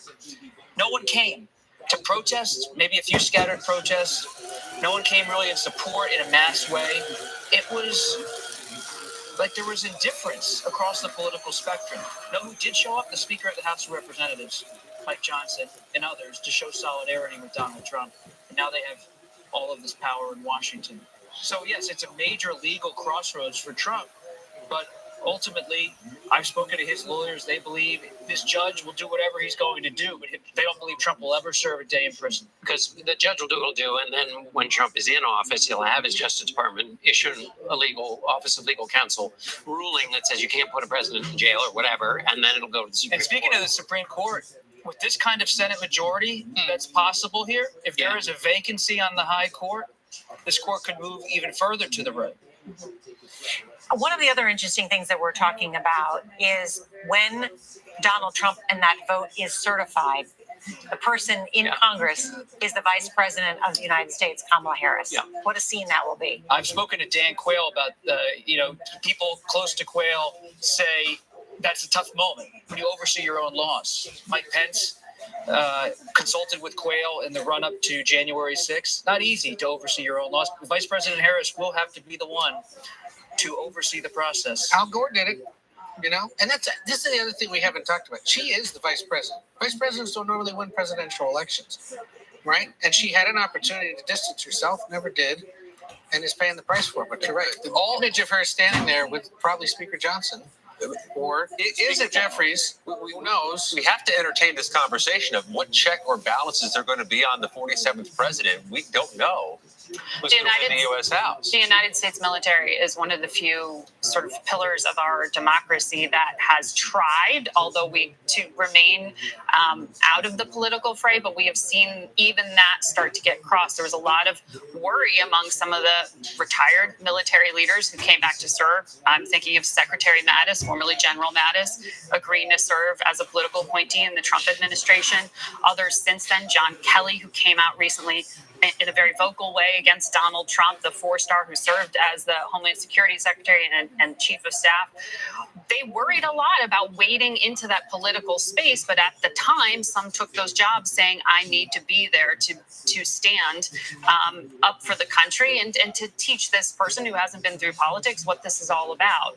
Who is that moderating force now? We don't know the answer, but there are some who are already criticizing military leaders for having made that step in and worry that even that last sort of institution may become politicized. And it's why some of them cited it as reasons for not speaking out. We still have some battlegrounds left to be decided. Let's bring in Major Garrett. He is at the data desk. Major. So let's talk about Arizona and one of the themes that has flowed through the conversation at the big desk tonight, which is what effect would referenda dealing with access to reproductive health have on the larger complex of races within that given battleground state? Arizona is an apt way to view that question and get an answer. So we have 55% of the vote in Arizona in. You can see that up in the far corner. Presidential race, we rate a toss-up. I just went through the math on that a little bit ago. The Senate race leans Ruben Gallego. The abortion rights referendum, we have already said, is going to prevail. Look at the difference. It's not very hard to notice. 62.3% for that. Trump leading currently 50.8%, but it's very close. It is evident that those who